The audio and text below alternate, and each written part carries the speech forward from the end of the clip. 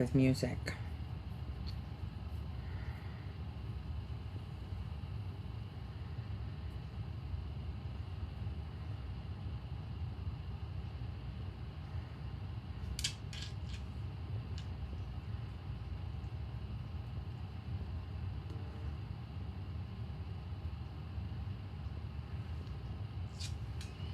Okay, I'm live.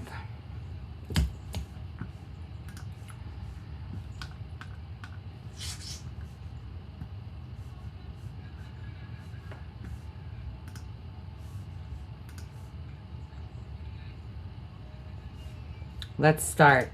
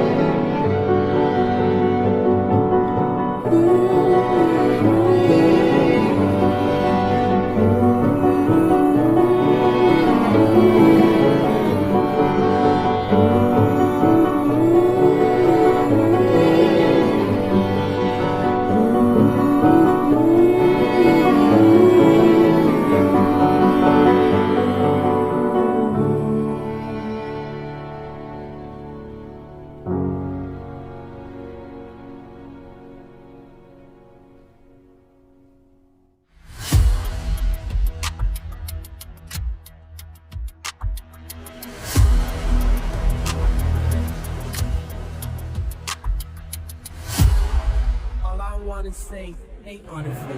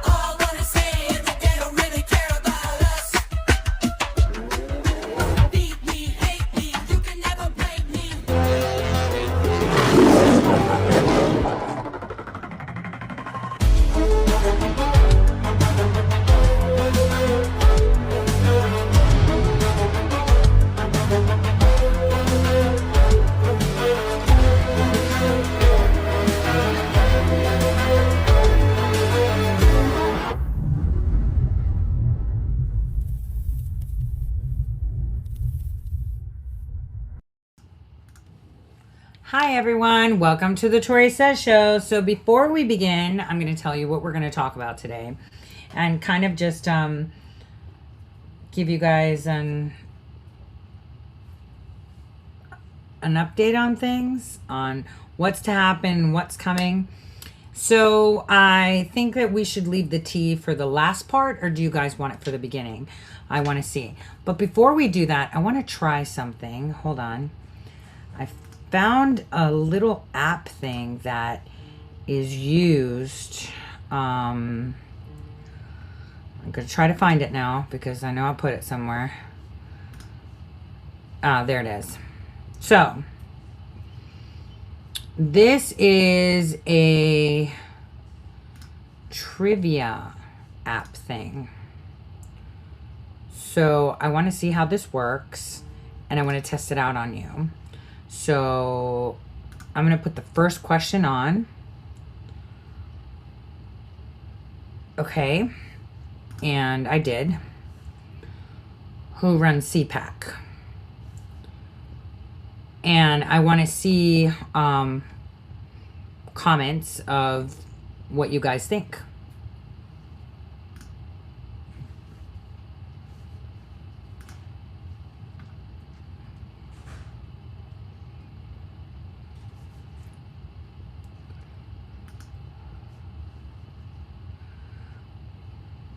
All right, so I guess the majority of you, these are all things. The next question is, President Trump isn't going. Why?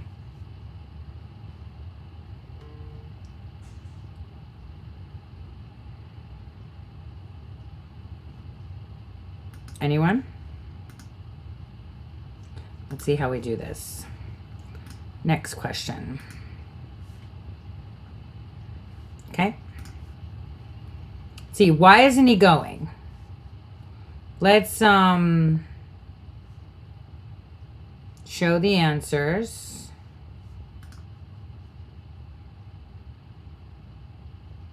Is it because Ted Cruz was confirmed there? Schlapp comment on Iran strike. Money hungry losers. Bannon is a problem for many MAGA, question mark. Most are grifters. All of the above. Answers all of the above. There we go. Those are the results. So now, let's see another question. How do we go into space in a spaceship is the question. So do we go to space in a spaceship? Okay? Do we go in a spaceship? Let's see. A, yes, with NASA. B, yes, with X. C, no, they'll come to us. Or D, AI is already there and their AI is already here. Which one's the right answer?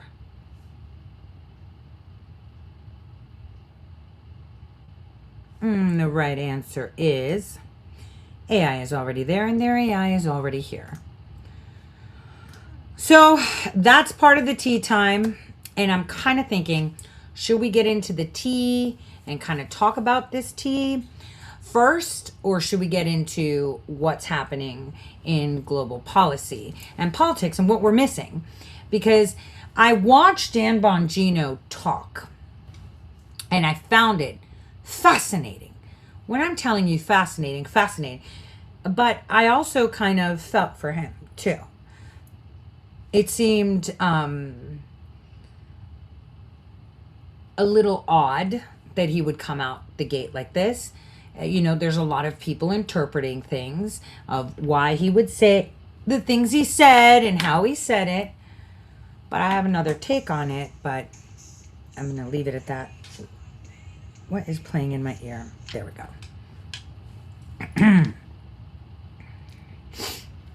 So people want to start with tea.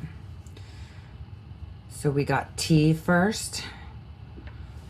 Because, I'm observing the tea that's happening. And I'm like, okay, maybe we can start with some tea, some gossip, before we get into like actual news analysis. Because we're not getting it anywhere else. There is no news analysis anywhere else. And that's fact. You're getting a lot of people recycling things and saying things. Oh, and thank you for that. This was actually a gift someone sent me. I absolutely love it. It reminds me of those cowboy ties that people used to wear. I absolutely adore this. So whoever sent it to me, thank you. I'm treasuring it. Like everything you guys send me, I treasure. I treasure everything. In fact, a listener of mine sent me this cup and I love it too. So thank you so much for everything. Okay, so do we want tea at the end, tea in the beginning? There's got to be a way that I could do that raffle thing. Hold on. I think it has it here. Give me a second. Let's see. Where is a poll? Create a poll during a live stream. Let's do that. All right, so here's the poll. Let's see.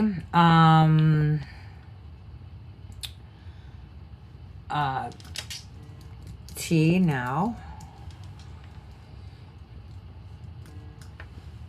Tea. Tea first. News first. News. Okay, so.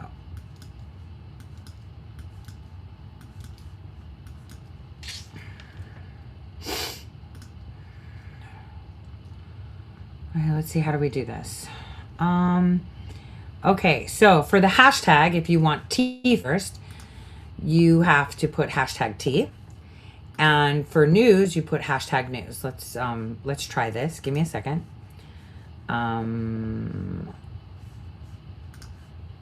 Okay, let's see. Am I doing this right? I have no idea. Let's see.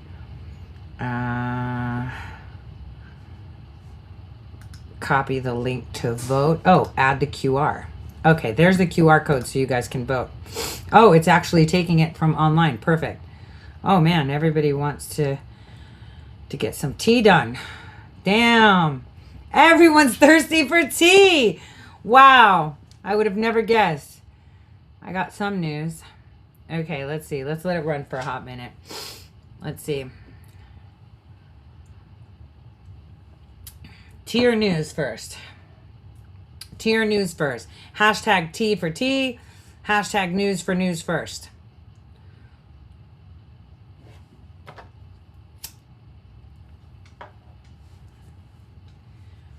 All right. I get it, guys. All right. We got it. Poll is done. Overwhelmingly, it's tea. So let's start with the tea then. Oh. Right. So I'm going to say, right, gosh, I'm not really enjoying this, but I kind of am in a way. So this is the time traveler's perspective. How about that? Time traveler's perspective. So lean back, be almost amused, and basically you're watching this unfold in front of you. So I'm not telling you something you haven't seen. But do you know what's interesting from where I sit? I've said things on the show for years. That some people called crazy, conspiracy, false. Some called me a grifter. Had coordinated pylons. I've lost platforms over that. People targeted my family, my friends, my business. I got the silent treatment over and over again.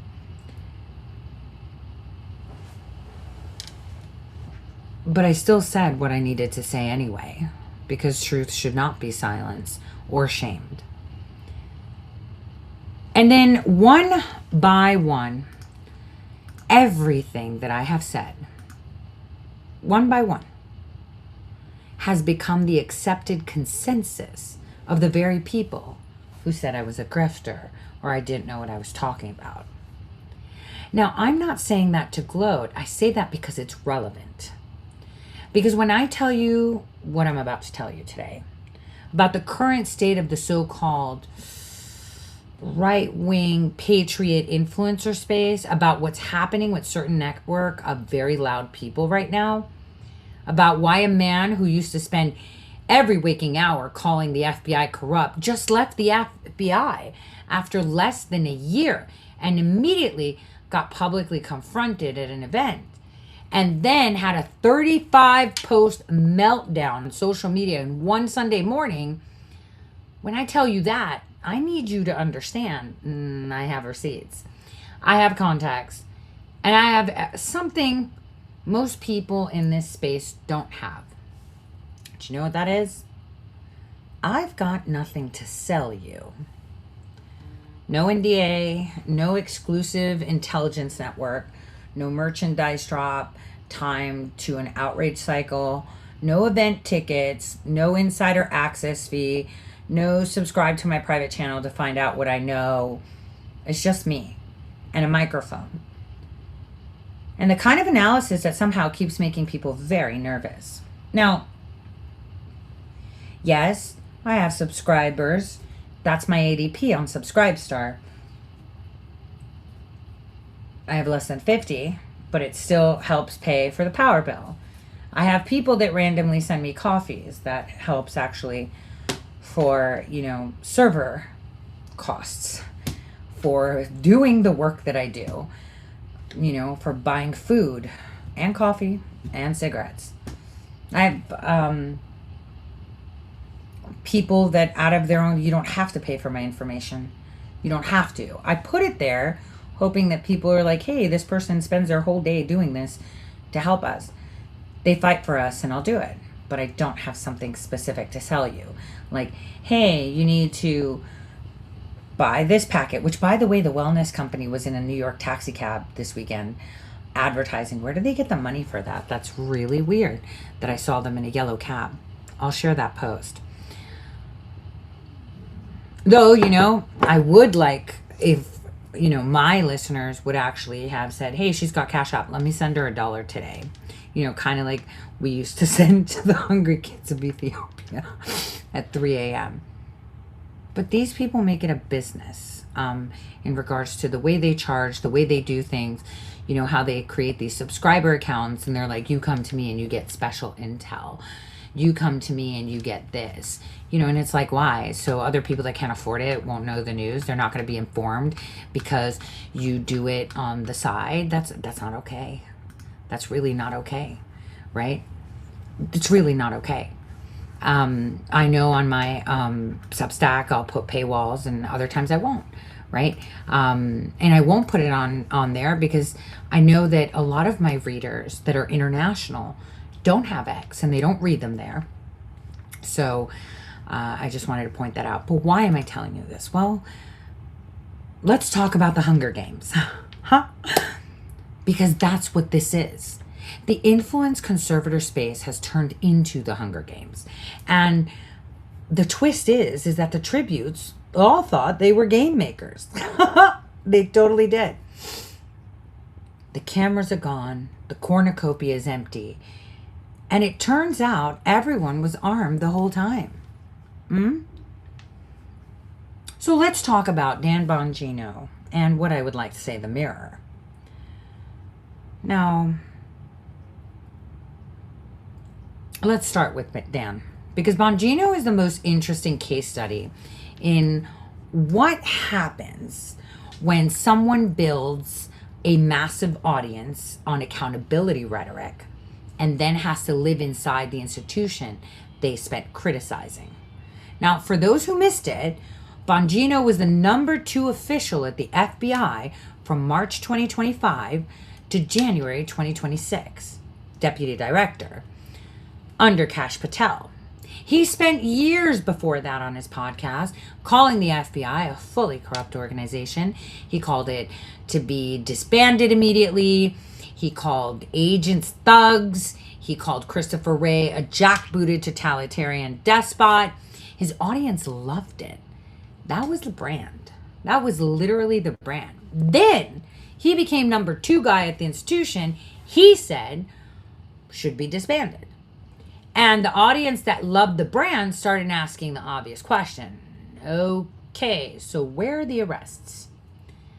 Where's the accountability? Where's all that fire now that you have the matches and the fuel, right? Fair. And the answer was a memo concluding that Jeffrey Epstein died by suicide. No prosecutable co-conspirators. My cat's obviously coming. We can't have a show without my cat, right? We can't. Anyway, there was no prosecutable co-conspirators. The case was closed. From the man who had been the loudest voice about exactly that topic for years. That's what happened. So this past Saturday, Bongino got confronted in a public event in Florida by a group that included Ivan Troll Raiklan. He's a lawyer, constitutional attorney, and Army veteran, I think Green Beret, actually. They called his group, and Ivan called Dan Bongino the pedophile protector to his face. It was pretty ugly, and it was loud, and it went viral. Let's take a look at it.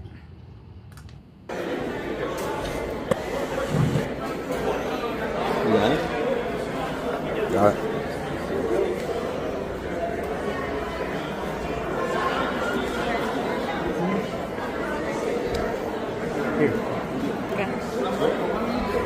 Why don't you put your name on it? You're a pedophile protector. A pedophile protector. Pedophile protector.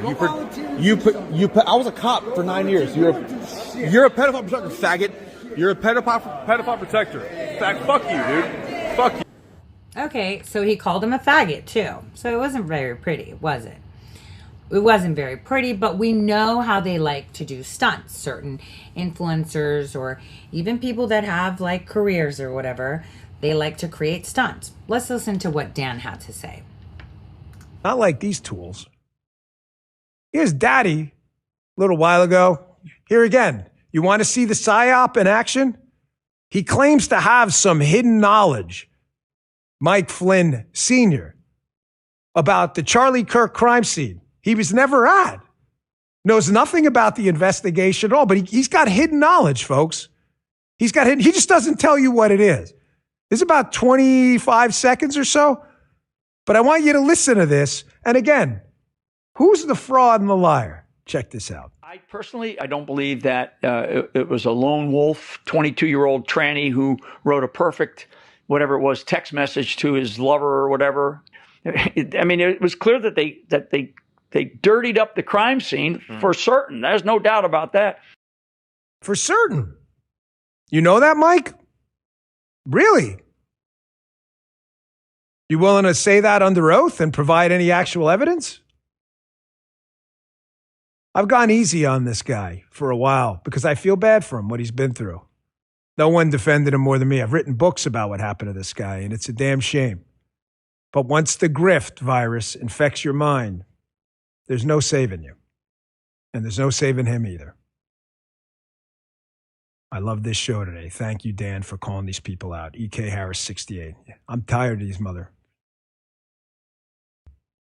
You want to play? Let's play. We can do a show like this every day because I've got volumes of influence out there and an army of people who have receipts for days about all your bullshit. Now, Flynn and his groups, they host these events, and who pops up after betraying President Trump? Wow, look at that. Joe Kent does. So weird, right away. It's almost like this was an op the whole time. Really strange. Flynn, Igor pops up in South Florida. Who's paying these people? Igor pops up with Little Man and Ogre. Guy, keep in mind, guys who never done jack shit. Not like these tools. So let's continue. So you heard what he had to say, right? So he became number 2 at the same institution that he said he wanted to get disbanded. And he was, confronted, and it went viral. And then, this is the part that I want you to pay attention to. On Sunday morning, Bongino posted or shared content targeting that group of people, what people call the Flynn Network, right? No less than 35 times. 35 times. 35, double digits. Some of those posts used AI-generated images to mock the people that confronted him. I mean, regular pictures would have done just 5. But 35 posts in one Sunday morning, that's not above the fray. That's a man who is the fray, okay? Now,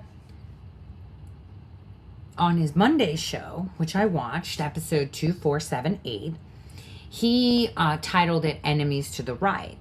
Bongino came out swinging. He called out what he describes to be as grifter bums. He called out doomers. He called out the black pillars. People he says are nihilistic and destructive to the movement, and I agree with him. He said, I'm not making this up, and he's right. The Podfather is back.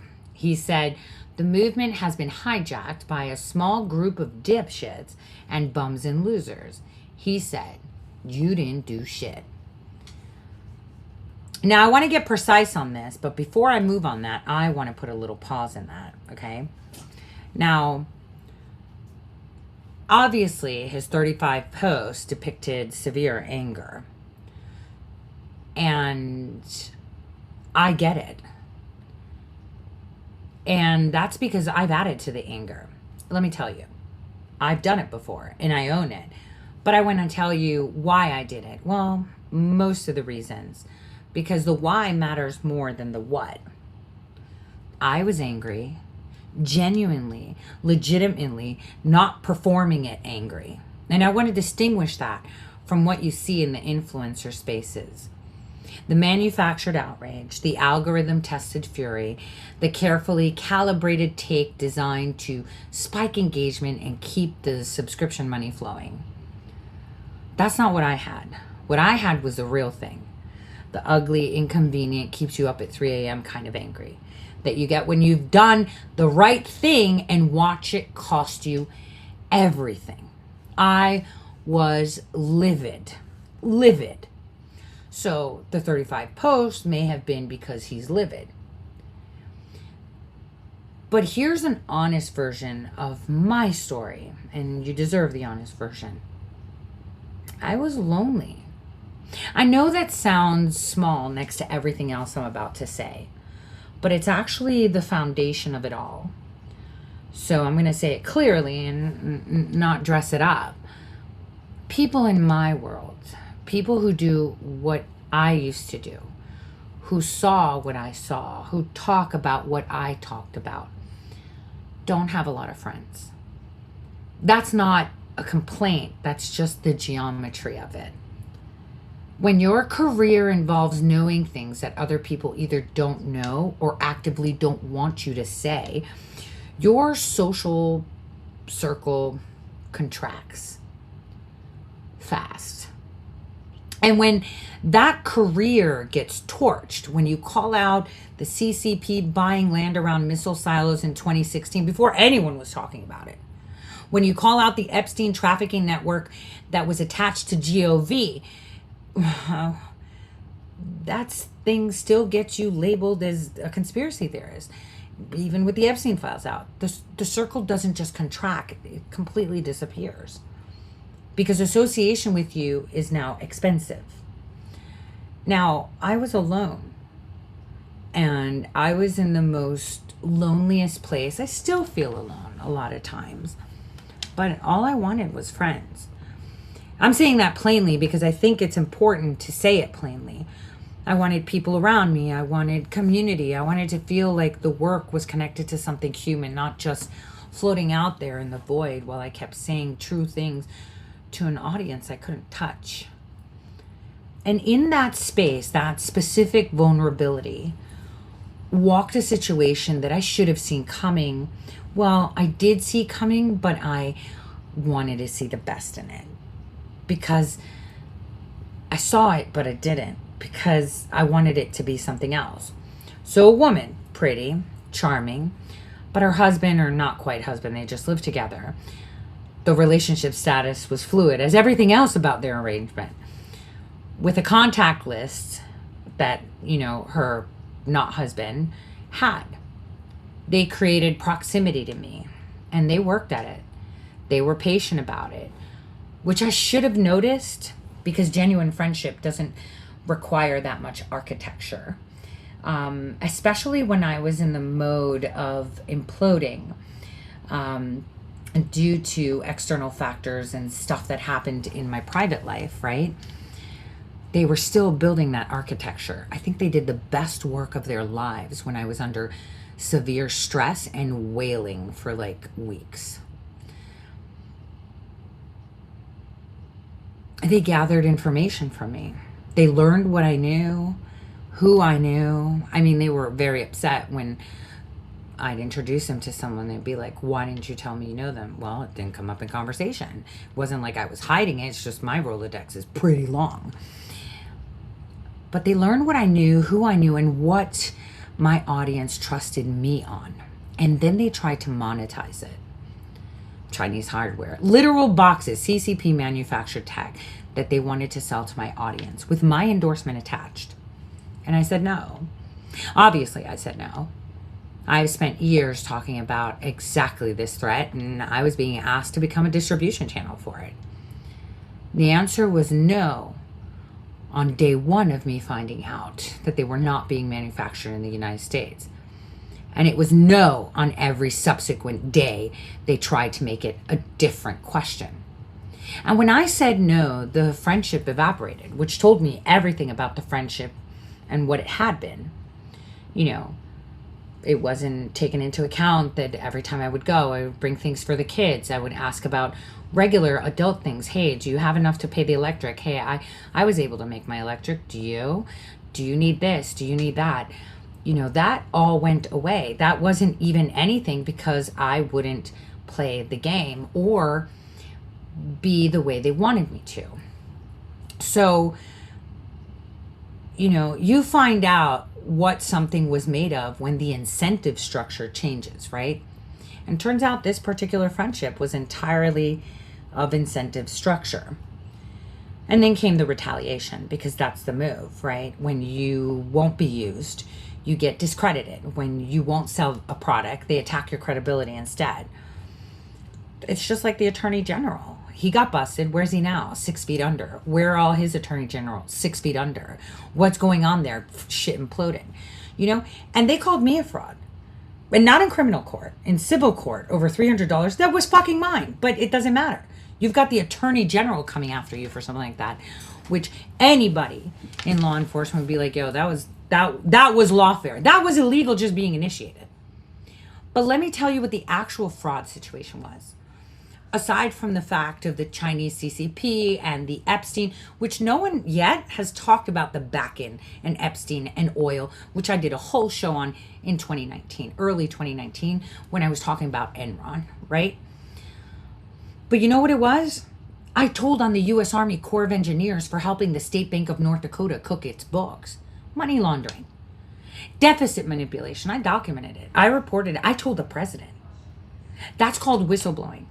That's the thing we're theoretically celebrate in this country as a civic virtue, right up until someone actually does it, connected to an institution, and then suddenly the person who did it is the criminal or the grifter or the liar, even though they're right.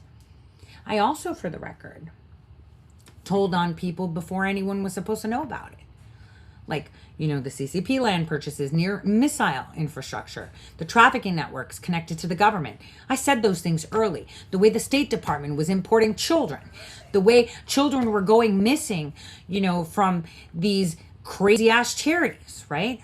And I did all that not for attention. I had plenty of attention already, and none of it was making my life any easier. I said them because they were true and because someone had to say it out loud. And the reward for that was being discredited. Systematic, coordinated, patient discrediting.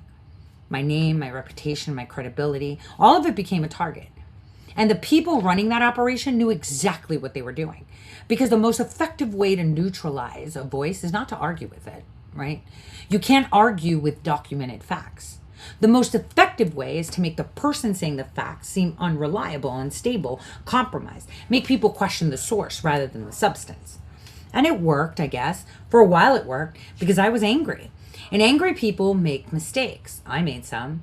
I said some things that handed ammunition to people who were already looking for ammunition. Not lies. Everything I said was true. But I said some true things in a way that made it easier to dismiss me as mad or unhinged rather than engage with the content. Now, that's the thing about righteous anger. It's legitimate. The thing that made me angry was genuinely wrong. The CCP infrastructure around missile silos, real threat. The trafficking networks, real threat. The State Department aiding these things, real threat. The, non-accompanied minors coming in from other countries, and we're not just talking Mexico, real threat. The book cooking at North Dakota, real. The fake friendship designed to harvest my audience for foreign-linked hardware operation was real. Every single thing I was angry about was real.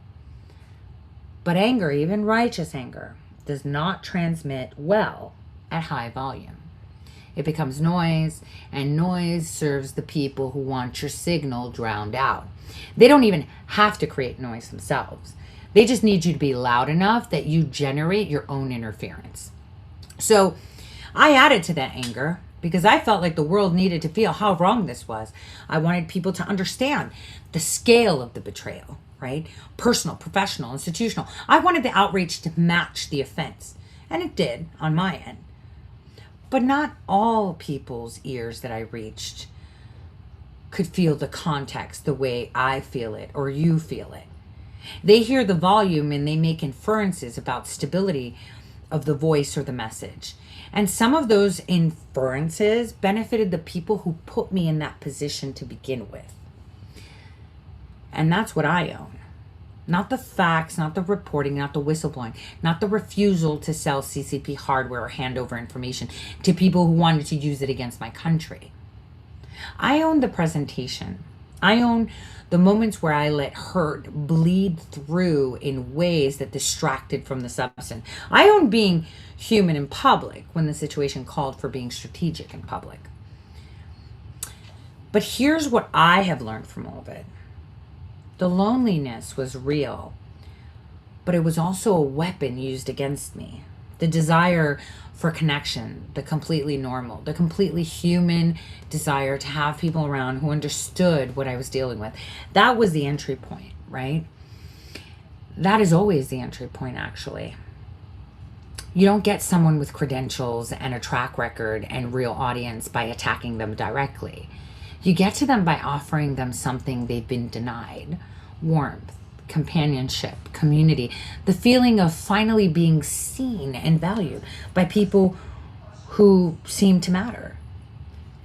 And it's happened, and it's not just, Millie and Gavin. There were many people that had approached me in the same manners.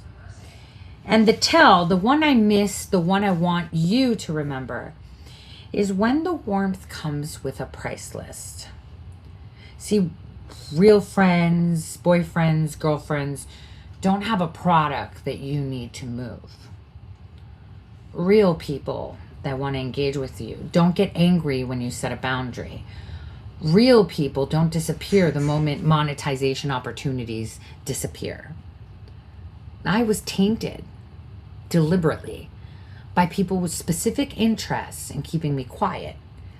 And the tainting worked in some circles because it made it easier, because I made it easier than I should have by broadcasting my anger rather than my analysis. But here's the thing about tainting. It's temporary. Analysis is permanent. Facts don't have a shelf life. And the record I've built, the things I've said, the things I've documented, the things that have subsequently been proven correct, that record exists. It doesn't care about noise. It doesn't care about rehabilitation. It doesn't care about anything. It just needs time. As I said, in time, truth is the only thing standing, right? And I've learned to be patient with time. Well, I'm still learning, which I suppose the final lesson in all of this, I guess, is for me that they tainted my name to protect something, whatever that something was.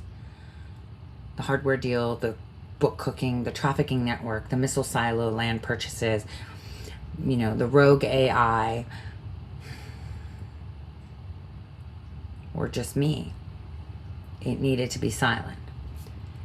And the fact that so many people, thousands, tens of thousands, work so hard to achieve that silence is the most accurate measure of whether any of it mattered. And it mattered. And it still does. And I am still here.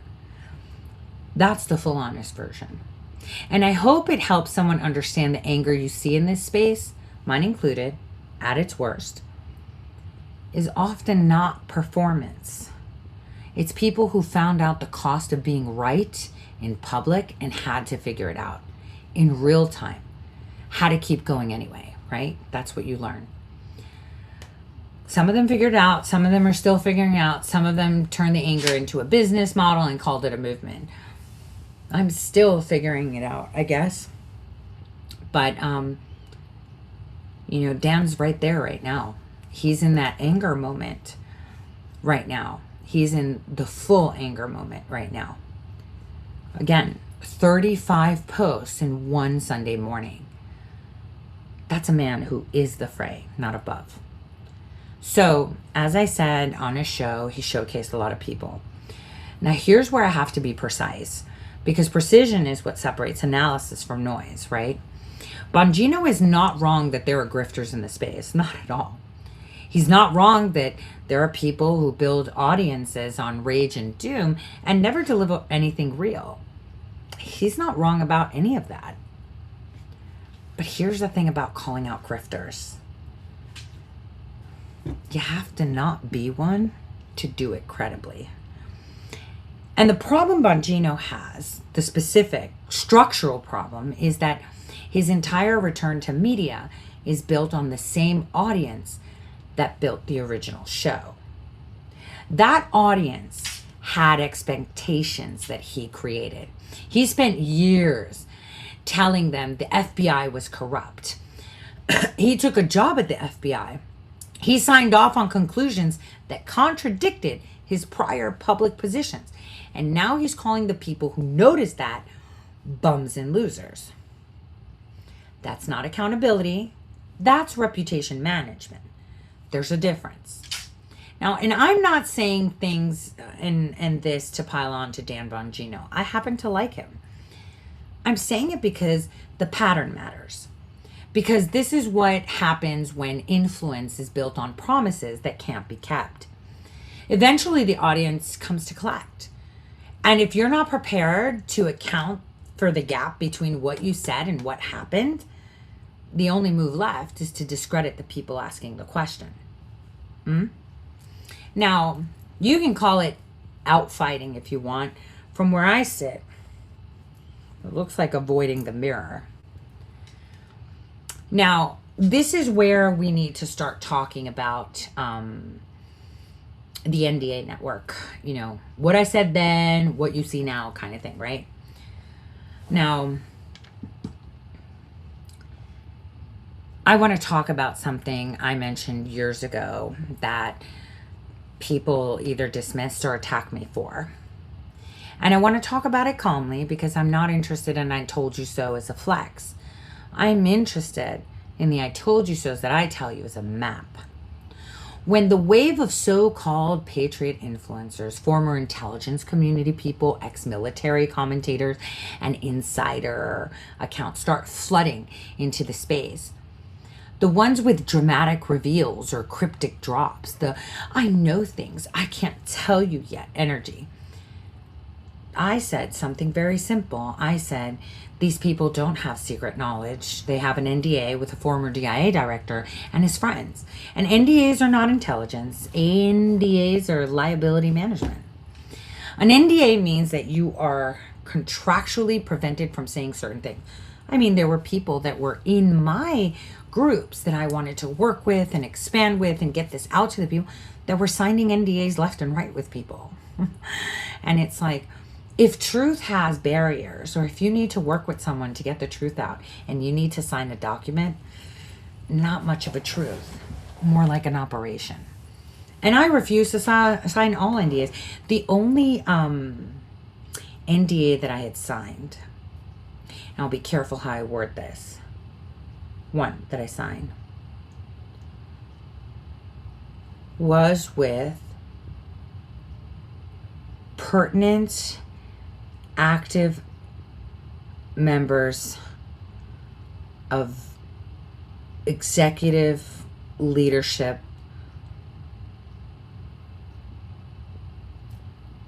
of our first administration. Just one, just for one thing, elections. Now, in that, it didn't tell me I couldn't talk about the things that I provided. In that, it didn't tell me that I couldn't keep pounding on it and working on it and saying the truth. In that, it said that my NDA was valid up until the 8th of March, 2026, and I would not mention that I've had this NDA, and then I would be paying attention to the moves made post the 2020 elections and deny with specific said targeted individuals the existence of this NDA. Now, they made it very, very easy because all they wanted was information. So when you sign an NDA, just so you know, generally it doesn't mean you know things that others don't. It means you are in proximity to a group of people or organizations and you signed a piece of paper. That's it. Like, you're not going to tell, I don't know, like, for example, hey, Tori, if you happen to be in the same room with Governor Polis, don't tell him that there may be a FISA warrant, but the only way we can get it is if you're in the room with him and you talk with him and it extends to another party if you say specific keywords. You know, stupid shit like that. Just stupid shit like that. So, that's the whole trick of an NDA. It'll tell you who you can, what you can talk about, or even acknowledge the existence. I mean, it's pretty close to an NSL, National Security Letter, which was more like mine. But NDAs are typical, like things that people that were in my group signed and people that work with certain operators signed. So that's an NDA. But the audience, the genuinely good, patriotic, frustrated American audience that had been lied to by institutions for decades. That audience, the people of America, wanted someone with credentials, someone with a badge or rank or an access code that proved they weren't being fooled again. And a parade of people with credentials showed up and told them exactly what they wanted to hear at exactly the right moment, with exactly the right amount of insider vocabulary to sound legitimate, right, Mike Pence? The tell wasn't the credentials. The tell was the price point. See, because here's something that I noticed. and I have noticed this consistently over years of watching this, people who actually know things that matter don't tell you that you have to pay them monthly for a fee to tell you about it. People who are genuinely trying to help their country don't need merchandise. People with real analysis don't build an event circuit around it and sell tickets for themselves to talk. And this is why it was very important to have average people break through that noise. It was a great idea. But none of them survived except for the... I'm not even a fucking throwaway, but I have to classify myself as a throwaway. So for a throwaway PMC spook, legitimately suffocated so that the record stands straight, yet all the other people were corrupted at some point. All the other people. Like, I remember this, and I've said this. I genuinely remember, and I want you to think about this with me, watching a helicopter pilot give speeches about election integrity. A helicopter pilot. The same helicopter pilot that tried to coax me into showing him how I can get to the White House to take my stuff to President Trump. At that point, I had already signed an NDA, by the way. And he was trying to convince me.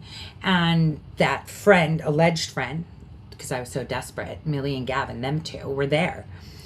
And they were kind of shocked. They were like, that sounds dubious. But maybe that was their line in the script. I was just shocked. Apparently, he was a helicopter pilot that worked under General Flynn. But here's where it gets even weirder. So he's a helicopter pilot. Those are his credentials. And he's talking about voting systems and data analysis on election fraud mechanism like he was a subject matter expert. And people were treating him like one because he had a uniform once, because he flew things. Now, flying a helicopter is very impressive. It requires real skill, intelligence, training, and courage. So I'm not diminishing the service. But I guess his continued service was in more psyops than flying.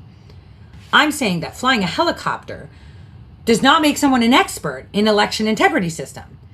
And the fact that the audience accepted the credential transfer, military background, therefore trustworthy, therefore expert in whatever they're currently talking about, well, that's not the speaker's fault, like Joe's fault entirely. And that's a feature of how the influence space was being constructed, like legit constructed. They created it like that. And so that is manufactured credibility, right? We see a lot of it when Elon retweets people like, oh, this is good. Like, and I know when he says, hey, you should read this because it's a good piece, even though it's coming from a piece of shit or someone that's not even good enough to do anything. It's a good piece and a good analysis, I guess, but not the source of the analysis. They're just learning enough to say for whatever, just like I said with the helicopter pilot. He knew enough to say, and his, I guess, trustworthy is being transferred either by being positioned by someone at social media or because, I don't know, maybe you served and you've got, like Ivan Raiklin is suddenly totally, reliable because he was a Green Beret. The fuck it does. LaRose was a Green Beret and he sold us out to the web. Stop. Just stop. Titles and tiaras. I've said this before. I mean, my tiara is my track record. None of them have a fucking track record. Have you checked the track record of the motherfuckers that you've been watching on social media all this time? Have you examined their track record? That's what you need to pay attention to. Who flips and flops and tells you, oh, it's like this and it's like that. I mean, everyone's like, oh my God, Tulsi Gabbard's going to be president. It's like, fuck you. Did I not show you the secret notes of that senator who legit said they want to get, Tulsi Gabbard to be president? Like, I showed that to you. Like over almost a year ago. But, no, the helicopter pilot was Joe. He went to New Jersey and spoke. He was also from Wisconsin, too. Like, all of them were in Wisconsin for some reason. Seth was a statistician. He had nothing to do with elections. Mr. Frank, Dr. Frank, with his little bow tie. You guys ate that shit up. And you trusted everything they said. everything they said because they were on TV with a podium and adorned by other people that you assumed were credible. Just saying. Not saying that they're not good at their niche, but they were just reading a script. So it's manufactured credibility that we're seeing, transferred authority. And then when the promises people give you don't deliver, the network starts to close ranks, right? The same accounts that were amplifying an original message start attacking anyone who questions it. Okay? So the same platforms that promoted the initial insider content start silencing the people asking inconvenient follow-up questions. Like I had someone tell me, X21 told me that if I go to this subscription thing, he's going to tell me. And it's like, why would he tell you that? It's not like he's an insider. I have people saying that shit all the time. Guys, you have to understand that we have actual insiders, people that are actually ex-FBI, actually ex-CIA, other PMC contractors, ex-federal workers, ex-everything, that are out there talking to you and they're lying to you through their teeth with a smile, and you guys just fund them and buy their shit and give them clicks. And I said the only way you get your power back is just unfollow every single motherfucker you have. Follow only the people that you care to endow, because your like is your energy, and you're giving energy to people that don't fucking deserve it. Thank you. Oh my God, thank you. Oh, that's almost as I kid you not.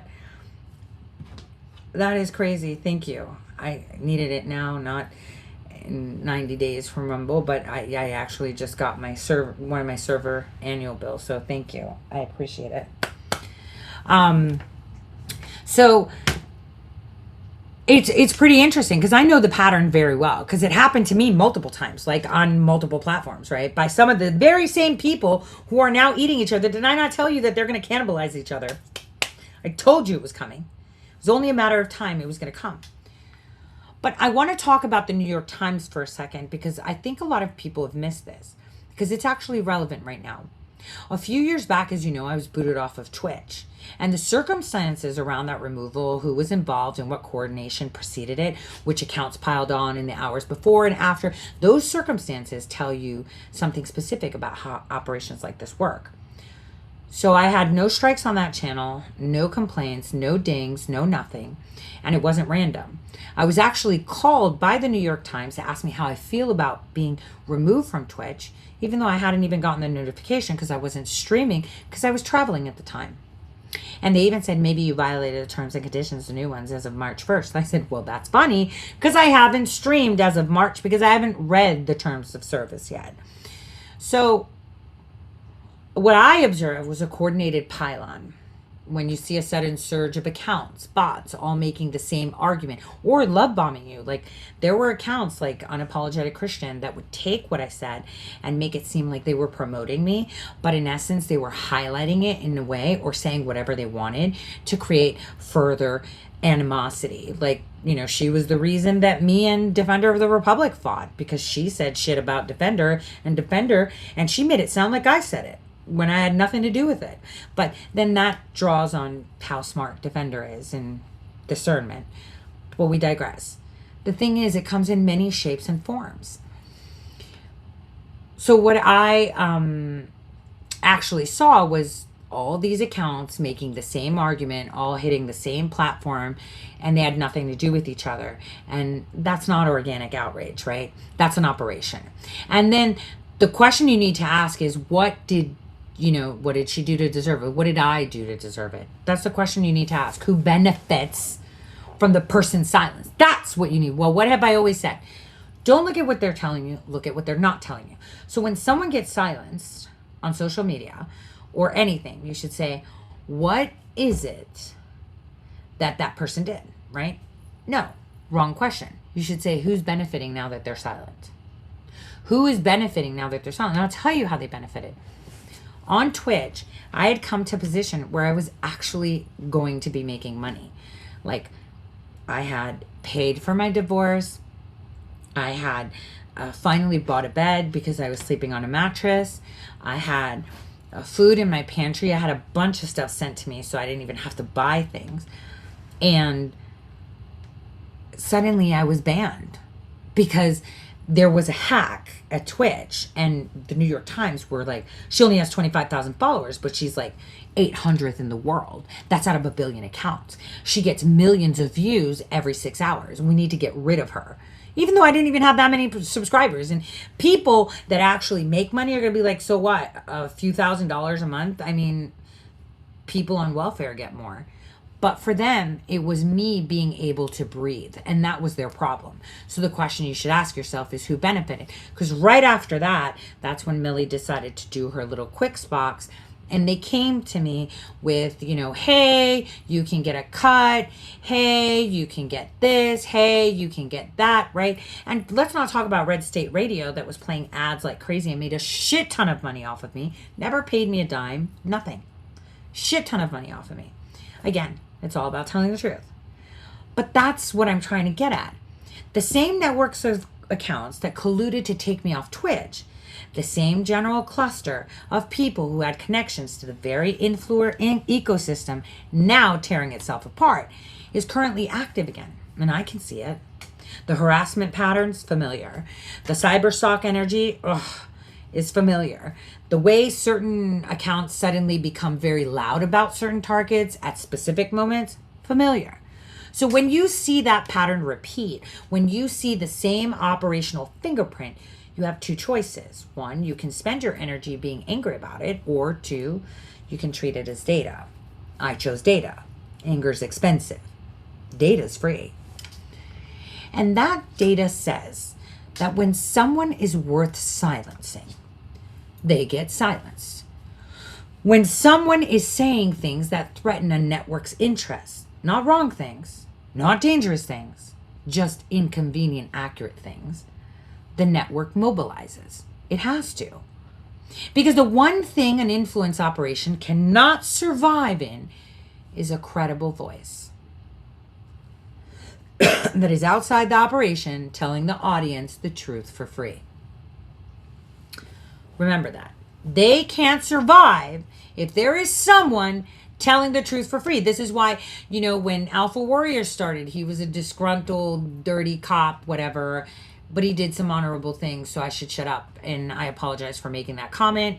His past is his past. He did some honorable things. God forgive me. I'm still bitchy.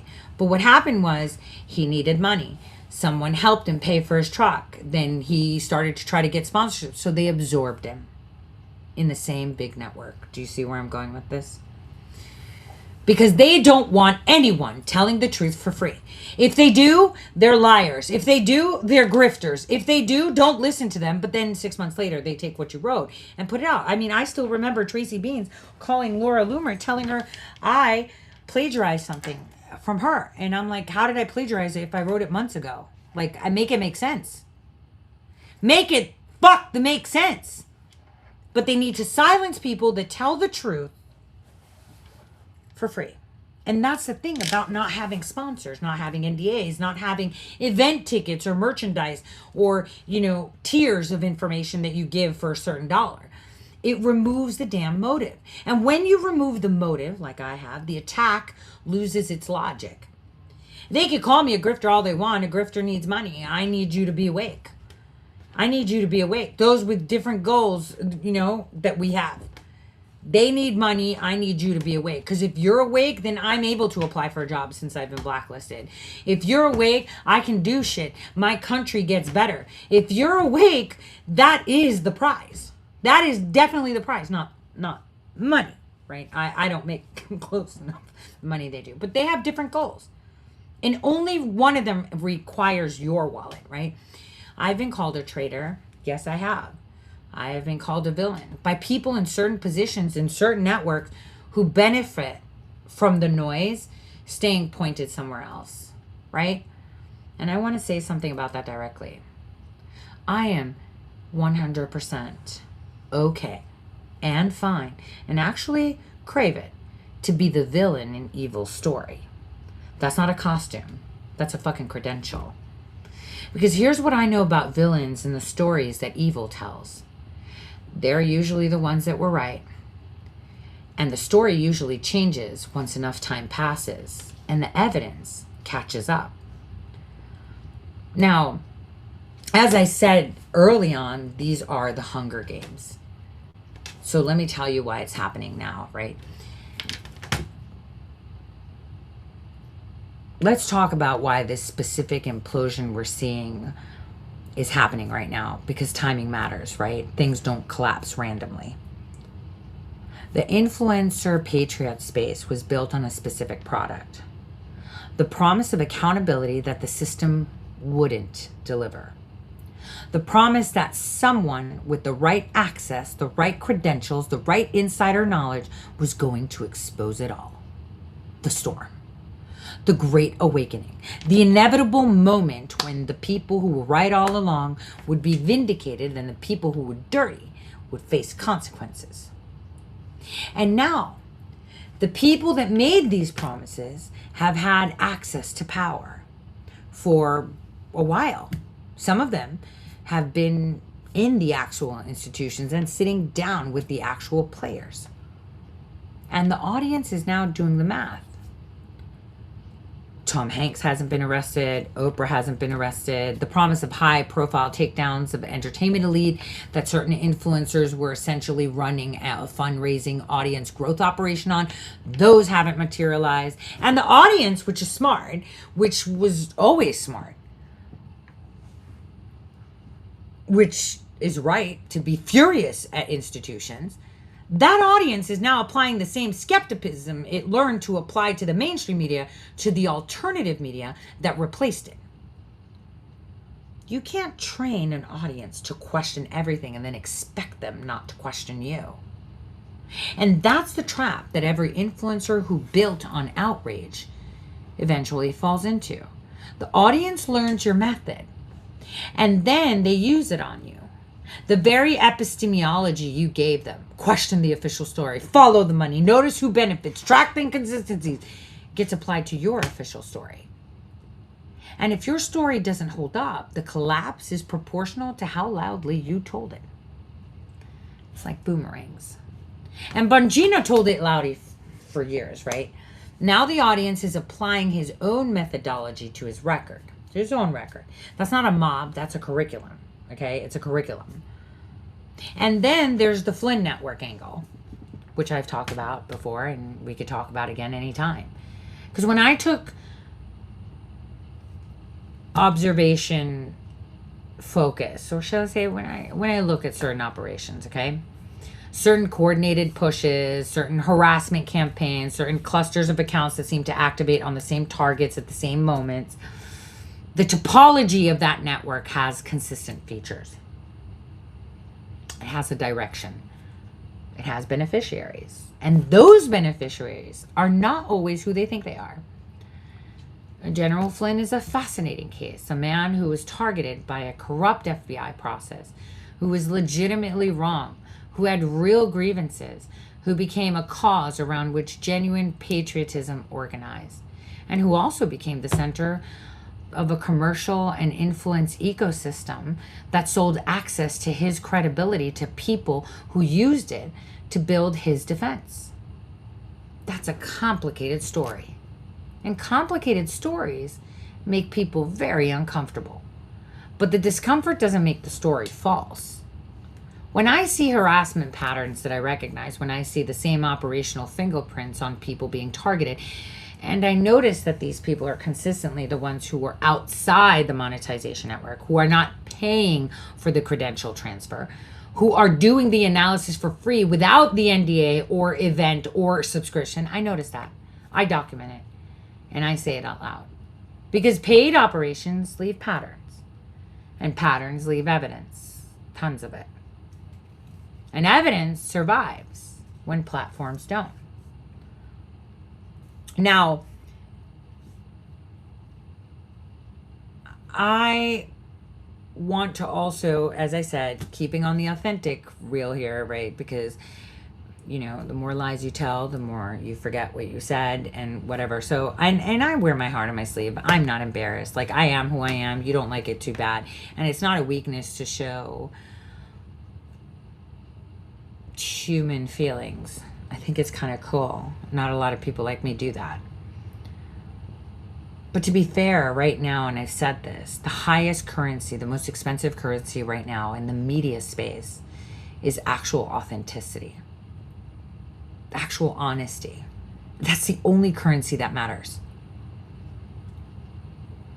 There's like also like jealousy dynamics between many influencer groups.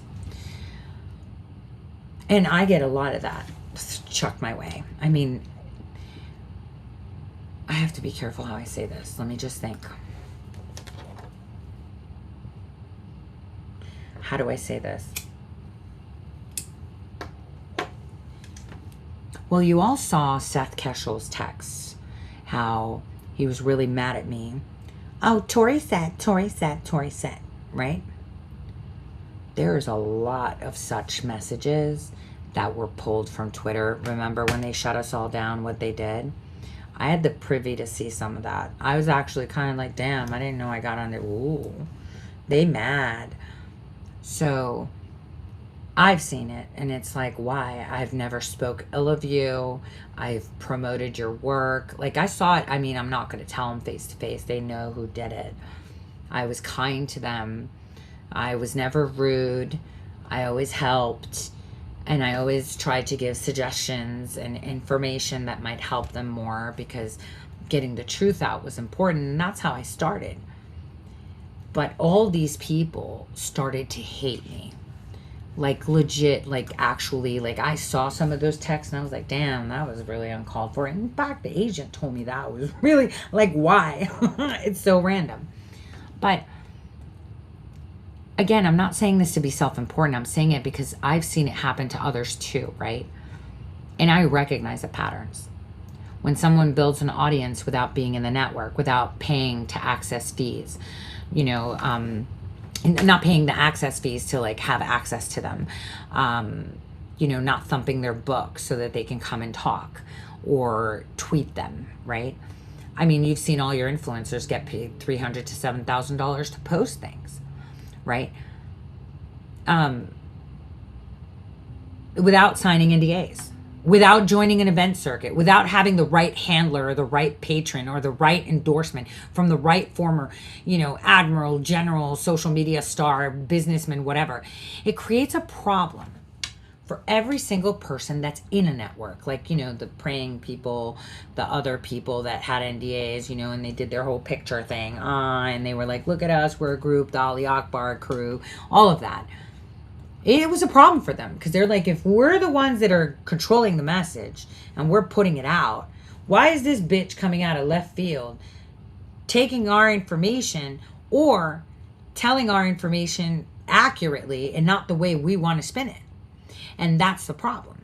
And because if I can do it without a network, the question becomes, what are they actually selling? Like, think about it. Why would you pay to watch Alpha Warrior? Do you think that he's really smart or that he has some inside analysis? Like, why do you watch him? Why do you listen to General Flynn? Why do you listen to, you know, who else? What's that other guy? General, I don't know, whatever. Or Lieutenant this or that. Like, there's so many of them. Like, why do you listen to them? Why do you listen to, you know, Jack Posobiec? Why do you listen to this person? Why do you listen to that person? You know, the only people I listen to are the people that I want to learn from. There's like, and someone will be like, so you listen to a mom with 8 kids that has 5 different baby daddies? Yeah, because she will teach me why she made those mistakes. She will teach me how much love she has for all these kids. Yeah, she's going to teach me shit that I will never understand. This is why we listen to people, because we exchange, you know, smart people learn from, you know, I would say no. Everybody learns from their own experiences, but smart people learn from other people's experiences, right? So here's my analysis on my tier, and I've said it. I mean it. I did not inherit access. I don't buy credibility. I don't make deals that require me to stay quiet about certain things in exchange for amplification on other things. You know, that independence is either threatening or irrelevant, and the volume of effort that has gone into making me look irrelevant tells you which one I'm actually. You know, am I irrelevant or am I actually relevant? I mean, at the end of the day, global leaders read my work. I know that. The people in the room where things get decided, some of them, well, all of them, most of them, know my name. Not because I was invited in, but because the analysis held up repeatedly across years, without patron, without network, without budget. Without budget, no network, nothing. You know what's cheaper than buying an analyst? Do you know what's cheaper? Finding one who doesn't need to be bought. Now, to those people that personally have called me a traitor, and yes, a lot of people in certain positions have used that word. I mean, I've been a spy for a lot of countries, according to a lot of people. I want to tell you what that word actually means when it comes from that direction. It means that you're saying true things about systems and peoples and patterns that benefit from not being exposed. It means that you're outside our network and you're still credible, which is a problem we can't solve by making you bigger. So we have to make you smaller. It means we tried silence and it didn't work. So now we're trying noise. That noise has a shape. Cyber stalkers who all show up at the same moment, accounts that have no connection to each other suddenly coordinating at the same target, the same talking points distributed across different voices like they were handed out in a meeting.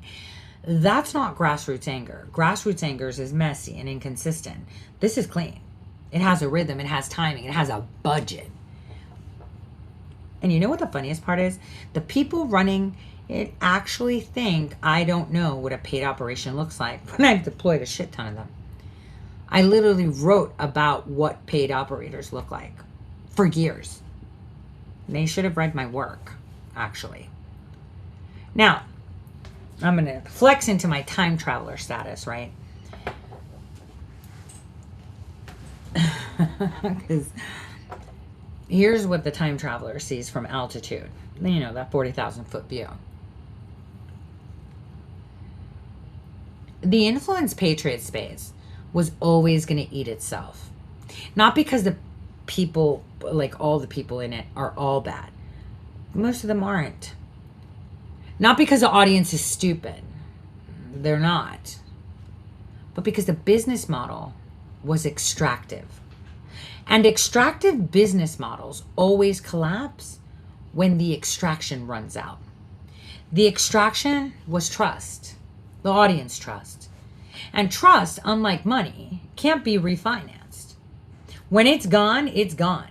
And right now, the trust accounts for a significant number of people in this space. Well, hey, you know what? Let's think of trust as money, right? And then think of all the influencers you started watching when media was deemed to be corrupt, mainstream media. Think of all of them that you watch. Now imagine they have bank accounts and their positive is trust. There's a shit ton of motherfuckers out there with overdrawn trust right now in their accounts. Overdrawn. But here is what this collapse actually reveals. And I wrote an article about it. I think it was in January, December, about this coming, right?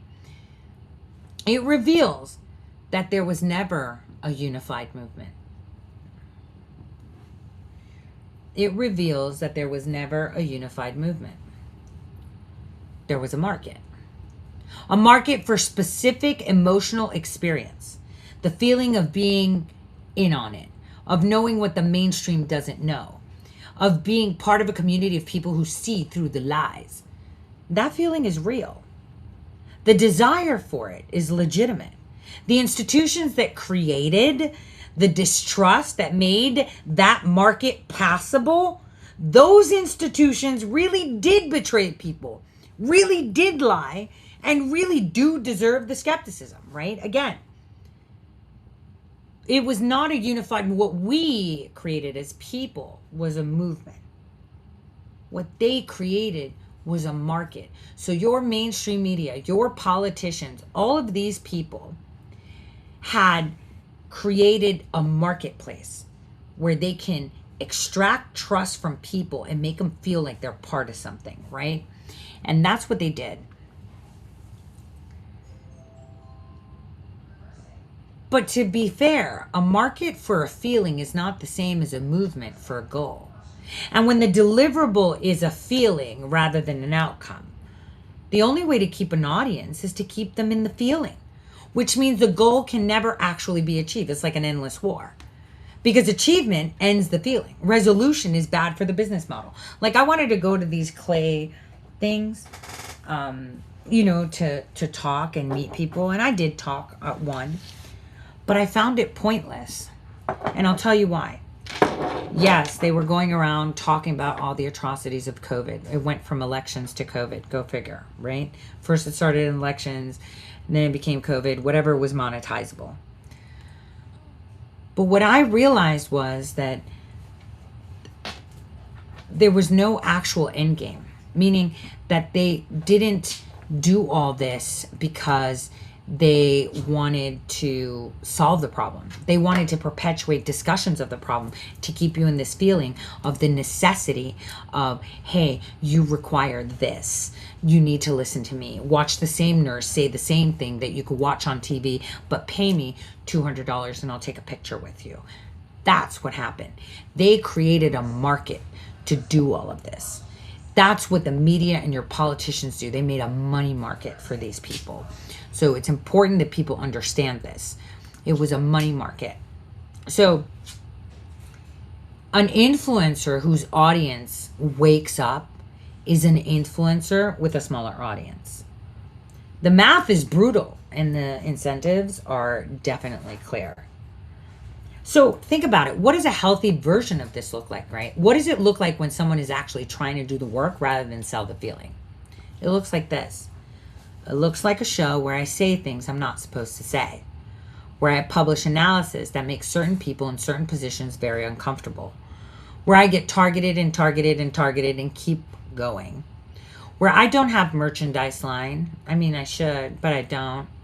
Where I don't have a subscription tier with exclusive insider content. I have subscriptions, but that's, out of in kind, right? It would look like somewhere where you can go and get information and the product is information and it's fucking free. The people who are worth listening to in this space are the ones who would keep doing it even if the audience disappeared. And I think I'm evidence of that. Other people that made it were swooped up and I felt really bad. Because people like that don't do it for their audience. They're doing it because things need to be said. And those people are very easy to identify. They're the ones who get the quietest when platforms try to silence them and loudest when suppression proves them right. Now, what comes next, right? And why is this chaos that we're seeing right now within the influencer space actually important and useful? I want to close this segment of the show by making an argument that might surprise you. This collapse is good, and I wrote about it and how it was going to happen. It's not good for the people getting hurt in it. Not good for the audiences that invested real trust and real money in people who can't deliver. That part is genuinely sad, and I don't minimize it. Because I'm also a victim to that too, okay? But structurally, the collapse of the influences performance model clears the ground. It forces audiences to ask harder questions. It resets the credibility baseline, and it makes room for something the patriot right-wing information space has struggled to build. A community that evaluates claims on evidence rather than credentials. That applies skepticism uniformly rather than tribally. That is capable of saying, I trusted this person, they got something wrong, without either defending them reflexively or destroying them entirely. That community does exist. I talk to it every day. It's made up of people who are genuinely curious, genuinely committed, and genuinely tired of being sold things. And they're the audience that doesn't need a show to make them feel special. They need a show to help them think more clearly. And that's what it is. That's what it's always been. You don't need a tiara if the crown is invisible, but the right people can always see it. The influencer civil war will continue for a while. The harassment operations will keep running until the ROI stops, right? Once it stops justifying the cost, it's done. The coordinated pylons will keep happening to the people who threaten the network. And I'll keep doing what I do, saying the accurate things in public for free and watching the noise prove the signal. Because here's the thing about being targeted. Every time they came for me, they confirmed the threat assessment. Every coordinated attack is an accidental endorsement. Every attempt to silence or discredit or exhaust me was an advertisement for why my work matters. Now, a lot of these people made me a villain in their story, and I'm fine with that. I've read enough history to know how villain stories end when the villain turns out to be the one who was right. I've been time traveling long enough to know what's on the other side of this particular fog. Spoiler alert. It's accountability. Real accountability, not the performance of accountability, the actual thing for the actual people on the actual record. It's coming, it always does, and I'll be here when it gets here. As I've said before, justice does not come in a Ferrari, it comes in on a donkey. So,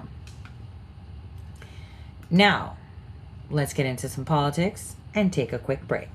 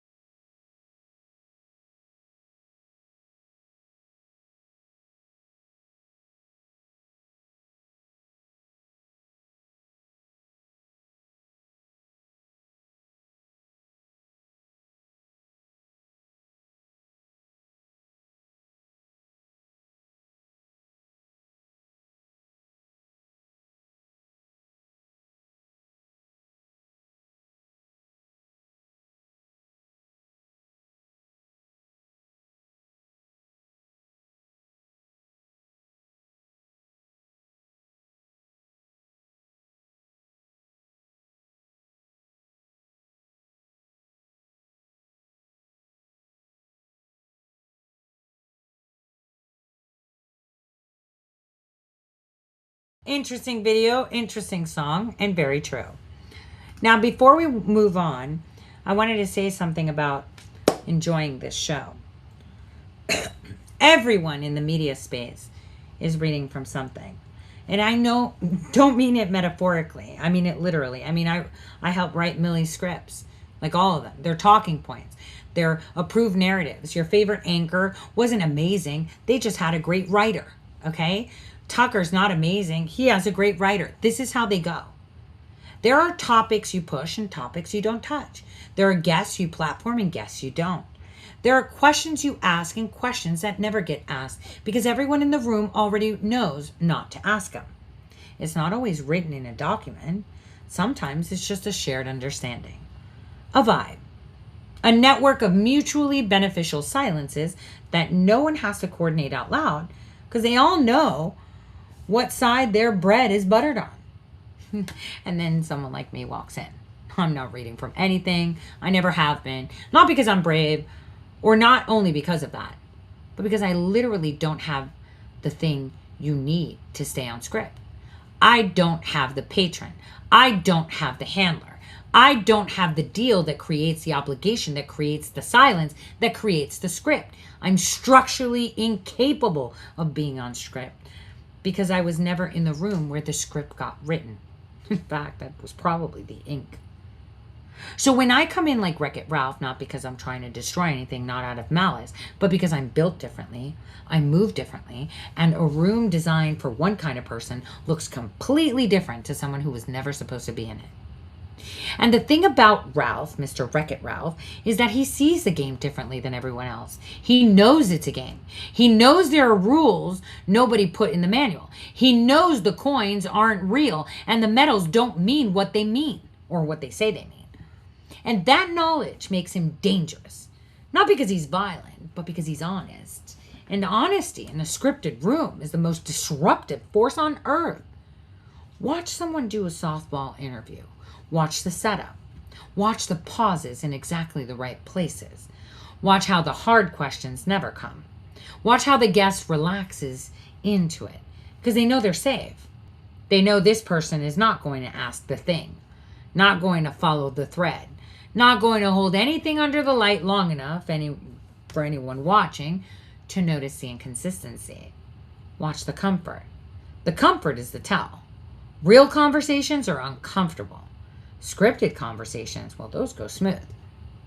I make conversations uncomfortable. Not because I'm hostile, because I actually want to know the answer. And people who are on script don't have answers. They have responses. And when you ask an actual question to someone holding a response, they malfunction. Do not compute. They go off rhythm. The facade cracks just enough for people watching to see the seams. That's the Wreck-It Ralph move. You don't attack the game. You just play it differently than it was designed to be played. And the whole architecture becomes visible. The interview, there's many interviews that I can cite. Let's just say, I've seen tons of interviews where someone's sitting across from someone else, everyone's comfortable, everyone's staying in the lane, the framing established before the cameras turned on, the conclusion reached before the first question was asked. It's theater, and theater's fine. I enjoy theater. But don't call it journalism. Don't call it truth-seeking. Don't call it accountability. Call it what it is. Manage conversation between two people who have agreed in advance on what will and will not be discussed. And will it be cordial or angry? And who's the losing side? I've never had one of those. I've been on the receiving end of the version where management goes the other direction, where someone is managing the conversation to destroy rather than protect. But I have never had the comfortable kind. Because the comfortable kind requires belonging to the network that decides who gets comfortable treatment. And I don't belong to any network. Never applied. Never wanted to. I've created so many networks myself, you get tired of them after a while. The discomfort is actually the product. The mess is the point. And when Wreck-It Ralph falls through the ceiling of a candy kingdom, it's not a failure of his. It's a revelation of the candy kingdom. That's what I do. fall through the ceilings. Or like Bayou, Amber did, she sees feet going through the ceilings. But whatever's being hidden above them becomes visible on their way down. That, my friends, is important. So, this actually applies to the wars that are happening right now. And that's very important. Very important. So, where do we begin? I think where we begin is by just playing this video that I found on YouTube that is kind of interesting because no one's talked about this. I mean, why would they? Why would they? Don't be daft, Tori. Don't be daft. Why would any of them want to talk about this? None of them would want to talk about this. Because talking about this would make their operations crumble. I mean, it's the accountability and we're insiders and I got this. You know, it's the, yeah, only Cindy McCain got a nominal position in some bunk-ass agency or sitting on a board while the world wanted them to be like superstars. No. A lot of the people that you saw in your influencer space that were awarded with some prize of a bullshit title with a minimal pay, some for free, is just that. A shut the fuck up trophy. That's what I like to call it. A shut the fuck up trophy. So, let's take a look at what people aren't talking about. Because now we're going to talk about CARG. Oh, which I've been right about so far. Kind of looks like we're going to plant a fucking flag and do another Iwo Jima. Hence why Iwo Jima was so important when you guys raised the flag. Because that's exactly how we win. But you know, I said that a while ago. And again, it's not to say I told you so, right? I already know I'm right. Like I said, I was probably the ink on all the scripts these motherfuckers wrote. But the key here is I'm telling you what it is. And what have I said throughout the years that I love the most? I love telling people what's going to come for them because I love to point out the train that's going to be on fire with them in it and no way to get out so that they can watch their demise. And this goes to watch their wins too. So for the American population, I think the analyses that I've been putting together in a more structured format, because it's not just for you guys, it's for people that actually read and implement as well.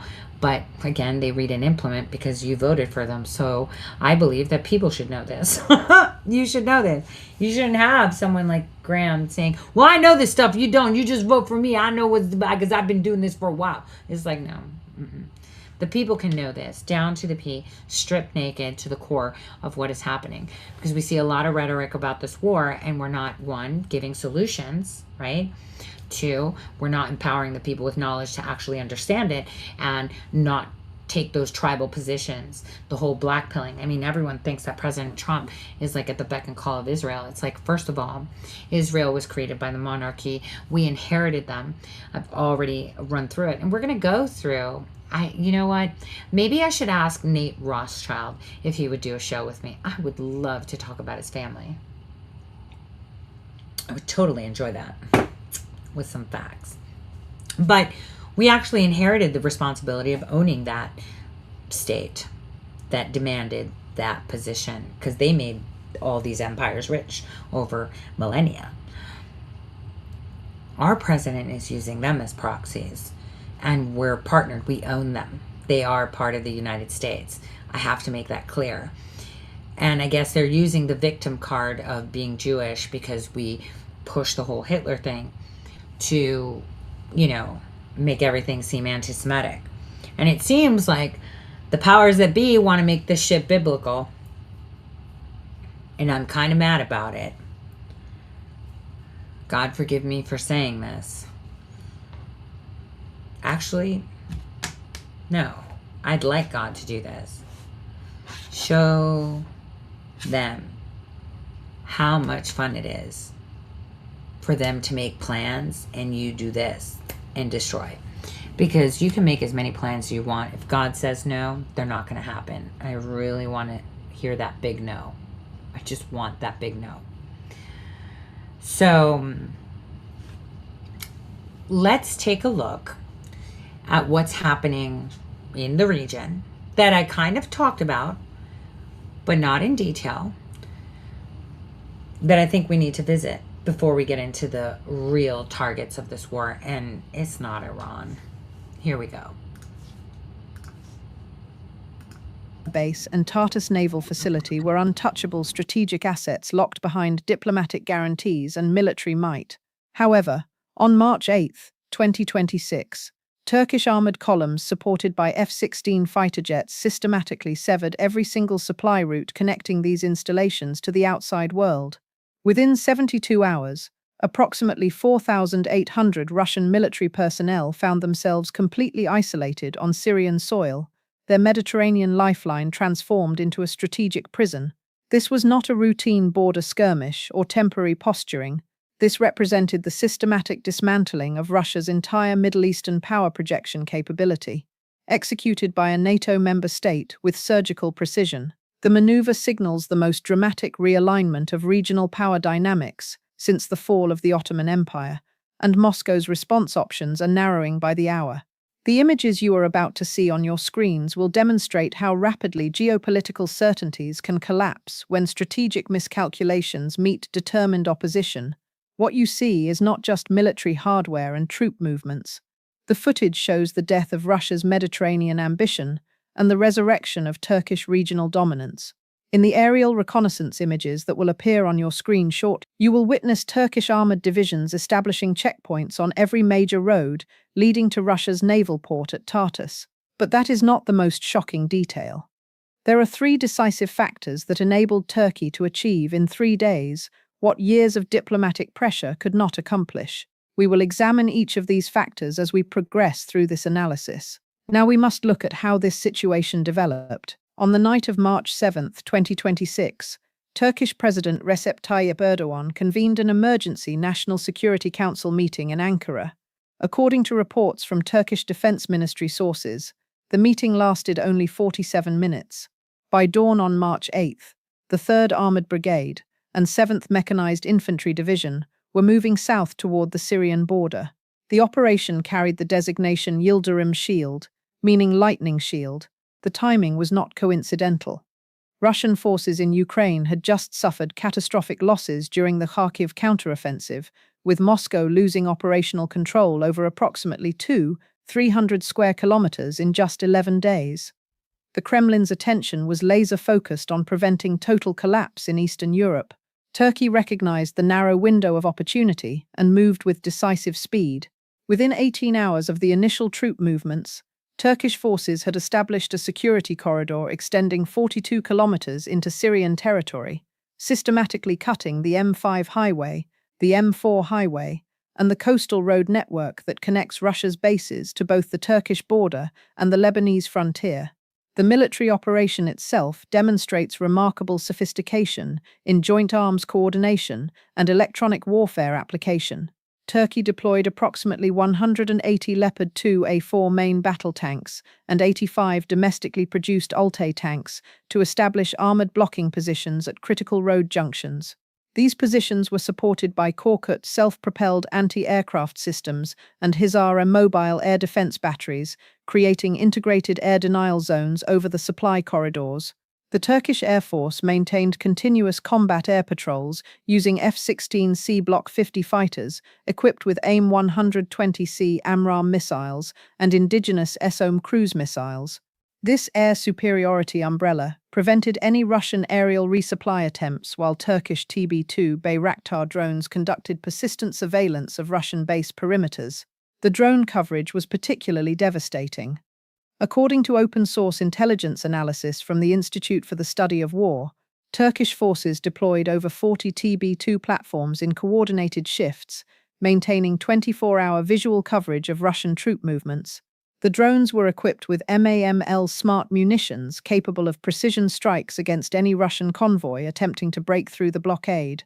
The Russian garrison commanders quickly recognized they faced a technologically superior opponent with complete information dominance.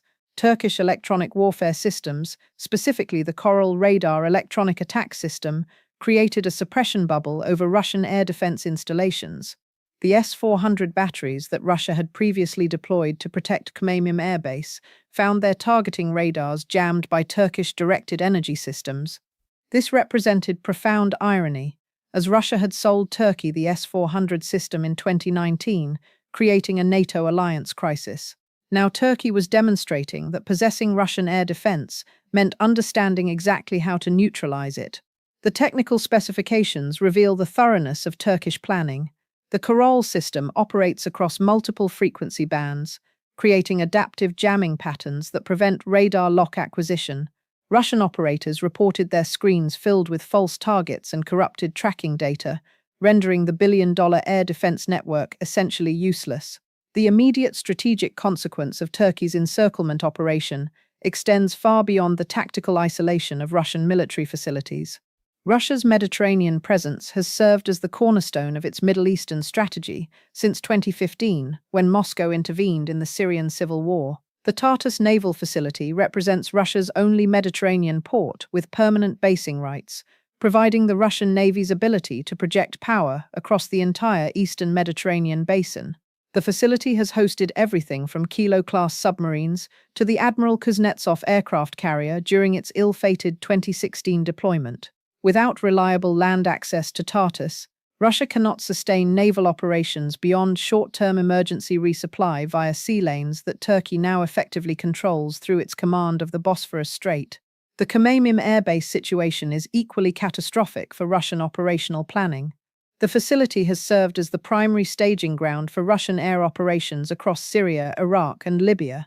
According to German intelligence assessments released in February 2026, Khmeimim hosted between 40 and 60 combat aircraft at any given time, including Su-34 fighter bombers, Su-35S air superiority fighters, and Su-25 ground attack aircraft.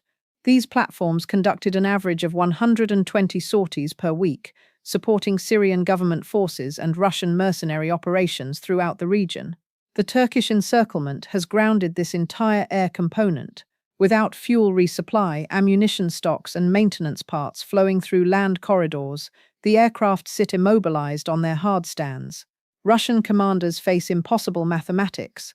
Aerial resupply could theoretically sustain the garrison, but Turkey's air defense network makes large transport aircraft flights suicidal. Maritime resupply through Tartus remains technically possible, but Turkish naval forces have established a monitoring cordon in international waters, creating diplomatic and practical complications for any Russian naval convoy. The Russian garrison burns through approximately 400,000 liters of fuel per day, maintaining base operations and vehicle readiness. At current consumption rates with zero resupply, the bases have perhaps 45 to 60 days of operational capability before critical systems begin shutting down. This timeline creates immense pressure on Moscow to negotiate from a position of unprecedented weakness. The geopolitical implications ripple outward in concentric circles of consequence that threaten to reshape the entire regional order. Turkey's bold move represents the most significant assertion of Ottoman successor state power projection since the Republic's founding in 1923. Erdogan has systematically positioned Turkey as the dominant regional actor, leveraging NATO membership, while simultaneously pursuing independent strategic objectives that frequently conflict with Western preferences. The Syria base encirclement demonstrates Turkey's willingness to directly challenge Russian interests despite Moscow's nuclear arsenal and permanent UN Security Council seat. This represents a calculated gamble that Russia, already overextended in Ukraine and facing internal economic pressures, cannot afford to escalate into direct military confrontation with a NATO member state. The historical parallels to 1853 are striking. In that year, Russia and the Ottoman Empire entered the Crimean War, drawing in Britain and France to prevent Russian expansion into Ottoman territory. Today's situation inverts the dynamic. Turkey, as the Ottoman successor state, now constrains Russian Mediterranean ambitions while European powers watch nervously from the sidelines. The European Union response has been notably muted.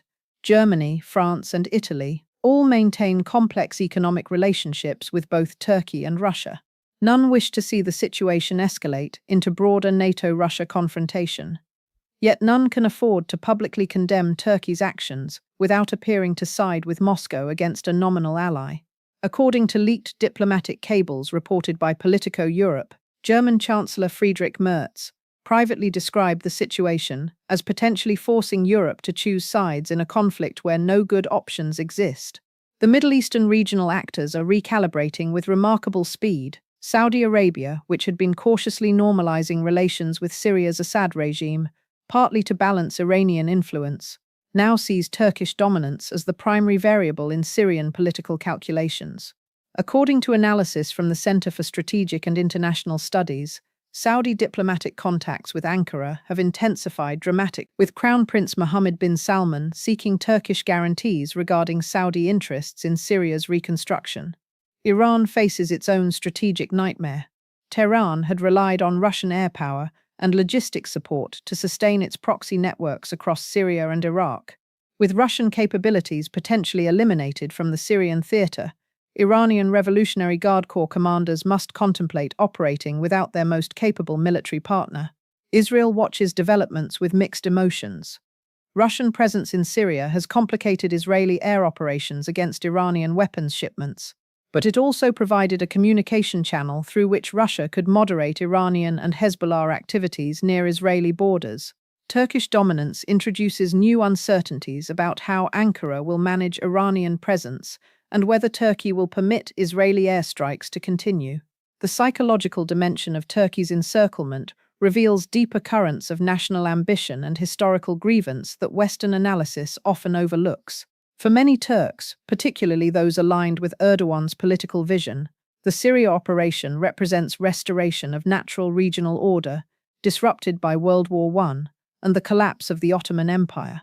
The Treaty of Sèvres in 1920 and subsequent Treaty of Lausanne in 1923 reduced Turkish territory and ended Ottoman control over Arab lands.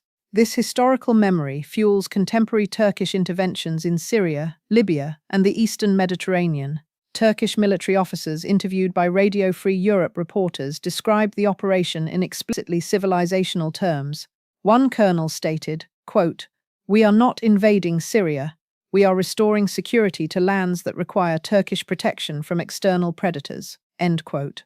This framing positions Turkey as regional protector rather than aggressor, a narrative carefully cultivated for both domestic and international consumption.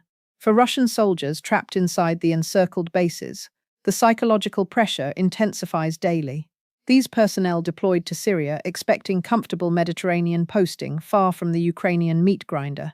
Instead, they find themselves potentially facing the same isolation and supply deprivation that has characterized the worst Russian positions in Ukraine. The social media accounts of base personnel, monitored by open-source intelligence analysts, reveal growing anxiety about their situation. One post translated from Russian described the mood as, quote, "We came here to escape Ukraine, but Ukraine has followed us," end quote. The comparison to Ukrainian encirclement operations is apt and deeply disturbing for Russian military morale.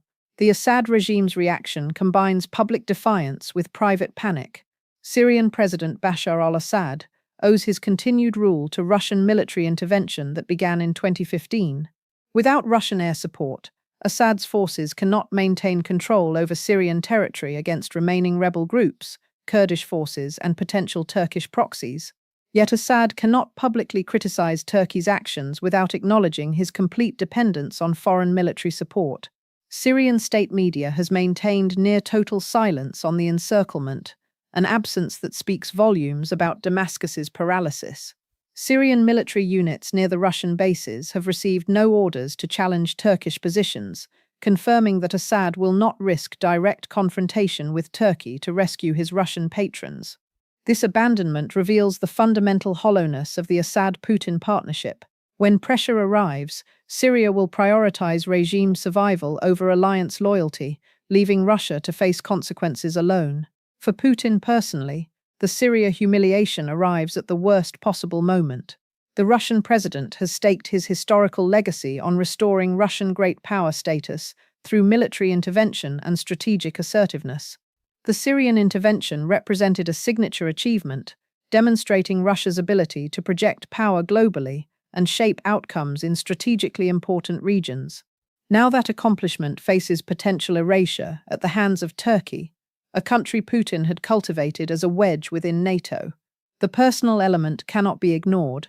Putin and Erdogan have maintained a complex relationship, combining cooperation and competition across multiple domains. They collaborate on energy projects like the Turk Stream natural gas pipeline, while competing for influence in the Caucasus, Central Asia, and Libya.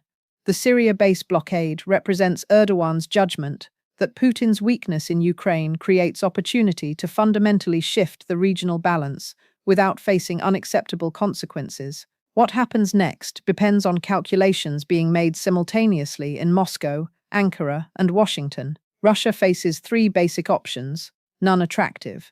First, Moscow could attempt military escalation, using available naval and air assets to break the Turkish blockade through force. This option carries catastrophic risks. Any direct Russian military action against Turkish forces would trigger NATO Article 5 considerations, potentially drawing the United States and European allies into direct confrontation with Russia. Given Russia's already strained military posture in Ukraine, opening a second front against NATO would be strategic suicide. Kremlin military planners understand this math, which is precisely why Turkey felt confident executing the encirclement. Second, Russia could pursue diplomatic resolution through negotiated agreement with Turkey. This option requires accepting humiliating concessions to end the blockade. Turkey's price will be steep, likely including Russian acceptance of permanent Turkish security zones in northern Syria, restrictions on Russian base activities, and guarantees regarding Kurdish groups that Turkey views as threats. Such concessions would represent public defeat. All right, so that was an AI version, a channel that puts out news. And I thought it would be great if they spoke a little bit because, you know, I talk a lot. So now let's get into the nitty-gritty. I want to talk about a press conference. Not a missile strike, not a battlefield update, not oil prices or casualty counts, but a press conference. Two guys at a podium in Doha, Qatar, March 19th, 2026. 3 days after the world's largest LNG facility got hit and caught fire. And if you blinked, or if you were watching any of the major networks that day, you missed it entirely. Because every camera was pointed at the flames. And the people who set up the press conference were counting on exactly that. Tonight, we're going to take a long, detailed walk through something that I've been watching build for years. We're going to talk about Turkey again. We're going to talk about Qatar. We're going to talk about the Muslim Brotherhood. Not the version the media gives you, but the real history, the real funding, the real network. The parts nobody discusses in polite company. We're going to talk about Syria, about Iraq, about pipelines under deserts, about 98-year-old organization that is now in March 2026 running the most sophisticated geopolitical positioning operation on the planet. And we're going to talk about why a press conference in Doha should have been the lead story on every network on Earth, and it wasn't. So let's start at the beginning. I mean, at the actual beginning, right? Where it started. March 1928. Ismaila, Egypt. A 22-year-old school teacher named Hassan al-Banna gathers 6 workers from the Suez Canal Company in a room. 6 guys, 1 teacher. And they found an organization with the following motto. And I want you to listen carefully, because it's not ancient history. This is the operating doctrine of a network that is active today. Allah is our goal. The Prophet is our leader. The Quran is our law. Jihad is our way. Death in the service of Allah is our highest desire. Now, that's not poetry. That's a mission statement. And al-Banna meant every word of it.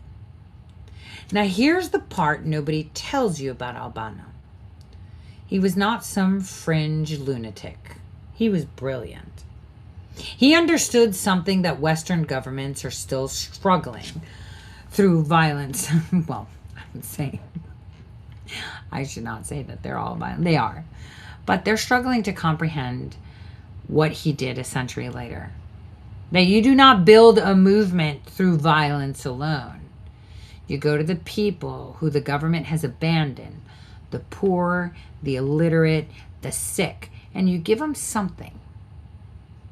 Education, a meal, a community, and then gradually you give them an ideology. By 1938, 10 years after its founding, the Brotherhood had 300 offices and hundreds of thousands of members. By the late 1940s, some estimates put the membership at 500,000 in Egypt alone. The model worked because it was patient. Albano wasn't trying to win a battle. He was trying to build a civilization. His words, not mine. He formalized this in 1943 in a document called the Risalat al-Ta'alim, the message of the teachings. 3 stages. First is da'wah, outreach. Get into communities, build legitimacy, be seen as charitable and necessary. Second, tarbiyah, education and organization, indoctrinate, build the structure, create loyalty. And third, tanfid, execution, political power, governance, action. 3 stages. Patience was a virtue for them, I guess, because they were patient, methodical, and generational. And here's what should keep you up at night. That is exactly what Qatar has been doing inside the United States for the last 4 decades. Stage 1, 2, and 3. Well, running right now is 3. In American universities, on American campuses, funded with Qatari government money, but we'll get to that. Back to Albano. He also wrote something in the 40s that I want you to sit with. He called it the industry of death. And he wasn't being dark for a fact. He was being instructional. He wrote that Muslims needed to love death more than others love life. That martyrdom was, in his words, sometimes beautiful art.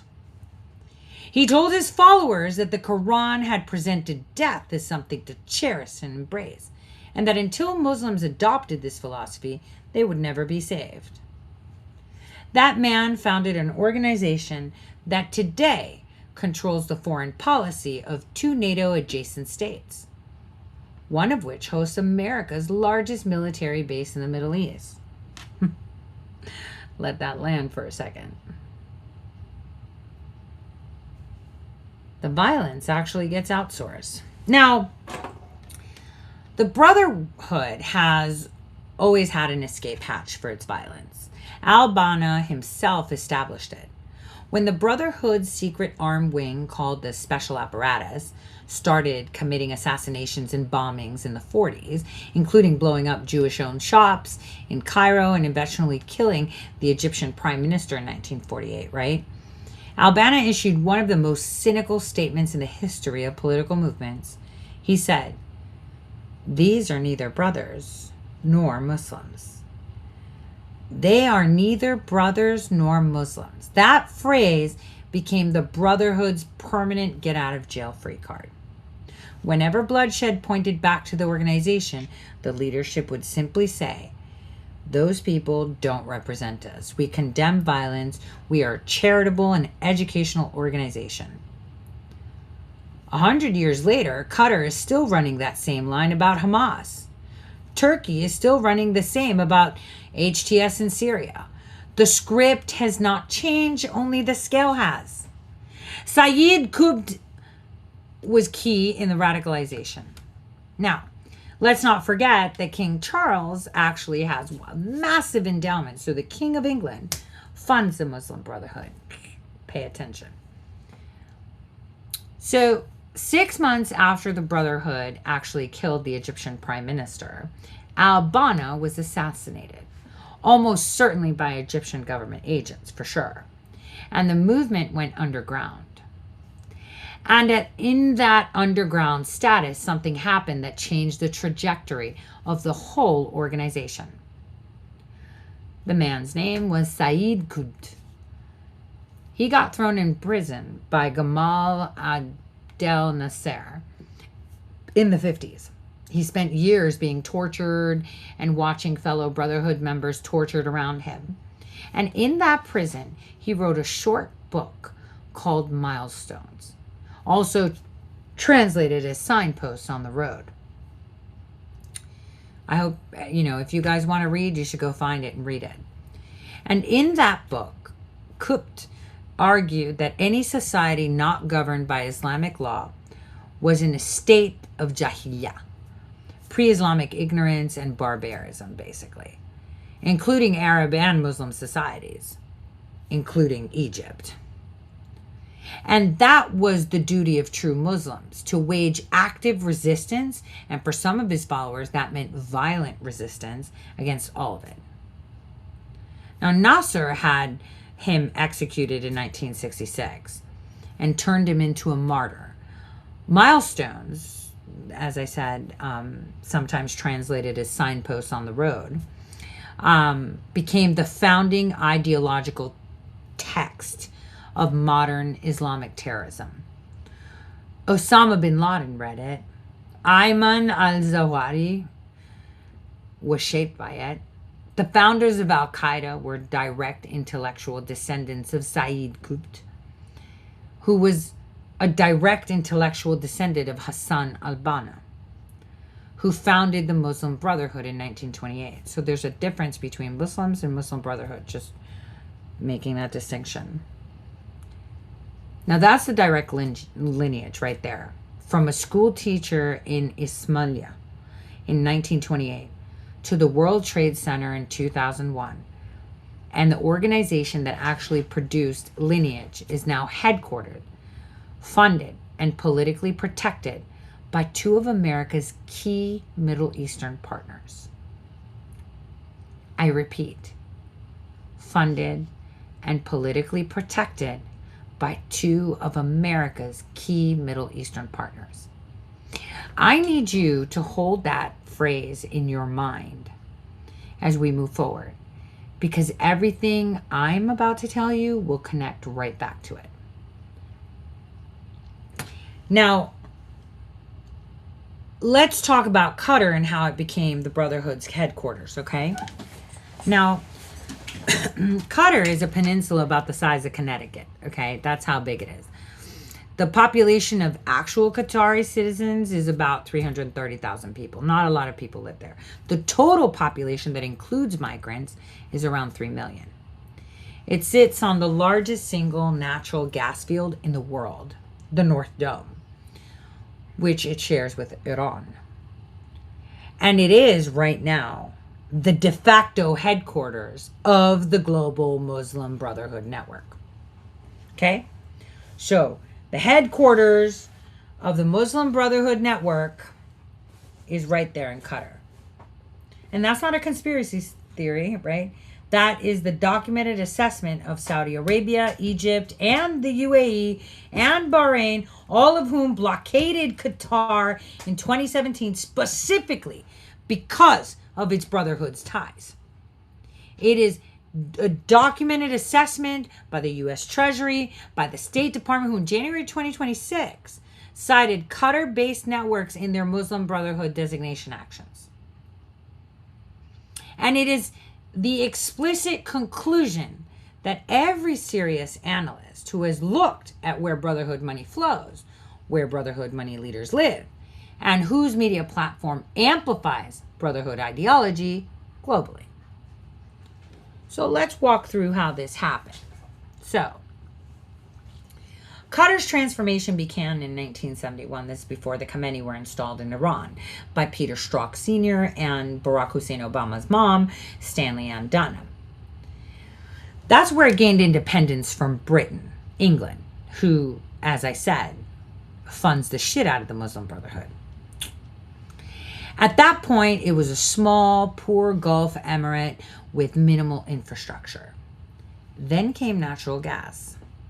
The North Dome field was discovered in 1971 when they got their independence, with the true scale of its reserve understood by like the late 80s.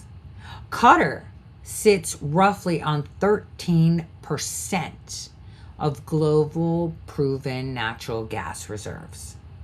Proven. It became the world's second largest LNG exporter.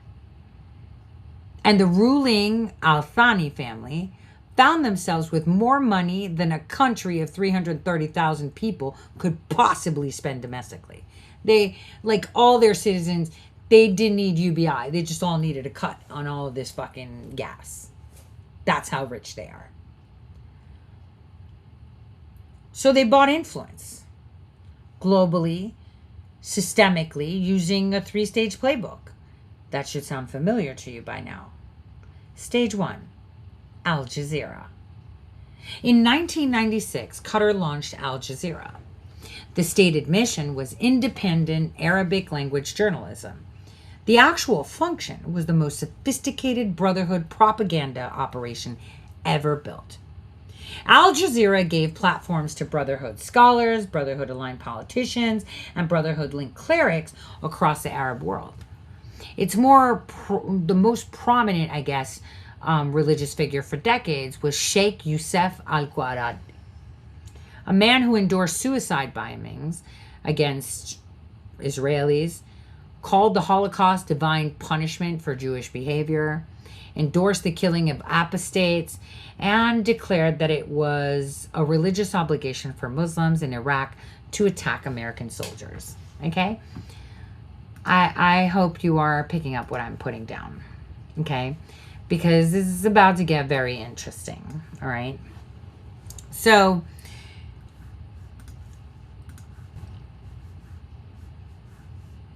sorry, I was moving the comments. So where was I? Oh yeah, so it had a bunch of people even calling out, to kill American soldiers. Now, Sheikh, he hosted a long-running show on Al Jazeera called Sharia in Life until he died in 2022. Now, Al Jazeera didn't just broadcast Brotherhood ideology. It did what Al-Banna designed the first stage to do, right? And that's what's key. It created the perception of legitimacy. It made the Brotherhood's worldview feel like mainstream analysis, and it reached tens of millions of people across the Arab world and beyond. When the Arab Spring began in 2011, Al Jazeera's coverage was so obviously tilted toward the Brotherhood-affiliated movements in Egypt, Libya, Syria, that even other Arab governments called it out publicly. Like Saudi Arabia called it an instrument of destabilization. They were like, yo, Al Jazeera is causing destabilization. Egypt called it enemy propaganda. And that I heard with my own ears from Egyptians saying that Al Jazeera was there with actors. None of them were Egyptian. That this was all fake. And they were right. Because that's what they did. Now, that was stage 1 of what Qatar did. Here's stage 2. American universities. Here's something I want you to sit with, because this one hits close to home. Qatar is the single largest foreign donor of American universities. You would all think it's China. It's not. It's not Saudi Arabia either. It's Qatar. A country of 330,000 citizens has pumped between $6.3 and $6.6 billion into U.S. higher education. Cornell received $1.95 billion. Georgetown, where most of your politicians go, received $358 million and counting. Northwestern received $770 million. Texas A&M, Harvard, Yale, Stanford, all of them have taken Qatari money. Qatar actually sued the state of Texas to block the release of funding records related to Texas A&M. They sued to hide what they were paying for. which, by the way, considering they're so well endowed in Texas, now with all this these problems we're having with oil, we should expect a lot of explosions within our own oil refineries. North Dakota better be on alert, because that's going to get hit hard. Now, what did they get in return, right? What did the Qataris get in return for all this money they've been giving to universities? Branch campuses in Doha, research programs shaped by Qatari priorities, curricula that document findings of the Institute for the Study of Global Anti-Semitism and Policy. They produce foreign service officers and policymakers with a systemically skewed view of the Middle East. Institute for the Study of Global Anti-Semitism and Policy presented their findings of this to the Department of Justice in 2019. A federal investigation was actually launched. We didn't hear a lot about it. And then nothing happened. Because Qatar is where Al Udeid Air Base is. That's where America's largest military installation in the Middle East is, where we have over 8,000 personnel.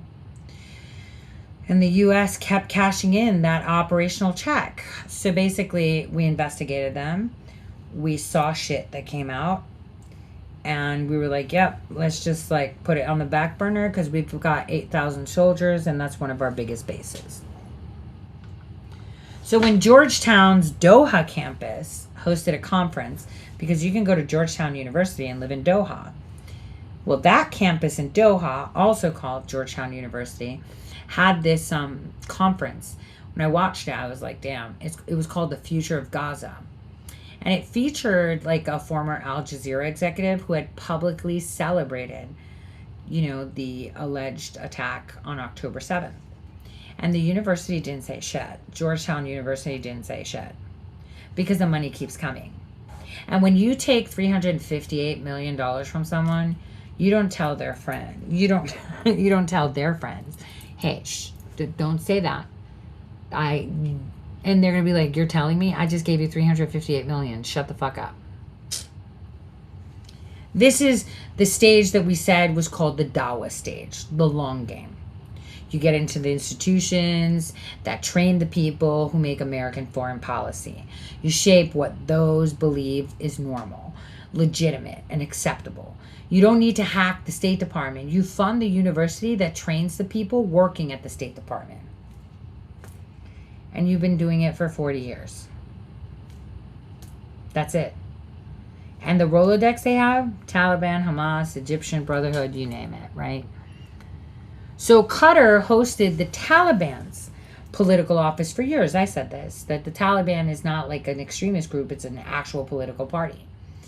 The negotiation that gave Taliban their peace deal and ultimately their country back, those happened in Doha, in Qatar. Qatar gave the Taliban international legitimacy and a diplomatic address while American soldiers were dying in Afghanistan.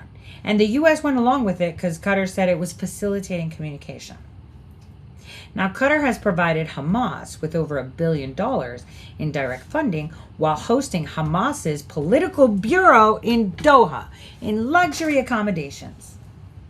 When Egypt's Muslim Brotherhood government under Mohammed Morsi was in power from 2012 to 2013, Qatar pumped $8 to $10 billion into supporting it. When Sisi's military overthrew Morsi in 2013, Qatar became the destination of choice for Egyptian Brotherhood leaders fleeing prosecution. And they moved to Doha. They kept their offices, they kept their platforms on Al Jazeera, and the network didn't miss a beat. And then Qatar put on a nice suit, hosted the World Cup, the UN conference on corruption. Yeah, that actually happened. And the Doha Forum, which in 2025 drew Bill Gates, Tucker Carlson, Hillary Clinton, Don Jr., and Turkey's foreign minister, Fidan, which we'll see in a bit. It had 6,000 attendees, international legitimacy, Western elites signaling through their presence that Doha is a normal place where normal things happen. Al-Banna called this stage Tanfit, execution, the third stage, where the investment in legitimacy pays off. So that's the story of Qatar. Now let's move on to Turkey and the Brotherhood that's actually in uniform. Now, Turkey. Turkey's story in some ways is even more remarkable than Qatar's, right? Qatar bought its way into the Brotherhood network from the outside using gas money. Turkey became a Brotherhood state from the inside using an election. Now, Erdogan's Justice and Development Party, the AKP, came into power in 2002, right? So the AKP has been described by many analysts as effectively it's the Turkish arm of the Muslim Brotherhood. It's documented. We know this. Erdogan himself has never hidden his ideological sympathies. He's hosted Brotherhood leaders. He refused to designate Hamas as a terrorist organization. He's publicly calling for a liberation movement in 2024 for them. He has provided sanctuary and operational coverage to Hamas leaders traveling through Turkey, with Turkish intelligence running protection.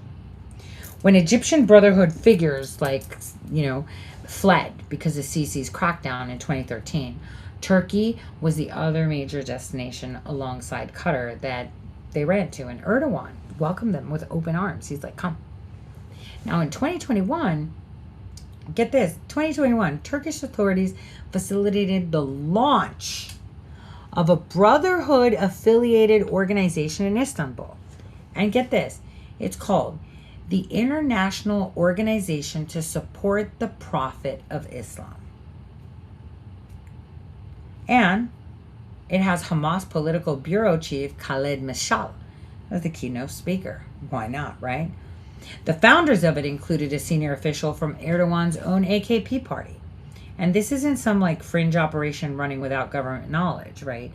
This is the AKP government hosting a Brotherhood-linked launch event featuring a Hamas leader in Constantinople in 2021. Now, Turkey is a NATO member. It has been since 1952. It controls the Bosphorus and the Dardanelles. The only maritime access from the Black Sea to the Mediterranean. Go figure. It has the second largest standing army in NATO. It hosts Incirlik Air Base, which houses American nuclear weapons. It controls flow of migrants into Europe. And it's run by a man whose party is the Turkish arm of the Muslim Brotherhood. I want you to think about what NATO actually is for a moment, okay? Think about it. Because we say we're going to pull out of NATO, but we need to think about it. It's a mutual defense alliance built on the principle that an attack on one member is an attack on all. It's the most powerful military alliance in human history. And one of its members, a critical member, geographically and militarily, right? Turkey is a critical geographic and military node.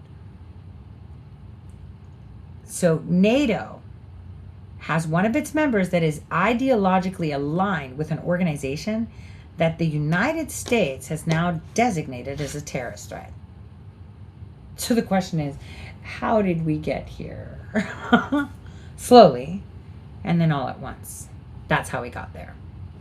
So if you guys remember, I was extremely upset, and I was kind of shocked that our media back in 2019 didn't talk about the S-400 moment like I did. I think I did 2 or 3 shows. I was like, I couldn't verbalize it because I was in so much chaos at the time myself, but I just couldn't fathom how the media was not talking about this. Now, the signal that Turkey had fully broken with Western strategic alignment actually came in 2017. And that's when Erdogan had agreed to purchase S-400 air defense systems from Russia. Now, this was not just a procurement decision, right? Because the S-400 system, when integrated into Turkish military infrastructure, give Russia access to data on NATO aircraft, signatures, and specifically F-35s. I did a whole show on this in 2019. Now, the U.S. recognized this immediately, and it removed Turkey from the F-35 program. That's why President Trump and Erdogan were like not very friendly. That was the time that we beefed up more weapons around the region. We'll get there. This will explain why they did that shit to Russia. Now, obviously Turkey was removed from the F-35 programs. It was one of the most significant ruptures in NATO history. And you know what's funny? The other nations that also agreed to have these F-35s were like not mad, but mad. They were not mad about it because it's the right thing to do, but they were mad because they were like, yo, we don't want to go against Erdogan. But here's what the media actually missed, right? Turkey was not just buying weapons, you know, from Russia. It's not like, oh, we just bought a weapon system. It was sending a message about where strategic orientation was heading. And like every subsequent move they did. The Syrian proxy war, the Libya intervention, the Qatar base, the Iraq pipeline maneuvering, the refusal to sign the Hormuz statement, right? They're not signing on. Turkey's not fucking signing on. That's a confirmed message. Erdogan is not confused about where Turkey's interests lie. He has a vision, and it's Ottoman. It's regional. It's Islamist in the Brotherhood tradition. And he's been executing it consistently for over 20 years while NATO paid the bills and American presidents called him a partner. Yes, Nix. Can I help you, baby? Now, here's the key thing. The playbook was actually perfected in Syria. Now, let me slow it down here a bit because you need to understand this. We need to talk about Syria here because Syria is not a separate story from Qatar and Turkey and the Brotherhood. Syria is the laboratory where the entire model we're watching in the Gulf right now was actually built, tested, and proven. What do you need, baby girl? My baby doesn't come. Come on. When the Syrian uprising began back in 2011, Turkey immediately aligned itself with the opposition.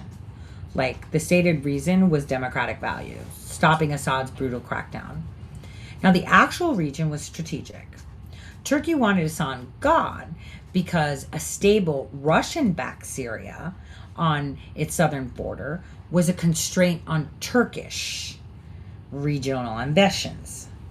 And because the Syrian Kurds, who were building autonomous governance in the north, were linked to the PKK, which Turkey had been fighting for decades. So Turkey went to work.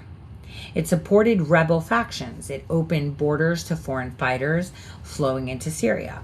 It facilitated the growth of a group that would eventually become the Hayat Tahrir al-Sham, the HTS. This group was the one that toppled Assad in December of 2024.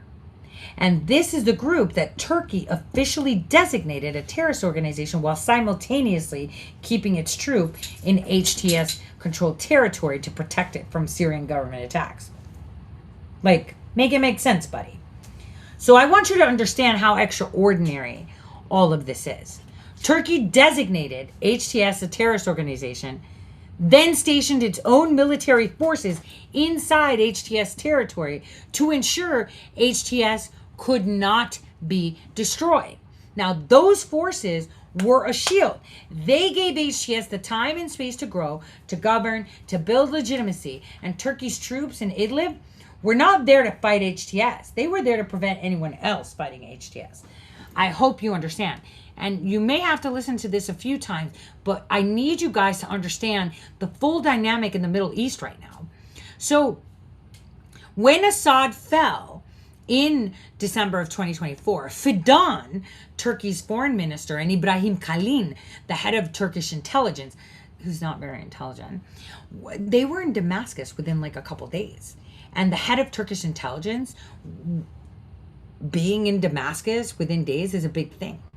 But they met with HTS leadership, the people that they call terrorists, personally. Now, the transitional president of Syria, Ahmed al-Shara, formerly known as Abu Muhammad al-Julani, the man the U.S. had designated a terrorist and put a $10 million bounty on, met Erdogan at the presidential palace in Ankara in early 2025. Wait, so our former CIA-backed asset that was a terrorist called al-Julani is now named al-Shara. And when Assad left, the first person he met with was with Erdogan in Ankara. Got it. At the presidential palace. So the West, the US, the EU, the UK, did what they always do. It rationalized. It said al-Shara was evolving. It said HTS had moderated. And the US sponsored a UN Security Council resolution in November 2025, removing al-Shara from the UN's Al-Qaeda and ISIS sanctions list. So we took al-Julani / al-Shara off the UN list, right, that said that they were part of terrorism. So as early as 2026, HTS itself, you know, the terrorist organization that Turkey said were terrorists, that were causing terrorist activities in Syria, that eventually took out Assad, that Turkey had sent troops to protect, even though they called them terrorists. They just didn't want anyone fighting the terrorists, but they were there just making sure no one would bully the terrorists, right? So that one in 2026, the organization remained designated, but its leader had been rehabilitated, al-Julani. And so the transitional Syrian government, staffed entirely by former HTS members, was receiving sanctions relief and international engagement. This is the Tanfid stage at state level. Decades of investments in armed and political infrastructure, a moment of execution when the conditions were right, and then immediate rehabilitation through Western recognition. But now we're going to talk about the Kurds, right? Because what Turkey has done to Kurdish governance in Syria is one of the most cynical double games in modern geopolitics. It's actually quite stupid, but hey, genius at the same time, because it's so stupid and people let it happen. And almost, actually, practically no one in the Western media has called it. You know, there's like some chick that's running around that was like a CIA operative, some blonde chick that knows all these terrorists, and it's like, bitch, why don't you talk about this? That was your jam, allegedly. Hello? But anyway, the Syrian Democratic Forces, the SDF, right, are the Kurdish-led armed coalition that did more than any other single force to destroy ISIS in Syria. They wanted to get ISIS out. They fought on behalf of the United States. They ran the prisons holding ISIS fighters. They administered territory. They built a functioning, multi-ethnic, autonomous governance structure in northeastern Syria called the Autonomous Administration of North and East Syria, right? AANES. And they did it while Turkey was bombing them. They did all of that while they were being bombed because we were helping them. Now, Turkey designated SDF's Kurdish component, the YPG, as a terrorist organization because of its link to the PKK. Now, Turkey has conducted military operation against Kurdish forces in Syria with U.S.-supplied weapons, while the U.S. was simultaneously relying on the same Kurdish forces to fight ISIS. So basically, we're like, yo, you got to fight ISIS. And they're like, yo, we're on it. And then Turkey's like, yeah, fuck, take that bomb. Holy shit.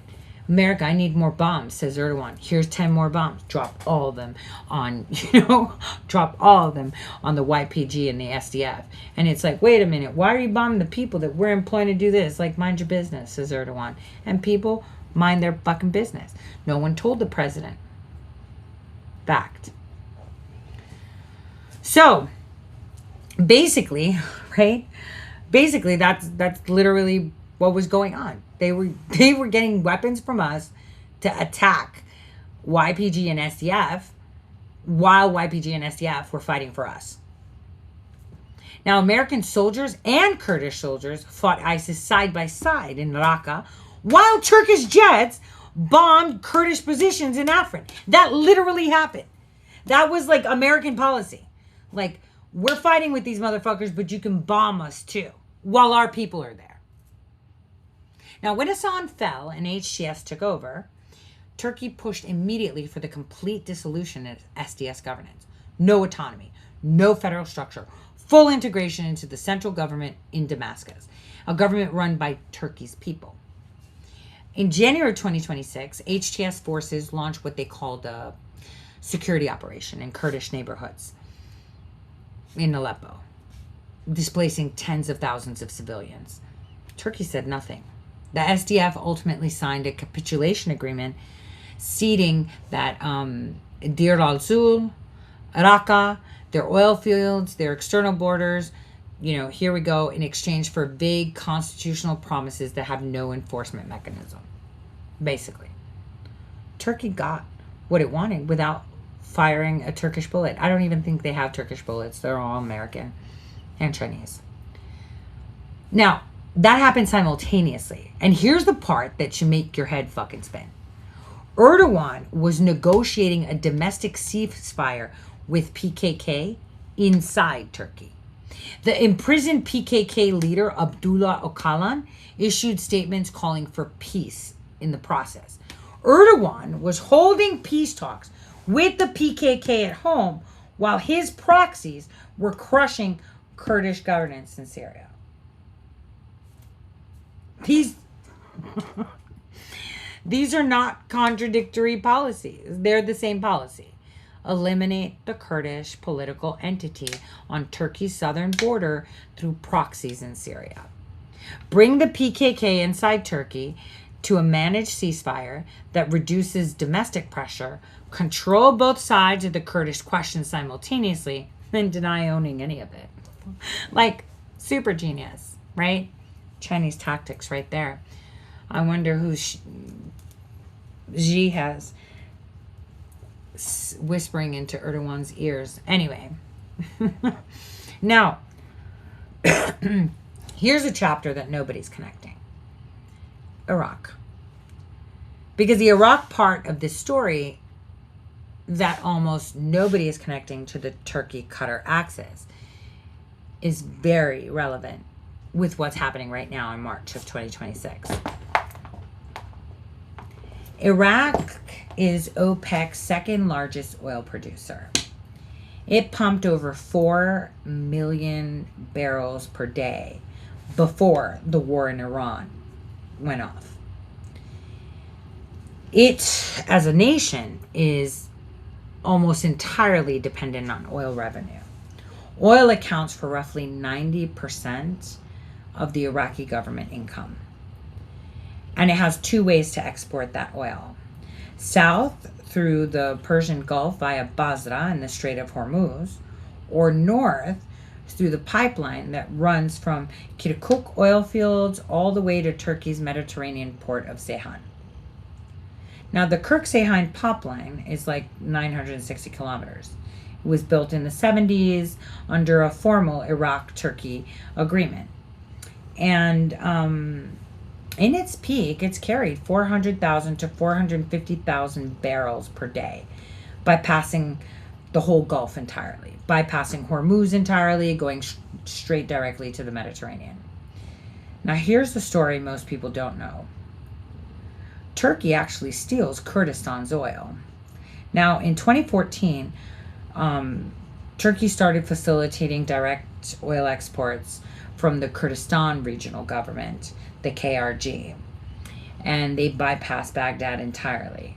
Now, KRG, which sits on substantial oil reserves in northern Iraq, hence why the northern Iraqis were eliminated, pay attention, they wanted the revenue. Turkey wanted the oil and the leverage. Baghdad said this violated a 1973 pipeline agreement and Iraq's sovereign control over its resources, so they filed for international arbitration on it. It took years. But in 2023, like the International Chamber of Commerce actually ruled in Iraq's favor and ordered Turkey to pay them $1.5 billion in damages, right? For facilitating like unauthorized Kurdish oil exports between 2014 and 2018. They were basically stealing their oil. And Turkey's response? It stopped giving oil through the Kirkuk and Ceyhan pipeline entirely. It said, oh, you want to find me? Well, then you don't get oil. How about fucking that? So they just shut it down. which immediately collapsed the Kurdish oil production by 72%. So the KRG lost billions. Baghdad lost billions. And Turkey sat at the choke point with its hand on the valve. What have I told you about Turkey? On, off, on, off. This is before they turned the fucking pipeline off. I told you that. I actually told you that. So here they are saying, oh, I have to pay because I stole. Fuck you. I'm turning this shit off. No one gets oil. How about that? Because I said so. They tank their economy. The poor Iraqis with their dinars are worthless thanks to Turkey. So right now, they're sitting, Turkey sat on the choke point with his hand on the valve, demanding that Iraq disavow the ruling and drop a second pending arbitration case before they could get oil resumed. No oil for you unless you say what they came out with was wrong and you drop your other case. That's what Turkey does, though. It identifies infrastructure dependency, it inserts itself into them, and then when leverage is needed, it turns off the tap. Period. The U.S. actually brokered an interim agreement in September of 2025, right? And it got flows partially restored, around 180,000 to 190,000 barrels per day, well below the pipeline's capacity. But then the Iran war started. So now the Strait of Hormuz is closed. Iraq's southern exports dropped from 4 million barrels a day to 0. So Iraq is fucking hurting right now. The country that should have had a northern pipeline backup because of exactly this scenario, a Hormuz closure, finds itself in crisis because Turkey has spent 2 years holding that pipeline hostage. Hope you're listening. And then Turkey formally terminated, get this, the 52-year pipeline agreement in July of 2025, announcing the termination would take effect, get this, July 2026. It cited Iraq's failure to meet throughput commitments that Turkey itself had prevented Iraq from meeting by shutting it down, the pipeline. So basically, Turkey's like, listen, buddy, this deserves a sick ride. Listen, buddy, you want to ship oil, right? We have an agreement. You're supposed to ship this much oil through my pipeline. You're not pumping it, bitch. And Iraq's like, but you're the one that turned it off. You told me I can't pump it unless I tell them that you didn't steal our oil when you did. And you don't want us suing you again with the second one. And now you're telling us that we are in breach of contract. So you're terminating the usage of your pipeline that we had established over 60 years ago because you feel like it, because you want to position yourself. I see.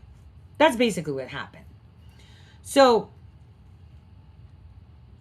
basically, it submitted, Turkey then submitted a new comprehensive energy framework proposal to Baghdad, covering oil, gas, petrochemicals, and electricity. In other words, you give us everything, Iraq, or the pipeline stays closed.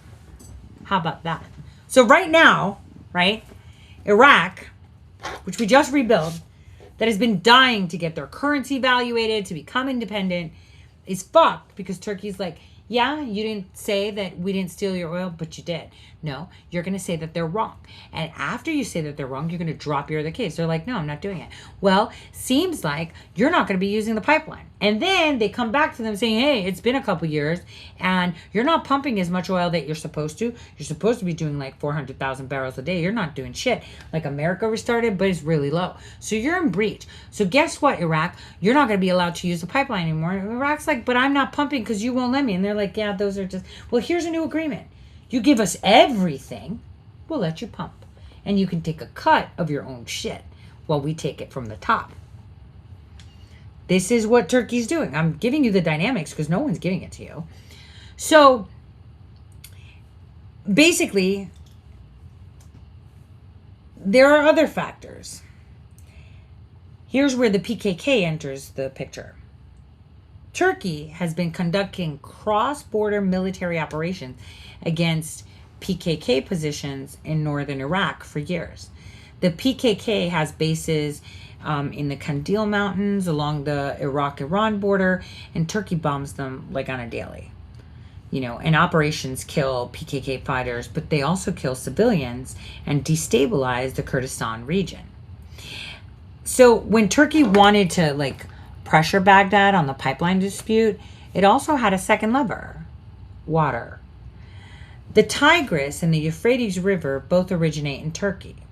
Iraq is heavily dependent on those rivers for water. Turkey controls the dams. It can turn down the water flow and turn it up, and it's been using that as leverage. So not only are they keeping leverage over Iraq by saying you can't pump your oil, give us everything or fuck you. Not only are they bombing the Kurds, but now they're like, oh, so you won't budge on the oil? Well, guess what? You won't have any water, bitches. So they actually use water that is required to live as leverage. Now, the deal that eventually got partial pipeline flows, you know, done in 2025 by Trump, included Iraq agreeing to label the PKK as a banned organization and pledging closer cooperation against the group. So they were like, the PKK are terrorists. You need to designate as such and get rid of them because we don't want a Kurdistan, say the Turks. And they're like, okay, they're banned and we'll try to be better. But Turkey actually got Baghdad to criminalize its Kurdish enemies, so they won without even fighting a battle. Every negotiation is linked to every other negotiation. Every dependency is a potential lever. And right now, in March of 2026, with the Strait of Hormuz closed and Iraq pumping 1.4 million barrels per day instead of 4 million, the Kirkuk sand pipeline, Iraq's lifeline, is flowing 250,000 barrels, right, a day through Turkish territory to Ceyhan. Iraq actually needs that pipeline. And Turkey knows Iraq needs that pipeline. The new comprehensive framework negotiation is ongoing. Baghdad is negotiating from desperation, and Ankara is the landlord. This is extortion, you guys. Like, what's happening to Iraq right now is complete and utter fucking extortion. And we don't have people that are willing to help them at all. Like, at all. It's fucking extortion.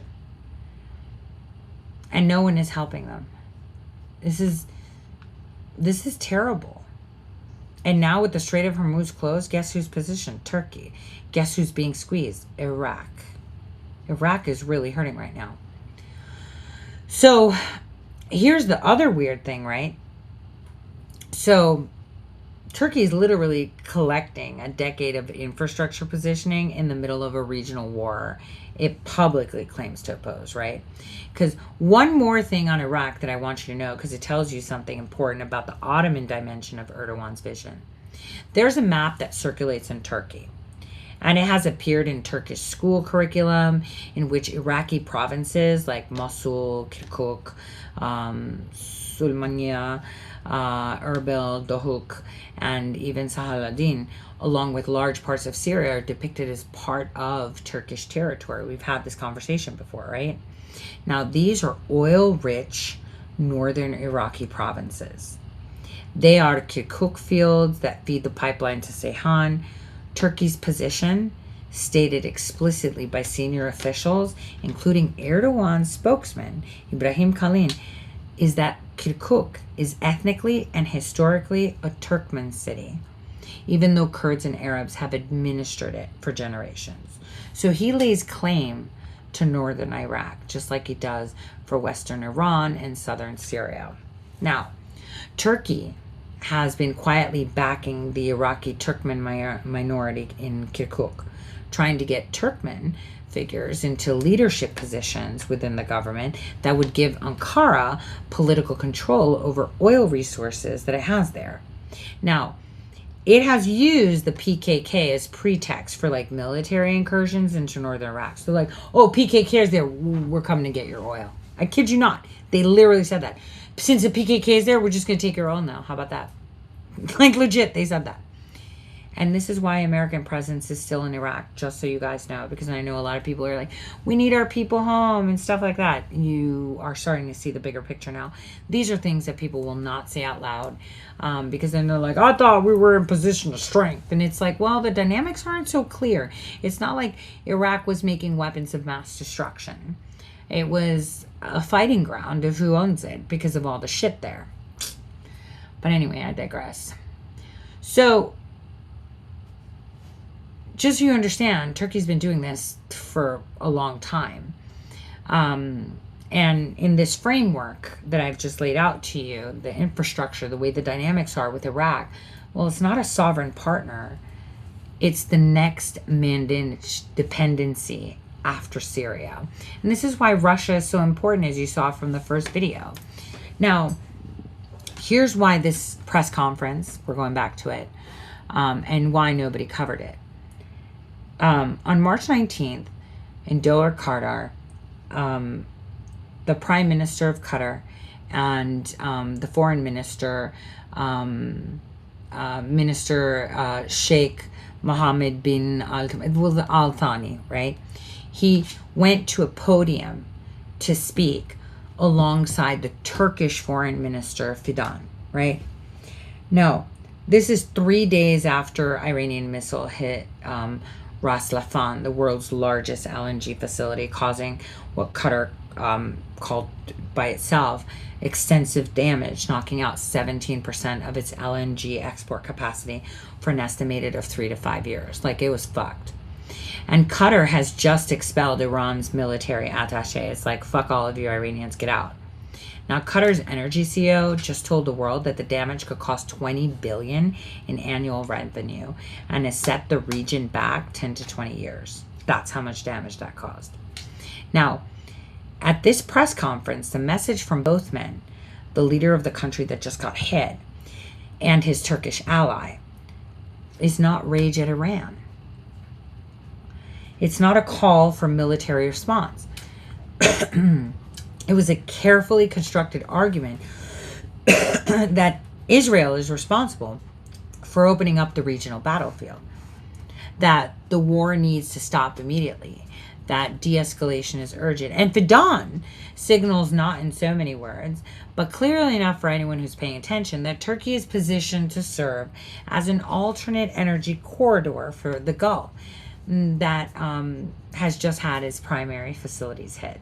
So Turkey's like, yeah, all this shit, this is so bad, fuck Israel, blah, blah, blah. And then it's like, hey, why are you guys worried about oil? You got us. We're perfectly positioned to help you. Paying attention? So, sequence of events. March 18th, Israel strikes Iran's South Pars gas field. South Pars is Iran's largest domestic gas source. It provides 80% of Iran's natural gas, and it shares a geological formation with Qatar's North Dome field, the same reservoir. 2 countries, 1 gas field, divided by a line on a map. March 18th, hours later, Iran retaliates, not against Israel, but against Qatar's Ras Laffan, Saudi refineries, and UAE gas facilities. And Tehran's message is, if you host Americans and the Israelis, you pay the price. So Qatar has Ul Udeid Air Base. Saudi Arabia opened King Fahd Air Base to American operations. They're legitimate targets in Iran's framing, right? So now fast forward to March 19th, Qatar's PM and Turkey's foreign ministers standing at a podium to just blame Israel. Not Iran, which just hit Qatar's economic foundation, but Israel, which hit Iran's gas field, and by extension triggered the Iranian retaliation against Qatar. Now, Qatar's energy CEO said, if Israel attacked Iran, it's between Iran and Israel. It has nothing to do with us and the region. That is a man right now who said that, whose facility was just burned, saying he doesn't blame the country that started the chain reaction. That is a very diplomatic position, not a factual statement. And it was delivered at a joint press conference with NATO member who had just had Iranian missiles intercepted over its own territory, right? Turkey. So why didn't the media cover this, right?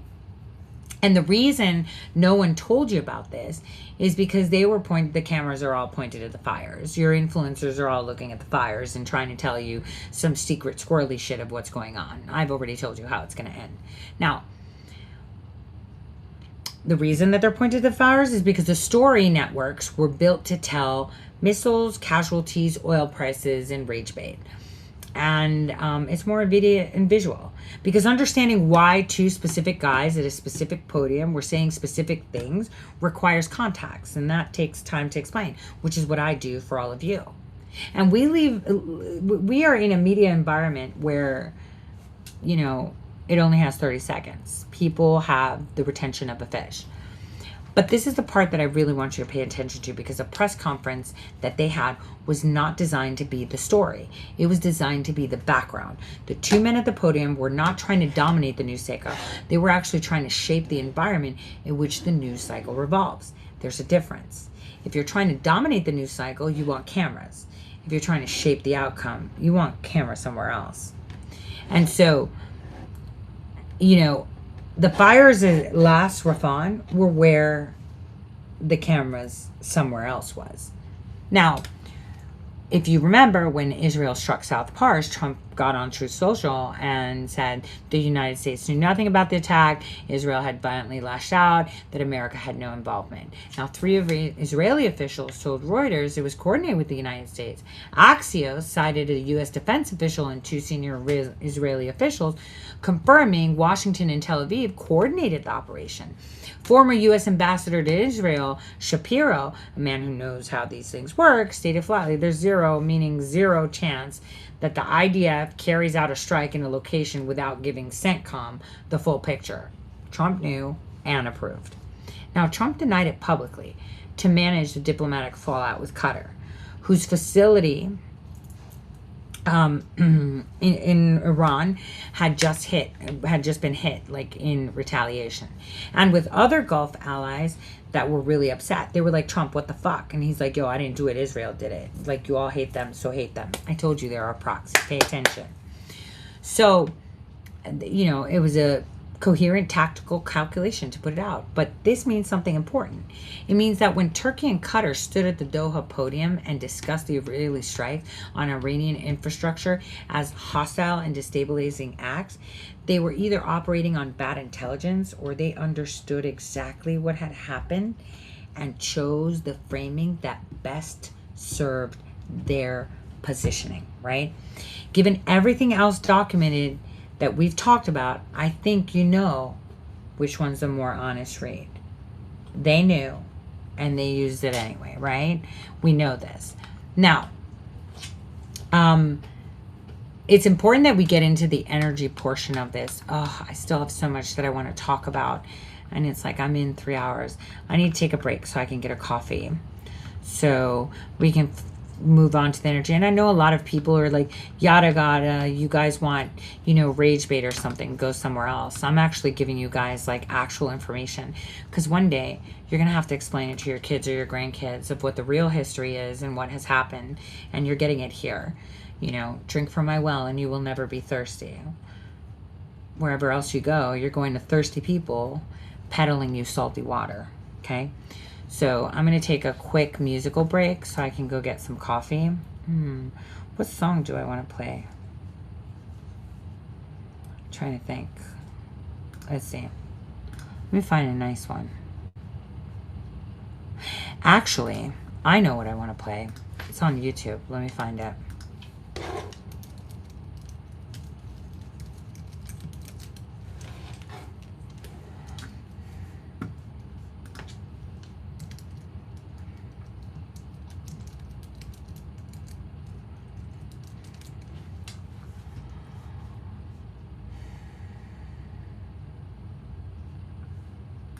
Let me see. Yep, there it is. All right, let me do this quickly.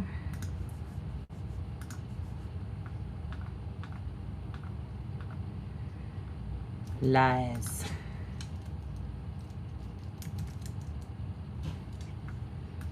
Super lies. All right. So this mashup is pretty good. I like it.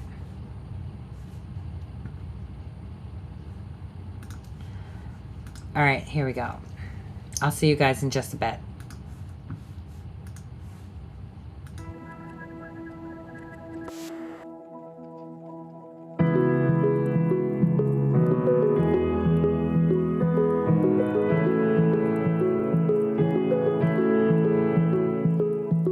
Hush, my dear, it's been a difficult year.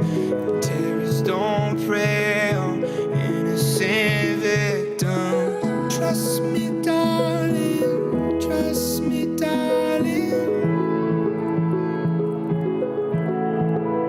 When the morning comes and we see what we've become, in the cold light of day, we're a flame in the wind, not the fire that we begun. Every argument, every word we can't take back. Cause with all that has happened, I think that we both know the way that the story ends. Look me in the eye, tell me what you see.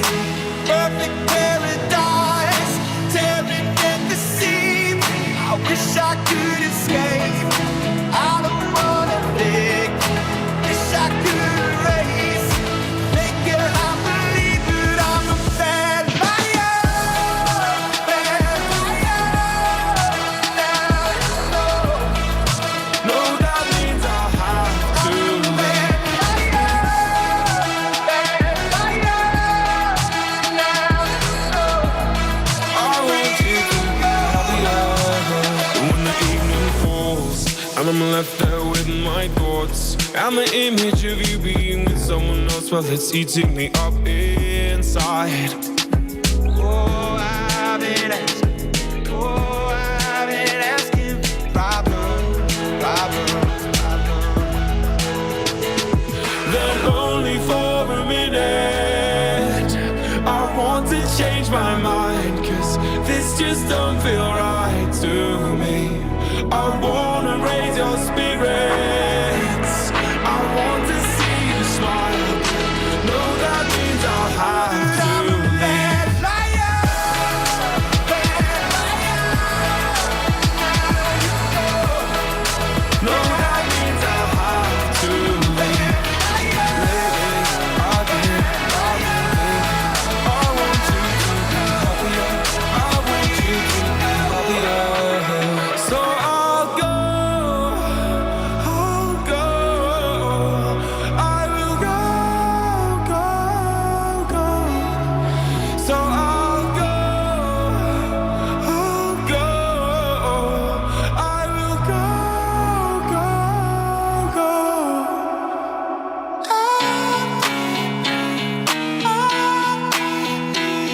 I can't be what you want me to be. This world's end, believe me. I'm a bad liar. Then only for a minute I want to change my mind, cause this just don't feel right to me. Wish I could escape, I don't wanna think. Wish I could erase, make it I believe that I'm a bad liar. Bad liar. No, that means I'll have to. Lately, I've been thinking, I want you to be happier, I want you to be happier. So I'll go, I will go.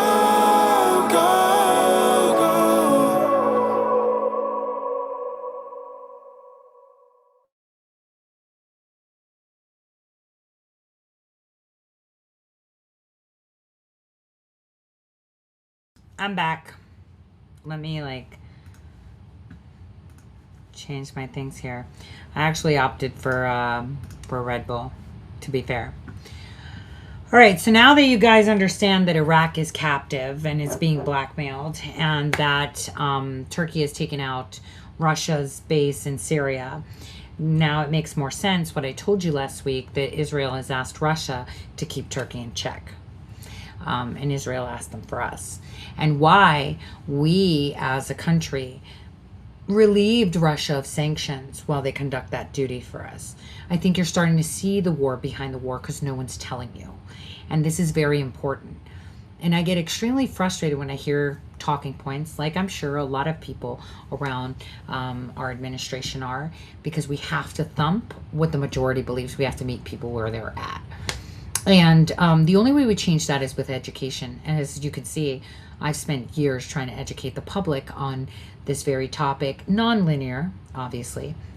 But I think it would be incredible if we actually had a real analysis done as a documentary, taking each of those countries one by one and being put forward so that the world can see. Now, I really wanted to do that. I wanted to work with people that had skills within, my Telegram groups, my Twitter connections, my Facebook, but they all sold out. They all wanted something else. They wanted to chase the name. There were a lot of people that attached themselves to me just to get introductions. And very big people did too. Because they didn't really understand, I think most of them were kind of shocked that what she said is true. And that pissed them off even more, because then I would just get, oh, so you're just a good person. And it's like, okay. So I really do think that education is key, and I know that the majority of the work that I do will find, well, it's growing trees that I will never, probably, maybe my youngest daughter might sit under the shade of, just slight shade. And it's extremely important for us to understand that. Again, I'm going to say this again. If today, right now in our face, with cameras rolling, live streams everywhere, right? People talking, people dying, people right? And they're lying to you in your face today. Like, at the very moment that shit happens, they're lying. I want you to imagine what a history book written tomorrow would tell you about today. This is why it's important we document things offline. This is why it's important that we talk and have conversations. This is why it's important that we raise voices that are seriously providing news. News is literally education, being in the know. Nobody is in the know. People are just mouthing off stupid shit, like Iran and Khomeini and whatever. A lot of people see Laura Loomer. Okay, she's a little bit very pro-Israel. But she has a role to play. She told you herself. She was trained as an operative. In some specs. I mean, she did work for Rebel Media, one of the biggest fucking WEF organizations of counterintelligence ever. But I digress. But obviously that's conducted by Mossad too. But again, she's right in a lot of things she says. She's just saying it in the wrong context rather than say, oh yeah, it's because of this. Like, it would make a lot more sense if people were like, what do you mean they're funding the Muslim Brotherhood? What do you mean they did this? That's where people would be like, yeah, fuck that. But instead, we're using other target trigger points rather than say the truth, right? Rather than say the truth the way it is. Because, to be fair, a lot of these people that are on your television either don't know the truth and they're just talking out their ass with whatever talking point they're given, again, scripts, or they know the truth, but they're just conducting a show and they're just reading scripts. You're getting the actual factual shit that's going down on the ground right now from me. And you can either believe it or not, history has always been very kind to me. Well, because I've been right about everything. And again, it's not to say I was right. It's to show that my fruits are good. Why don't you go see all the other people that talk to you? See how their fruits are. Kind of sour, kind of rotted, kind of fake fruit. Like that plastic shit they used to have in the 70s bowls to make bowls look good. Right? Just like that. All right, so let's get to the next nitty-gritty part, which is the pipeline, right? Which is extremely important to talk about, right? So this pipeline that I've been talking about, I need to explain the energy map. I've done extensive shows on it. You can find it on ToriSaid.com in the past years, educating you on how these contracts happen, how they were put together, what they're supposed to be doing. So, Turkey built the infrastructure to be Europe's energy broker, the switch guy. The Trans-Anatolian Natural Gas Pipeline, the TANAP, runs like over 1,800 kilometers from Azerbaijan Caspian gas field through Turkey to the Greek border, where it connects with the Trans-Adriatic pipeline. And it flows into Italy and the rest of Europe, right? And it currently moves 16 billion cubic meters of gas per year. And it's planned to expand to 31 billion. And Turkey takes a cut domestically, 6 billion cubic meters. And that's their payment to control the transit of everything heading west. So they're not making the oil, but they're taking a big fat cut. Now, Russia's Turk Stream pipeline enters Turkey from the Black Sea, then runs to the Turkish-Greek border, right? And Russian gas to Europe currently has one streaming route through Turkey. And Turkey is the last functional gas corridor between Russian supply and European demand. Now, if you remember correctly, Putin said he's turning off the pipeline. Fuck, Germany, you can freeze, say the media, said I. But now, when I'm telling you this, why did he really turn off the gas? Maybe Turkey's not entitled to get the cuts, and Turkey can then be stuck without gas to what? Make them focus on the pipeline, right? The one that they're blackmailing Iraq over, kind of like a box. You see where I'm going with this? And so the Kirkuk sand pipeline brings Iraqi crude oil, right, as we know, into Turkey's Mediterranean port. And the Iraq-Turkey Development Road, the one that I told you was their alternative, which is a proposed transportation corridor that's supported by Turkey, the UAE, and Qatar. And obviously China, who dumped money into it. And it would connect Basra to southern Iraq through the country into Turkey and onward to Europe, creating this multimodal alternative to the Suez Canal.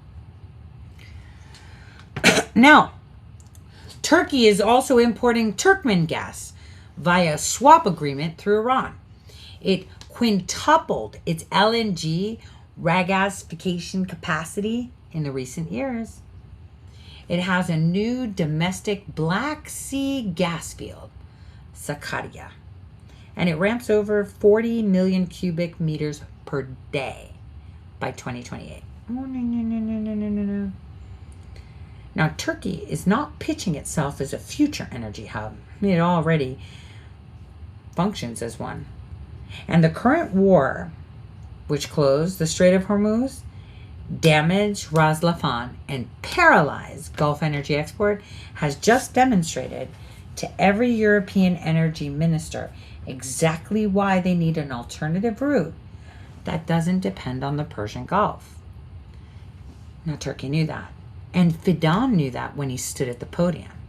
The subtext of every statement about de-escalation and systemic risk was, and if you need gas that doesn't travel through the war zone, we have a corridor for that.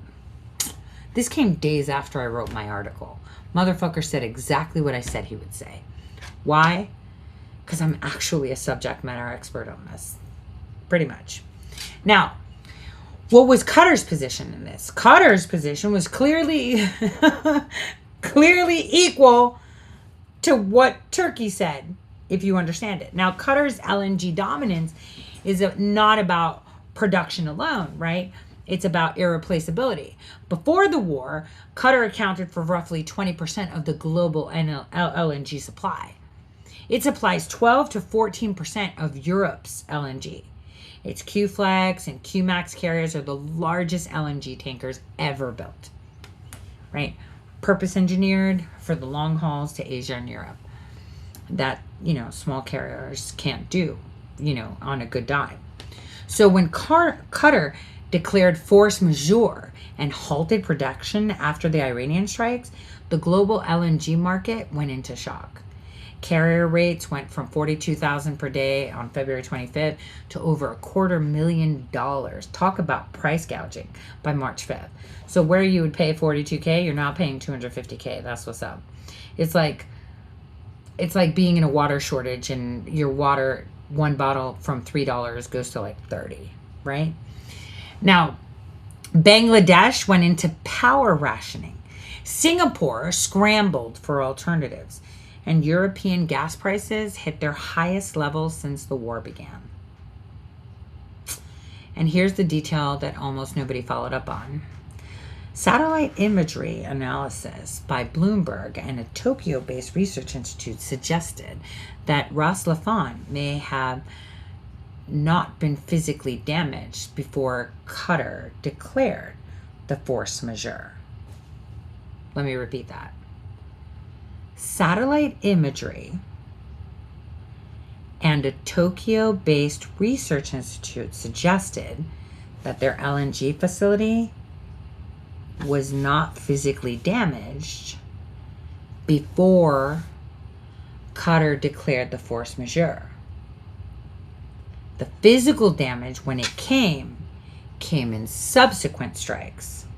So the initial production halt and force majeure declaration may have preceded the full extent of the damage. Catching me? So what does that actually mean? It means that Qatar may have used the threat of damage before the full damage was confirmed to trigger like a global supply shock that showed everyone in the world with maximum clarity what the world actually gets to lose if Qatar's offline. Look at me, says Qatar. I'm necessary. So you need to stop striking, because if you do, no one gets gas. So they turned off the gas before their gas lines were actually hit. And that's confirmed with satellites. So I'm telling you all this before I show you a clip of this press conference. I screen recorded it too. This one's just a cleaner version when I put it up. But again, this isn't victimhood, right? They're not playing victim. They're demonstrating their leverage. Qatar is. Now, there's an Israeli-Saudi corridor, and Turkey and Qatar fear the shit out of it. Now, here's the real energy threat to Turkey and Qatar that explains a lot of their current behavior. Netanyahu had been advancing, or shall I say Jared Kushner, an alternative energy corridor. Saudi oil moving from the Red Sea port. Oh, you mean where I was, where the FSB has set up shop. Get this. Of Yanbu. Through Jordan, by Aqaba, where we were, to Israel's port of Eilat, and then through an existing pipeline to the Mediterranean. And from there to Europe. Now, this corridor bypasses the Strait of Hormuz. It bypasses Turkey's TANAP system. It bypasses Qatar's LNG dependency entirely.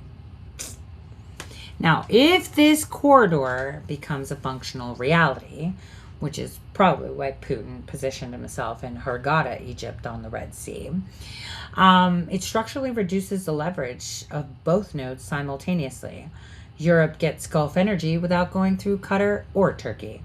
The routing prize that both countries have been positioning for years goes to a different set of actors. And it goes through the Israelis, which will piss off Erdogan even more. Hence why you can understand why Gaza is so important to Israel now, or the United States, and why they're talking about redoing it. We had a lot of eminent domain shit here. That's the shit that's going on there, just saying.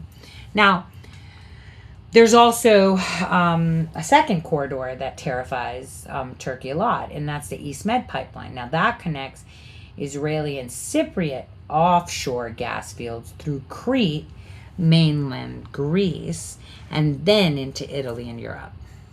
That's a direct route from Eastern Med gas to European customers.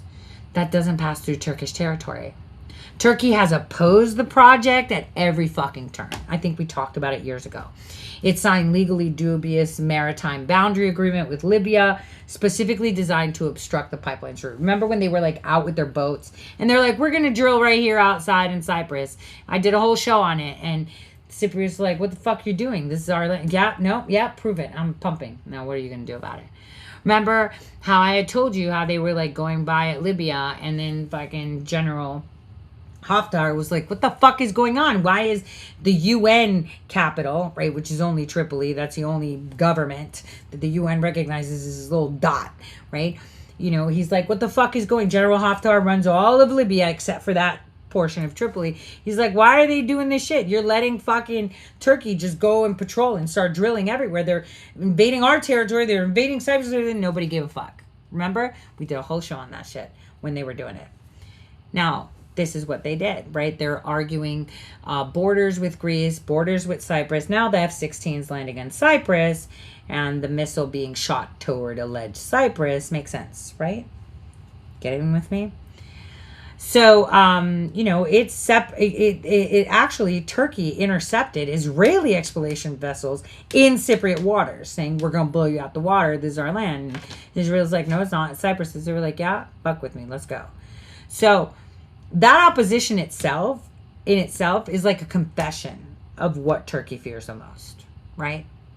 Greece, Israel, and Cyprus signed the East Med Intergovernmental Agreement in January of 2020 in Athens with then Secretary Mike Pompeo, which everybody hates. Well, the old one they like. And it was, you know, a signal of U.S. support because the U.S. facilitated that agreement. And so the U.S. withdrew their support, get this, in 2022 under Biden, and the project stalled. And Turkey took a nice deep breath. Yeah, bitches, right? So, in essence, this is the context in which Doha press conference actually was done. The war created a window. Turkey and Qatar moved into that window immediately, and they're betting correctly, as it turns out, that nobody was watching the podium where they were saying it. So let me put this clip on. Let me find it for you. I think it's on here somewhere.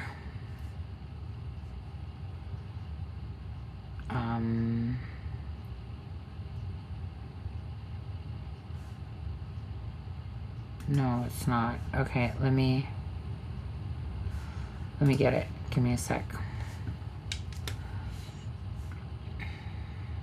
What the hell? Where'd it go?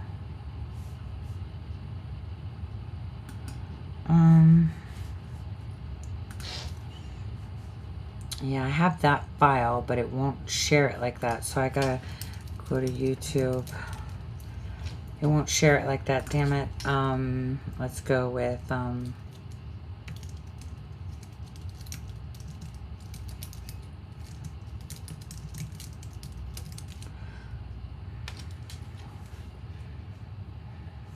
okay, here it is.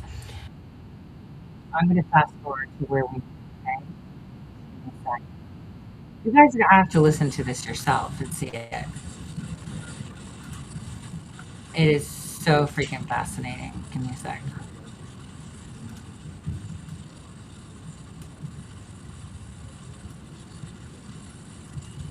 Why is this showing? I don't want that. All right, there we go.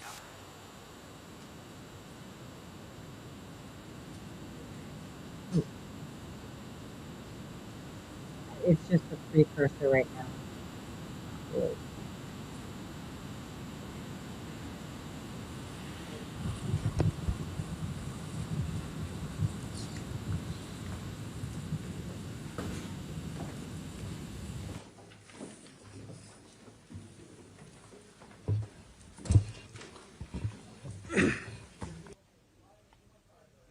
In the name of Allah,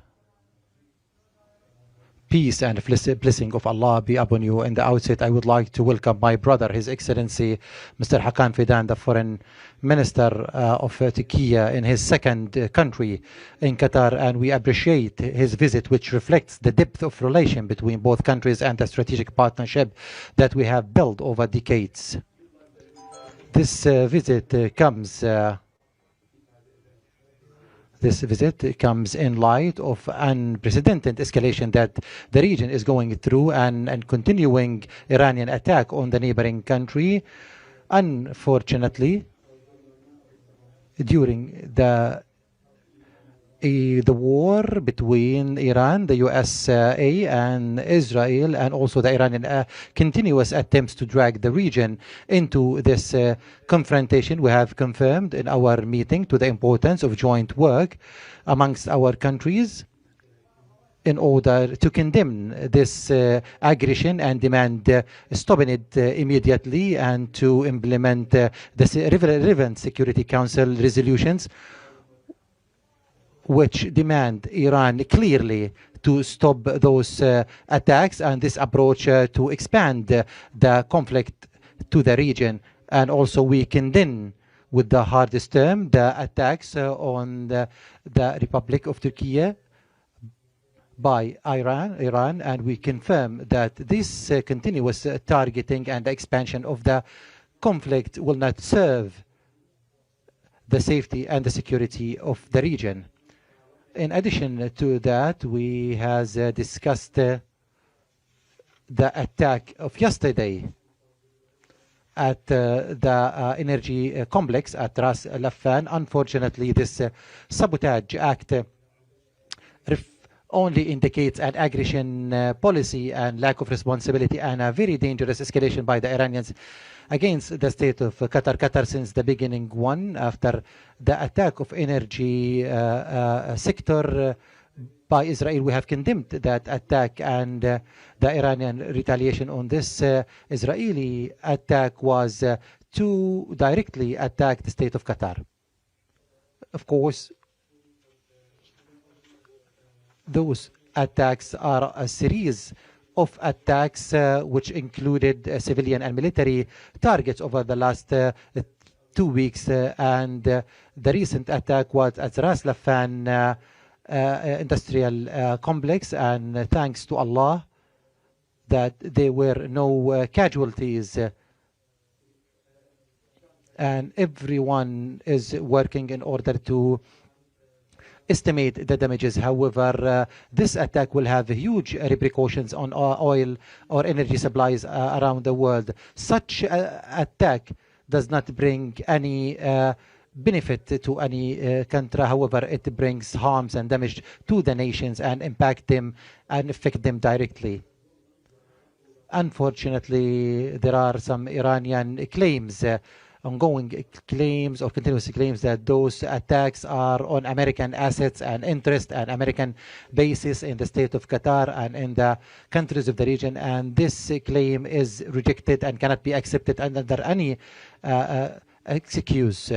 And the biggest evidence on that, the attack of yesterday, which was against an natural gas facility which consider the source of living for the Qatari people, and yesterday also that had affected millions of the people who are helped by the state of Qatar. Such aggression and the continuation of this aggression and also expanding the war will not lead only for more instability in the region, and the state of Qatar will always call for diplomacy and dialogue and go back to wisdom. However, unfortunately, it seems that the wisdom is missing those days. And this is something also we have witnessed in disrupting the maritime navigation and hindering the trade in a very critical water passageway like Hormuz. We confirm that the security of the region is a collective responsibility, and it is a must that all the countries are committed and uphold responsibility and also would like to confirm the importance of an immediate stop of those attacks of Iran on the region and de-escalate so that this region will not get into more turmoil. Your Excellency, the Minister, I would like to emphasize the importance of continuous consultation with you, and would like to thank you for supporting us and supporting Qatar all the time, and also the stability and safety in the region and the world. Turkey has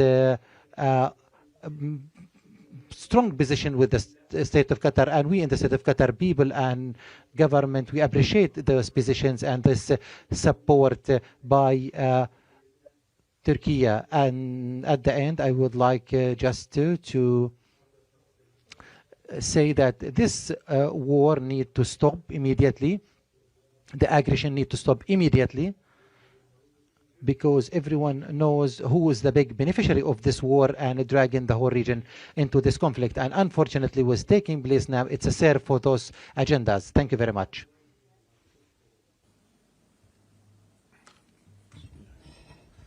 Değerli basın mensupları, distinguished members of the press, as you know, we are now experiencing extraordinary days. And during these extraordinary days, in order to show our solidarity with Qatar, today we are here in Qatar together with our delegation. Despite his busy agenda, he has shown us great hospitality. And for that, I'd like to thank my dear brother and the Prime Minister and Minister of Foreign Affairs, Mahmoud Abdulrahman. So I'd like to thank him very much. Indeed, he has always welcomed us very well. He is a very valuable person for Qatar and the region, and he has been very humble so far, and he has taken so many mediator roles, and some of them are well known by the public, some of them are not known by the public, but for the region and for global peace, he's always putting an effort, and I would like to wholeheartedly congratulate him once again. But right now, this time, when they were again mediating, they were subjected to an attack which was not deserved at all, and this attack is still ongoing. Before all, I would like to bring the get well wishes of the Turkish nation and our president to our Qatari brothers and sisters. We condemn and denounce the attacks that disregard the lives of civilians and target civilian infrastructure. These attacks can never and for no reason be legitimized. Turkey always stands by the brotherly nation of Qatar and will always continue to stand by Qatar. Dear colleagues, the ongoing war is directly threatening the security of all our brothers and sisters in the region and deeply disrupts the peace and tranquility.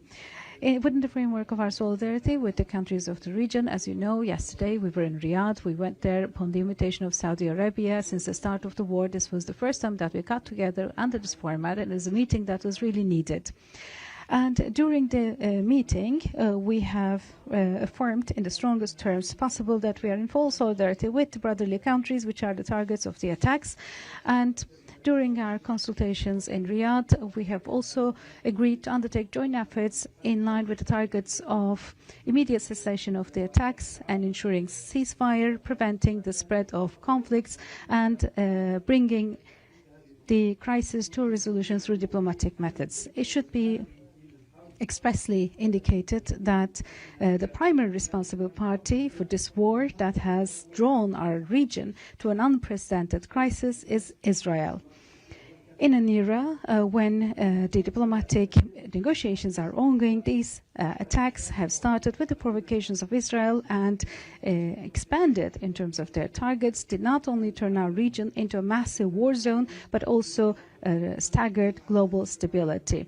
In this sensitive conjuncture, we need to also openly remind Iran's historical responsibility as well. Regardless of the reason, Iran's attacks on the countries of the region targets the foundations of regional stability and are of unacceptable quality. So this does not work for Iran, and this does not work for the other countries as well. Just as the attacks on Iran are wrong, the attacks of Iran on other countries of the region are also wrong.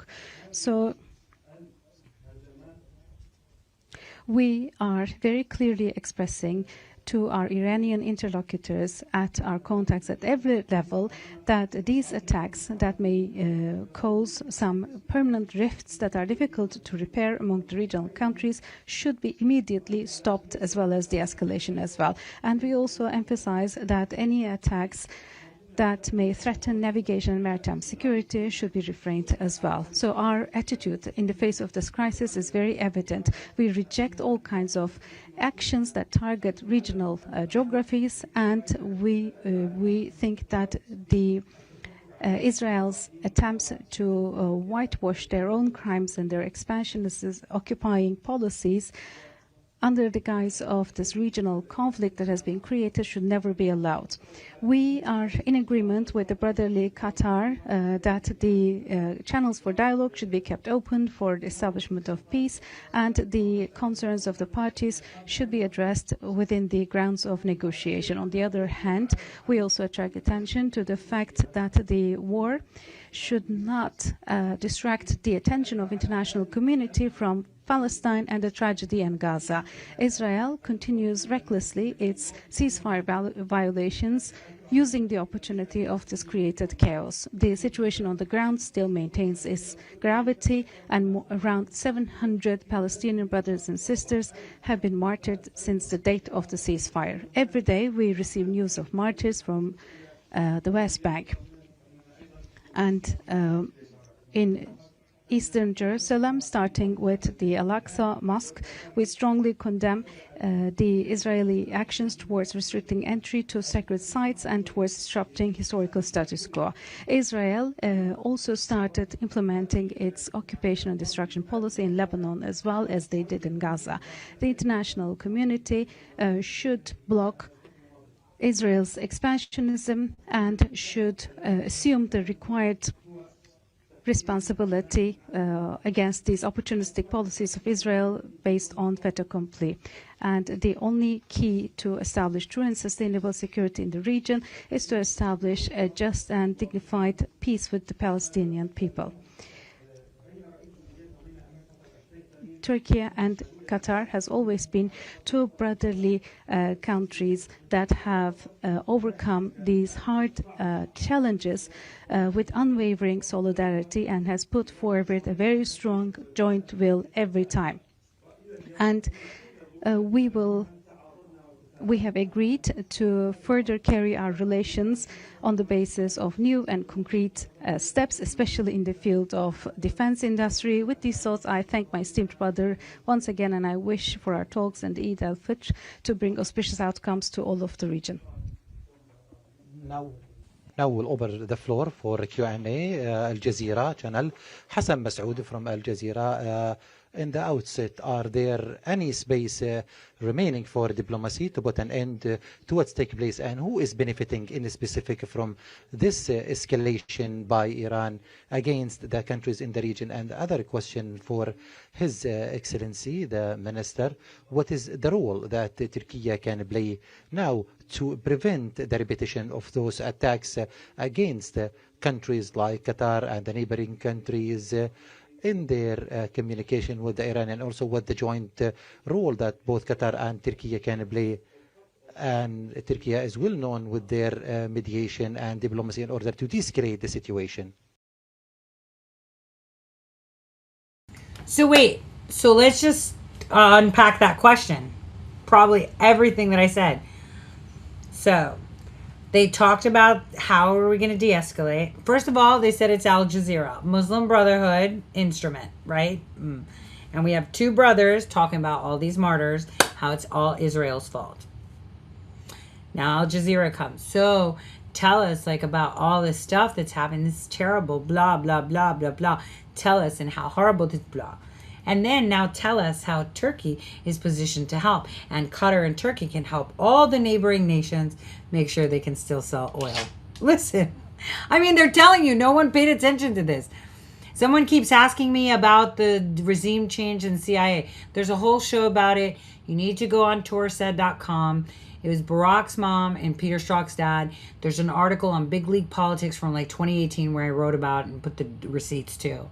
So Please don't spam the chat. I understand you just wanted a question. Maybe someone could have answered it, but that's the way it was. They did it back then. That's why Peter Strzok, Mr. Lover with Lisa Page, was actually raised in Iran because his dad was busy and he was going to the American school there. All right, so let's continue. Let's listen to how they're going to tell you how bad this is, but how they're going to help everyone. And wait, who seeks to benefit? Actually, the two people that seek to benefit are on that fucking stage right now, Al Jazeera. That's who benefits. Because now with Turkey, with Russia destroyed on their side, right? Them having halted the pipeline with Israel, Cyprus, and Greece, and now having the Strait shut down. That's why we're going to plant the flag and we're going to get it going. Erdogan can pump most of that oil itself and strangulate Iraq, which is dependent on American tax dollars right now because they're fucked because their contract expires with Turkey. So, the biggest, don't forget, Turkey shot down Putin's plane immediately, Article 5. They got shot at 3 times by Iran, aka Mossad, right? Provocation, no Article 5, right? No, it was almost as if it was planned. Yeah, we're going to throw a missile there. So make sure you park your F-16s on the island of Cyprus that you occupy, okay? Protect your ships because they're going to come and they're going to move oil and you need to be like, yo, it's my territory. Pay attention to what I'm telling you. And hopefully you guys read the article I dropped because I actually gave some solutions of what, as a nation, we can actually do. This is it. Now, I did say earlier, right? I think I even mentioned this to Angela on Friday. We expect our oil refineries to be fucked. I said it at the beginning of the show. The back end in Texas are going to be targeted. Back in, we've got missile silos, but we got a lot of Chinese up there. So let's cross our fingers. I mean, at that point, it would be great because it would, oh my God, it sounds so bad saying it, that our own fracking facilities to be fucking bombed. But it would also serve, that evil would also serve good on the hands that we'd get to see what the back end's really about. Maybe we could pull up some Epstein shit on that, right? And a lot more to see what countries are really there. Maybe pop this whole China thing like that. But anyway, I digress. So don't be surprised that you're seeing explosions in our oil refineries because right now the only way we're keeping gas down is by pumping our own oil and moving faster in Venezuela. So this is something that they threatened to do during this fucking presser. Listen carefully to what the Turkish guy says. Concerning the diplomacy, there's always a space for diplomacy, and the state of Qatar has always believed in diplomacy as the first and the last solution for any conflict. And the state of Qatar has seeked along with the countries in the region, including Turkey, to stop this or to prevent this war that have launched against Iran. However, that diplomacy we witnessed in return an attack against our countries. As I have said earlier, for us, the shock was huge because we became the target in the region since the beginning of the war, since the early hours. And that posed many questions for us as a neighboring country, for a country that has always had good neighboring as a policy, and to have a good relationship with our neighboring and to work together in order to create safety and peace and safety in the region. However, what Iran has committed is only destabilize the whole region and all the countries. Yesterday, we met and we said with one voice that we denounce this attack, and this attack need to stop. And there is and diplomacy need also to be based on the mutual respect and non-aggression. And there should be a rebuild for the trust a trust that unfortunately has been destroyed with this aggression. We know that at the end we share the same geography, and we have also a history with the Iranian people, and we don't want to see such hard feelings between the Iranian and the Qataris and the Iranian and the nations of the people. We want our people to live in peace and to avoid the repercussions of those unresponsible decisions that drag the whole region into a spiral. Exiting it will be very difficult. So those who benefit from this war, everyone knows. First, there's a war that is started by Israel, and Iran chose to attack their neighbors as a response or retaliation for this war. So I think that is the big beneficiary is everyone who seeks to destabilize the stability of this region.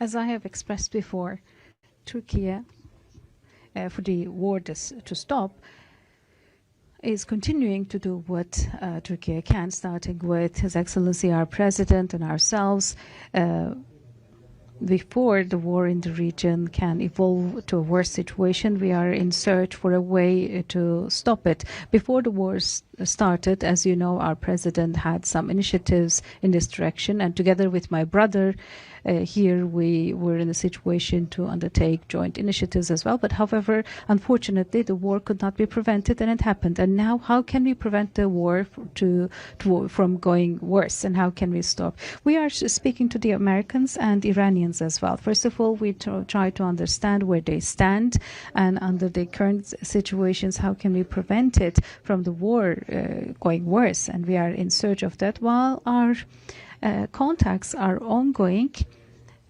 starting with Qatar, with our brothers who are also in search of similar options. We are in intense talks. First, we see the following, not only in the region, in Asia, in Europe, in the north, in the south. Almost all the world wants the war to end. And just as the Palestinian state being recognized as a state, there is an immense amount of agreement. So how can we transform this agreement into action? What kind of steps can be taken under these conditions? This is what we are in search for currently. On the other hand, of course, when speaking to Iran, we try to ensure that the war does not become widespread. Iran is being hit themselves, but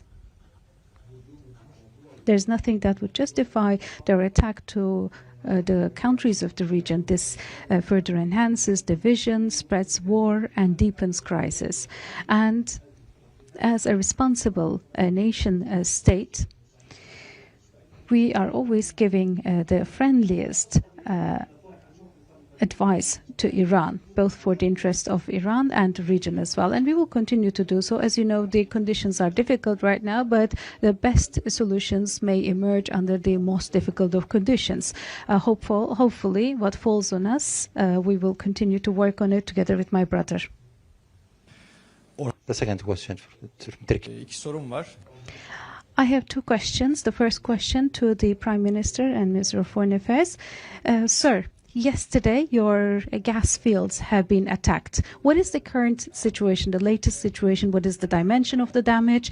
And in the upcoming period, if these attacks continue in an aggravated way, what will be the position of Qatar? And were you able to hold any talks with Iranian sides in the last hours? And Qatar, as a negotiator, has a certain position, and in the upcoming process, will this position change, or what kind of a strategy will you be following?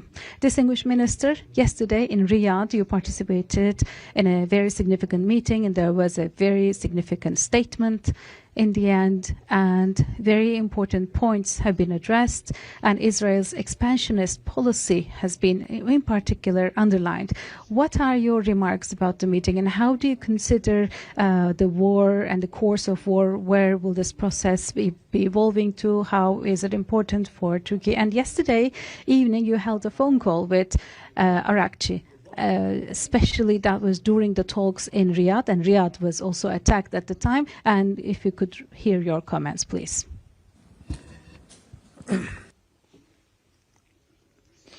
Concerning the attack yesterday on the gas facility, thanks to Allah, yesterday we have intercepted big part of this attack, but unfortunately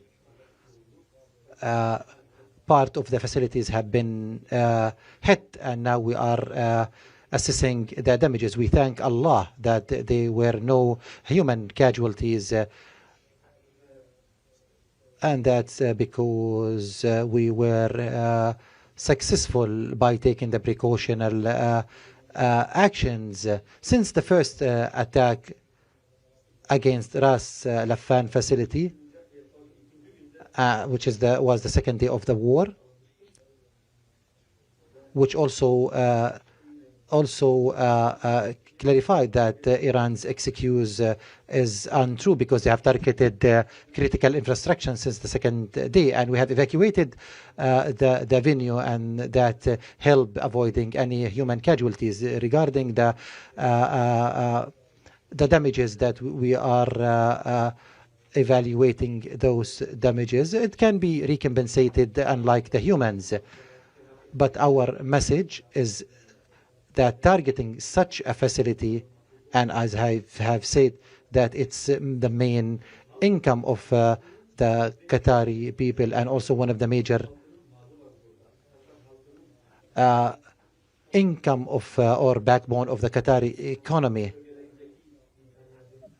and we also help many people around the board who are in distress. So we hope that the Republic of Iran understand that they are the one who deprived those poor people from the support that we provide. Now, regarding the state of Qatar and how it dealt with that situation, we maintain all our rights, preserve all rights to respond to this attack with the legal pathways, and for all those actions they will be caused and as per the international law.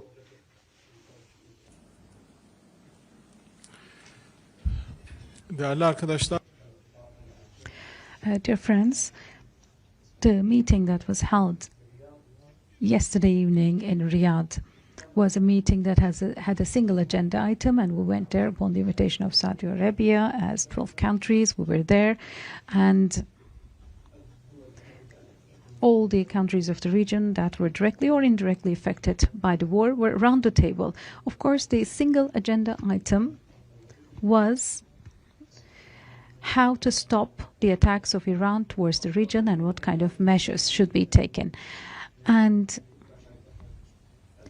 the countries that are directly and intensely being subject to attacks were seeking advice from brotherly countries such as ourselves. So it lasted a long time. We were trying to find common wisdom, and everyone presented and addressed the urgency of the situation. Of course, the attacks that are happening, because we are not experiencing them with that kind of intensity, we do not have the chance to feel them closely. But as we listened to our interlocutors, we have listened to the situation of hundreds of missiles being sent at the same time, and not being able to continue normal life under normal conditions is forcing the countries to take certain measures. So those were discussed, and of course the discussions were around the single agenda item. Yesterday evening, before the meeting started, when we were having the bilateral meeting with my Pakistani brother, Abbas Arakci called, and we also spoke to him. And actually, there was this following dialogue. So you are calling us now, and now missiles are coming up from the sky. There were missiles intercepted in Riyadh, and why don't you not send missiles to Riyadh when the meeting was ongoing? So they, according to their own opinion, want their own diplomatic positions to be taken into account under certain conditions. So, you know our position. We have given them the response accordingly. We do not consider the attacks towards them to be justified, but we also do not think their attacks to the countries of the region justified. One mistake should not lead to other mistakes. Iran actually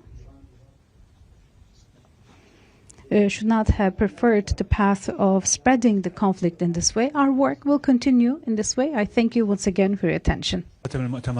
By this, we conclude our press conference for today. We would like to thank His Excellency, the Prime Minister, and the Turkish Prime Minister.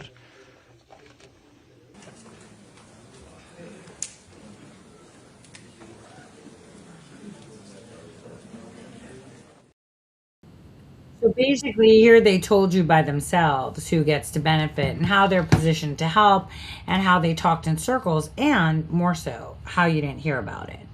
Now,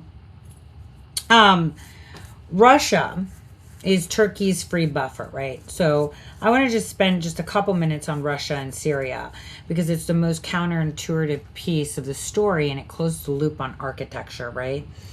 When Assad fell in December 2024, Russia's position in Syria looked finished.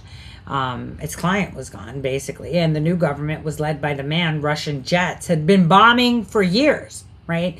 Because they were bombing HTS. Anyway, so early reports suggested that, you know, Moscow was going to be pulling out, airlifting their personnel and reassessing whether it can keep the Hmenim Air Base and the Tartus Naval Facility, right? It's only Mediterranean access. But then Damascus, Syria, kept having conversations with Moscow, Russia. They were like chit-chatting. And al-Shara, you know, our CIA asset that used to be al-Jilani, that one, and that is part of HTS, right? That supposedly was being funded or was being funded by Turkey, that one, right? That one. So al-Shara visited Putin in October of 2025, right? Then again in January 2026. And he told Putin existing agreements that he already had with Assad would be honored, not to worry about it. He asked for Russian military police to control the southern part of Syria near the Israeli border. So it was Syria's al-Shara that suggested, hey, Russia, do me a favor. I want you to go to the south of Syria and monitor that shit. But hold on a second, buddy. Hold on. Let's get comfortable because this is the good shit. So hold on a second. Make it make sense. So the guy who was funded by Turkey running the terror cell that Turkey was funding as a proxy for us, we were like, sure, Turkey, fund that motherfucker, who was our guy, changes his name to al-Shara, becomes president, and tells Russia, hey, don't worry about it. I'm not going to kick you out. I'm not shutting down your bases. I'm going to honor all that stuff. But here's a caveat. I need you to go to south of Syria, you know, where Turkey's trying to get footing, to like protect it and stuff. And so, right by the Israeli border. So Russia started supplying Syria with oil and wheat. Now, it looked like everything looked impossible to actually be functional. But why? Because every person in Syria story has a different reason why they want Russia there, right? So Damascus wants Russia as leverage, proof to Washington that, you know, Riyadh and Syria have alternatives and can't be dictated to. Like, don't tell us what to do because we got Russia. How about that, America? And it's like, to be fair, it means fuck all, but okay. So that's number one. And then the SDF, which is the Kurdish forces that watch Turkey's proxies dismantle their government, sees a Russian presence as a potential counterweight to Turkey that doesn't depend on America's political will, which has already let them down a million times. So every time, you know, we're supposed to be protecting the SDF, the U.S. is like, yo, SDF, we got you. And then Turkey comes in, fucking shoots them, rapes them, kills them, slaughters them. And we're like, oops, our bad, right? Because we're still pandering to Turkey. But so now the SDF, you know, is like, yeah, we'd prefer Russia because they don't take orders from, you know, the U.S., so they'll protect us better, right? So a lot of people want Russia that are not Turkish in the area that Turkey is going for, right? So, on top of that, Arab states also want Russia there as a check on Israeli military, right? That was actively bombing the shit out of Syria. And they've done a heavy-duty, intensive bombing campaign against the Syrian military infrastructure since Assad fell. So even Israel prefers to have Russia there. Kind of said it, to buffer against Turkey's footprint. So there's a lot of nations like Israel and the Arab nations and the Syrians themselves that want Turkey and that want Russia in that region because they want to be buffers. Now some of them are saying be a buffer to Israel because they're bombing the shit out of everything, and it's like the SDF and the Arab nations and Israel are like, yo, Russia, hang out there because Turkey's fucking coming in hot and we need some. So again, Israel wants Russia and Syria to limit Turkish influence. I say it again. And so we kind of helped again, like I said, because we eased sanctions on Putin. We're like, yeah. So we're in essence paying him because there's no sanctions. Now, Turkey, here's the twist. They support Russia's presence in Syria too, because Russia's footprint limits Israel's ability to build a corridor to Kurdish forces in the northeast. So they're like, yeah, Russia, you go there because we want to keep an eye on what Israel's doing. Are they bringing in Kurds? We want to see what they're doing. And a Russia that complicates Israel and American moves is a Russia that serves Turkish interests without requiring Turkish accountability. Make sense? That's how they see it. But Turkey is not checking Russia in Syria. See, Turkey is using Russia as a free geopolitical buffer, allegedly. A buffer didn't have to build, fund, or staff. Now, Moscow thinks it has a partnership, allegedly. And Turkey thinks it's a good tool. And the gap between those two perceptions is where Turkey operates. But the airspace above that gap of those perceptions is where Russia, the United States, and the rest of the world operate. Remember that line. Now, HTS provides governance. The SNA provides force projection. Now, Russia provides the buffer against the one actor, Israel, whose growing Syrian's influence has Turkey not being able to control through proxies. And all of this runs under a transitional government that is staffed by former HTS members calling themselves a democracy, receiving Western sanctions relief, and thanking the international community for its support.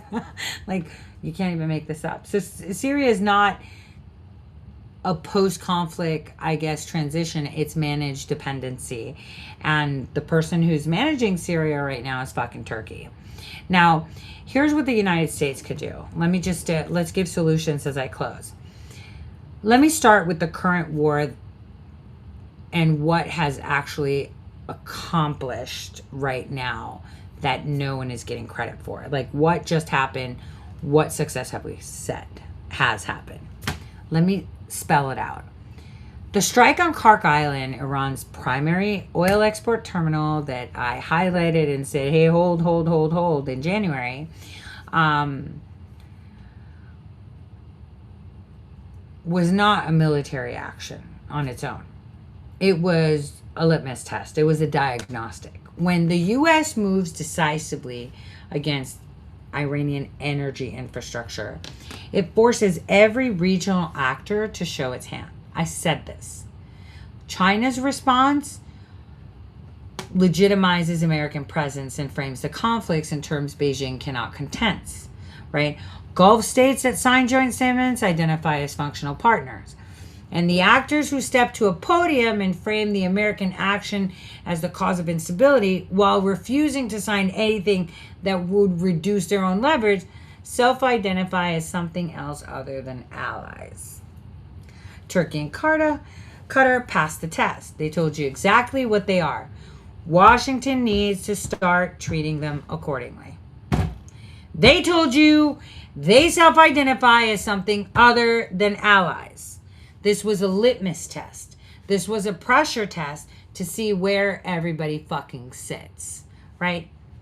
So here's how it actually looks like. So the first step is not a press conference or public confrontation. Public pressure on Qatar during a live energy crisis is a gift to the actors trying to destabilize global markets. So the step is a closed diplomatic engagement that stops treating each friction point as an isolated incident. The joint command arrangements. The helicopter investigation deferred entirely to Qatari authorities. The defense cooperation pledge from the Doha podium. The refusal to sign the Hormuz statement. These are not separate issues. They're a fucking pattern. And American diplomacy needs to engage them as a fucking pattern with the same level of intentionality that Turkey and Qatar have brought into building it. So that's number one. Name the structure. Be like, yo, bitches, listen. This isn't an isolated motherfucking incident. It's fucking, you did this, the corporation pledge from Doha, you refused to sign the Hormuz statement. Those can't be two separate items. This is a pattern. You're not an ally. You're not doing this. You're not an ally, Turkey and Qatar, period. So then another thing we could do is apply the Brotherhood designations consistently. Okay? Because guess what, Saudi Arabia? If you don't apply that shit, them motherfuckers are going to steal that shit from Iraq. We're going to have a huge ass war. Erdogan knows it. Let's just have the bear take him out quick. So we can apply the Brotherhood designations consistently, right? So on January 26th, see where I'm going with this? You're going to be like, oh shit, that's why it happened then. That's what's up. Designations were described as the first actions of an ongoing sustained effort, right? Now that frame is only true if the effort actually continues. So the International Union of Muslim Scholars, that's headquartered in Qatar, amplified through Qatari and Turkish state media, issues fatwas for holy war against Israel. And so that's an obvious candidate we can target as a country. You know, Qatar is simultaneously negotiating for F-35 fighter jets from Washington. Like, why the fuck are we going to give them F-35 fighter jets? The country that hosts the Brotherhood's de facto headquarters has pumped $6.5 billion into American University as an influence operation. And that refused to sign a statement of reopening the global shipping lanes. And it's asking for America's most advanced fighter aircraft. That conversation should include a fuck ton of conditions. We should be like, you want F-35s? Well, let's talk about what the fuck you're doing. Muslim Brotherhood is a terrorist organization. You say it too, right? You signed that shit. Why do they have headquarters? Why are you giving them money? Why are you running ops in my country? Why was the fucking interview, Qatar, that you had with your Turkish guy fucking full-on blown out propaganda through your Muslim Brotherhood Al Jazeera fucking arm? Tell me. And you want jets. Fuck that. So this is what America can do. So if I was one of the strategists, I would say, hey, all right, we got to get this designation going that they're Muslim Brotherhoods. Now we got to pick up all these little subsidiaries and start nitpicking so we could put pressure on them. Oh, you're housing terrorists. Oh, they're doing this shit. Oh, they're doing that shit. And then we can isolate them. This is what I would do. First step, right? First step would be like, yo, you're not our friend. And I'm not going to do it publicly. I'm going to tell you personally. I'm seeing a pattern and I'm not liking it. You and us, it would be, this would be me at the table. If President Trump said go to her, I'd say, hey, how you doing? So I'm noticing a little bit of a pattern here. I don't feel like we're on the same page. It feels like you want to play ball on all fronts, and I don't do that. I'm all about, sticking to our words and doing shit. So we need to talk about it. And, if you want diplomacy, you need to start opening your mouth and talking, not side talking. That would be number one. Number two would be like, yo, I mean, you guys set out like a bunch of fatwas, and you just agreed with the rest of the Arab nations and my country, Qatar, okay? Because I'm here to like talk. We're friends, right? For now. But you let fatwas go out to like, you know, take out Israelis, whatever, who knows? But they're part of the Muslim Brotherhood that you're still funding. I'm not okay with this. We need to talk about this. You want F-35s? You got to condemn that shit. And you know what? You got to evict the Muslim Brotherhood from your tiny nation. You know what? And on top of that, I want you to shut down all the American universities that are here. You know, actually, my government is starting to investigate the money you invested in these universities in the United States to see what kind of laundering and what kind of projects you were really funding, other than being able to take their name and say you have a university of XYZ state in your nation. So I've already started investigations there. I'm going to get to the bottom of it. I'd like us to be friends, so why don't you do what I ask you? And then maybe we could talk about F-35s. And then I think the most important and most underutilized strategy would be this. And this is my strategy, okay? I would activate Greece as the counter node. Greece, Israel, and Cyprus have been running trilateral summits since 2016. Coincidence. Specifically to develop that energy and security architecture that bypasses Turkey, like I said. Now, during their December 2025 summit that happened in Jerusalem, all the leaders from Cyprus, Greece, and Israel are committed to advancing that IMEC corridor that I told you, you know, to go up to Greece and out to Europe. It's a combination of like maritime routes, pipelines, and connectivity actually linking, you know, Asia and Europe via Israel, Cyprus, and Greece. Now, Greece's prime minister, you want to say, why Greece? Greece isn't Turkey. Greece is next to Turkey. For now. For now. I already told you how this ends. So, you know, Greece's prime minister actually discussed and described how Greece's infrastructure development has been aimed at reducing Turkey's influence on the European energy map. Though one caveat here is that the Chinese own most of the ports in Greece, specifically the ones that bring oil. So that's going to be a bit of a hiccup. So people need to figure that out. I'm just bringing up, you know, I just want to be that Debbie Downer to my own fucking strategy. But anyway, the East Med pipeline would carry Israeli and Cypriot offshore gas through Crete and then onto mainland Greece and then onto Europe.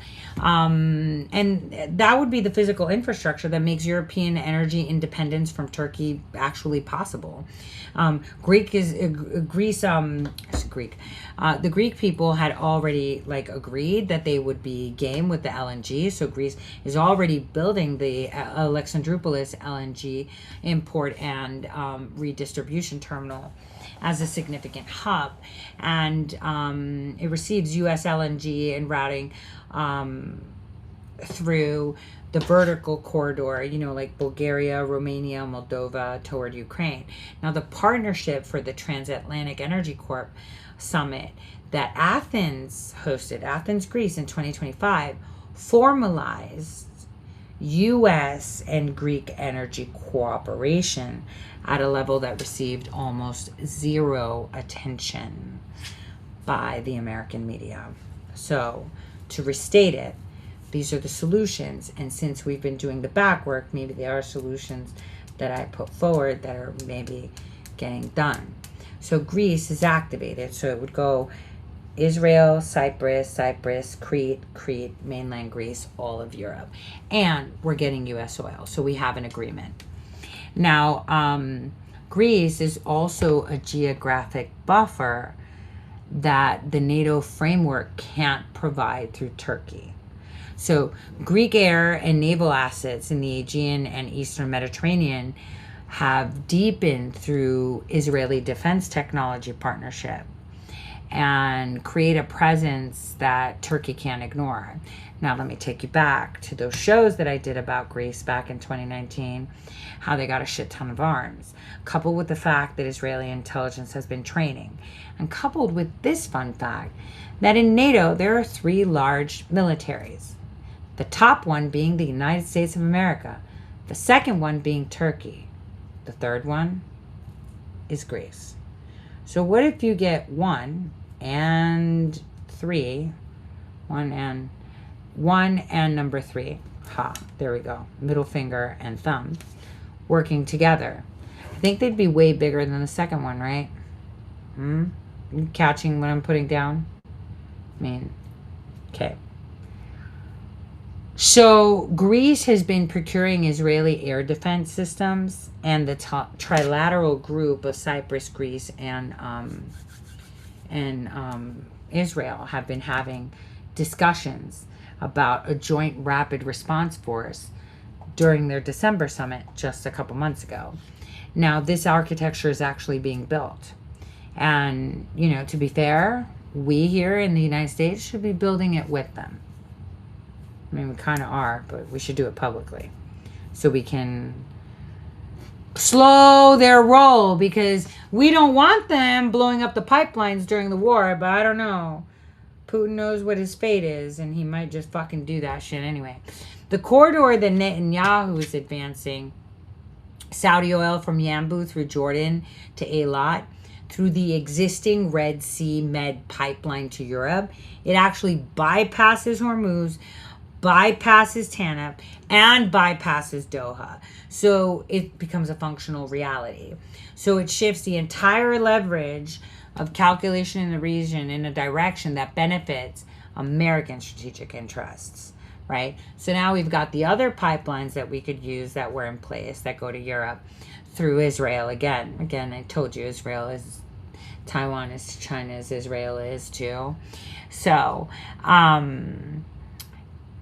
you know, we as a country should be working that angle with Riyadh right now, quietly and specifically, rather than treating it as a Netanyahu initiative that the U.S. supports in principle. We should be going behind it, and I know that we're not doing that for other reasons, which is another show in itself. But I think we should do it. Just fuck it. Just pull the pin. Now, another thing we need to do is stop letting NATO membership function as the ceiling of accountability. I said this years ago. I'm going to say it again. Turkey purchased Russian S-400 systems. It embedded its military inside a Gulf state, running a parallel strategic motherfucking attack. It refused to commit to reopening global shipping. Turkey did. It maintained active communication with Tehran throughout the whole conflict. It's supplying drone components to the Iranian Revolutionary Guard, okay? It had its AKP official host Brotherhood-linked events featuring Hamas leadership. The alliance needs a mechanism for distinguishing between members who anchor it and members who use it as cover. And that mechanism doesn't currently exist, and it needs to. So we need to call this shit out. I mean, you can't keep saying I'm a NATO member, right? When you're funding fucking the IRGC, you're giving them drones to even shoot at you, motherfucker. You're letting shit blow up. You're not like, yeah, let's help partners go through it. No, we're not going to help because you guys can use our shit. Like, fuck you. We're not even going to use your shit. Erdogan, your days are numbered. I'm just saying, like, I said it was going to happen years ago around this time. It's happening around this time. Anyway, let me close with this, because we're not going to see each other till Thursday. Now, what makes this so hard for Western governments to deal with is that Turkey and Qatar are not doing things randomly. They're not confused. They're not being contradictory. They're executing a consistent, disciplined strategy that has been running for years, in some ways for decades. And that is optimized for exactly the kind of chaotic, fast-moving crisis we're living in right now. And so,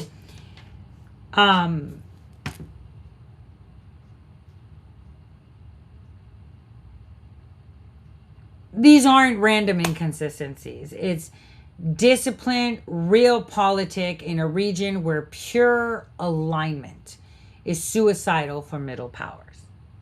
Turkey and Qatar are not winning the war. They're positioning to own pieces of the peace.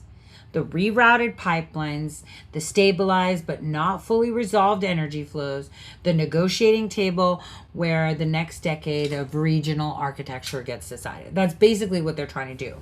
But in that video that we saw, he said something that I want to leave you with. Well, aside from the fact that he's with his brothers, because these are actors that aren't hiding their playbook, okay? They're betting Washington remains too short-term focused to disrupt what the fuck they're doing, right? History suggests that bet often pays off, okay? Until it doesn't. And I think right now it's not going to pay off. So usually when energy prices or migration flows or refugee crises bite harder at home than the operational dependencies do, right? And this is why we'll see it. So we might be approaching that moment. Oil over 100 a barrel, Qatari LNG offline for years, European gas prices surging, the Strait of Hormuz closed, the global economy absorbing shocks it was not built to handle. Then they'll give you cryptocurrency that's trackable. And you know, this is the moment when that video where the podium actually matters more than missiles. Like the missiles tells you where the war is. The podium tells you who's going to own the peace. Okay, that happened. So these two men stood at a podium in Doha on March 19, 2026. The world was watching fires, and those two men were doing something else entirely. They were announcing in plain sight where they intended to be standing when the smoke clears. Now, I've been telling you for years, drink from my well and you'll never be thirsty. Today we had a big ass drink. Big ass drink. I hope you guys absorb this so you can understand what this war is, because that's the problem. People are just not understanding what this is all about. And I'm hoping that I gave some clarity to all of you. And for those of you that listened, yeah, that's what we need to be doing. We need to be pushing on this right now completely and not letting them get the best of us in that manner. So on that note, you guys, I'm going to be seeing you on Thursday with a full-blown show. And I wish you guys a fantastic evening. I mean, I'm Tori. This is the Tori Says Show. Stay awake and stay free. God bless. God bless America, and God bless our president. President Donald J. Trump. Good night.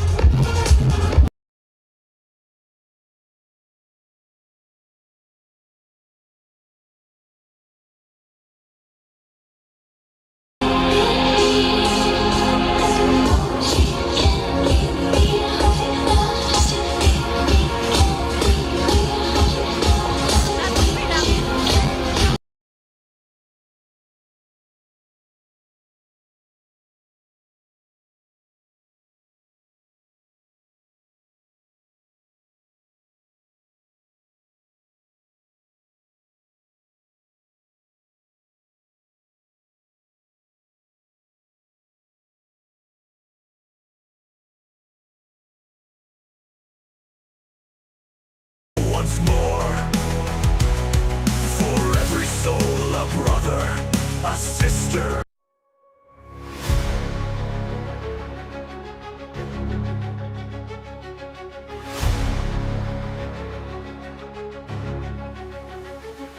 Woe unto those who spread and cheer a chasm among their brethren dear. Can you not see the beam in thine own eye before casting judgment from on high? In God we trust, let this be our creed. To build bridges, not walls, to plant love seed. For in the embrace of unity, we find the strength to coexist, you see. Instead of seeking peace, you summon strife. You revel in chaos, you crave the fight. But there is but one race, the human race. And in unity's light lies our true might. In God we trust, let this be our creed. To build bridges, not walls, to plant love seed. For in the embrace of unity, we find the strength to coexist, you see. You see.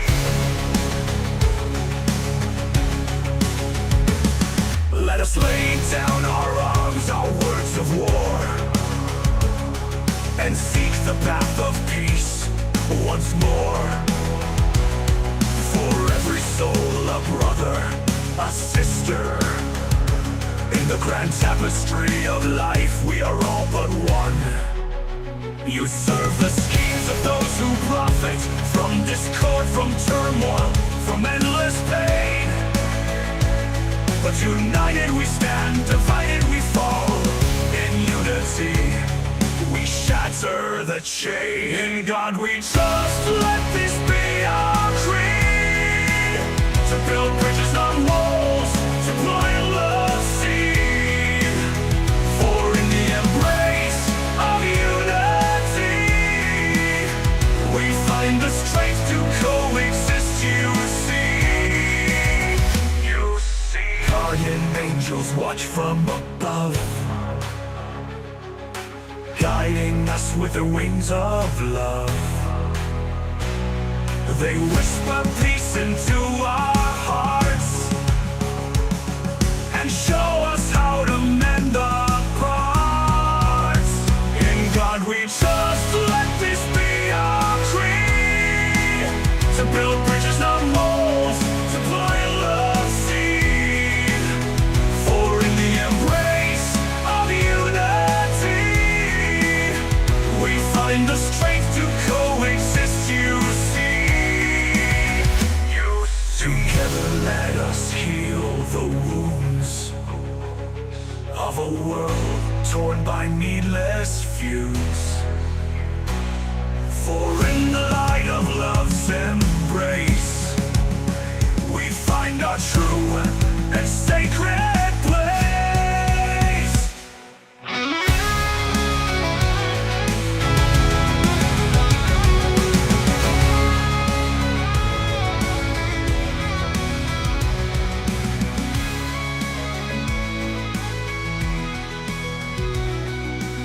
Together let us heal the wounds of a world torn by needless feuds.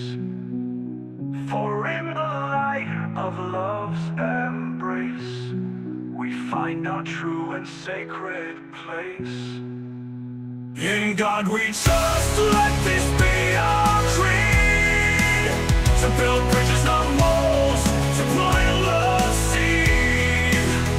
For in the embrace of unity, we find the strength to coexist, you see. You see.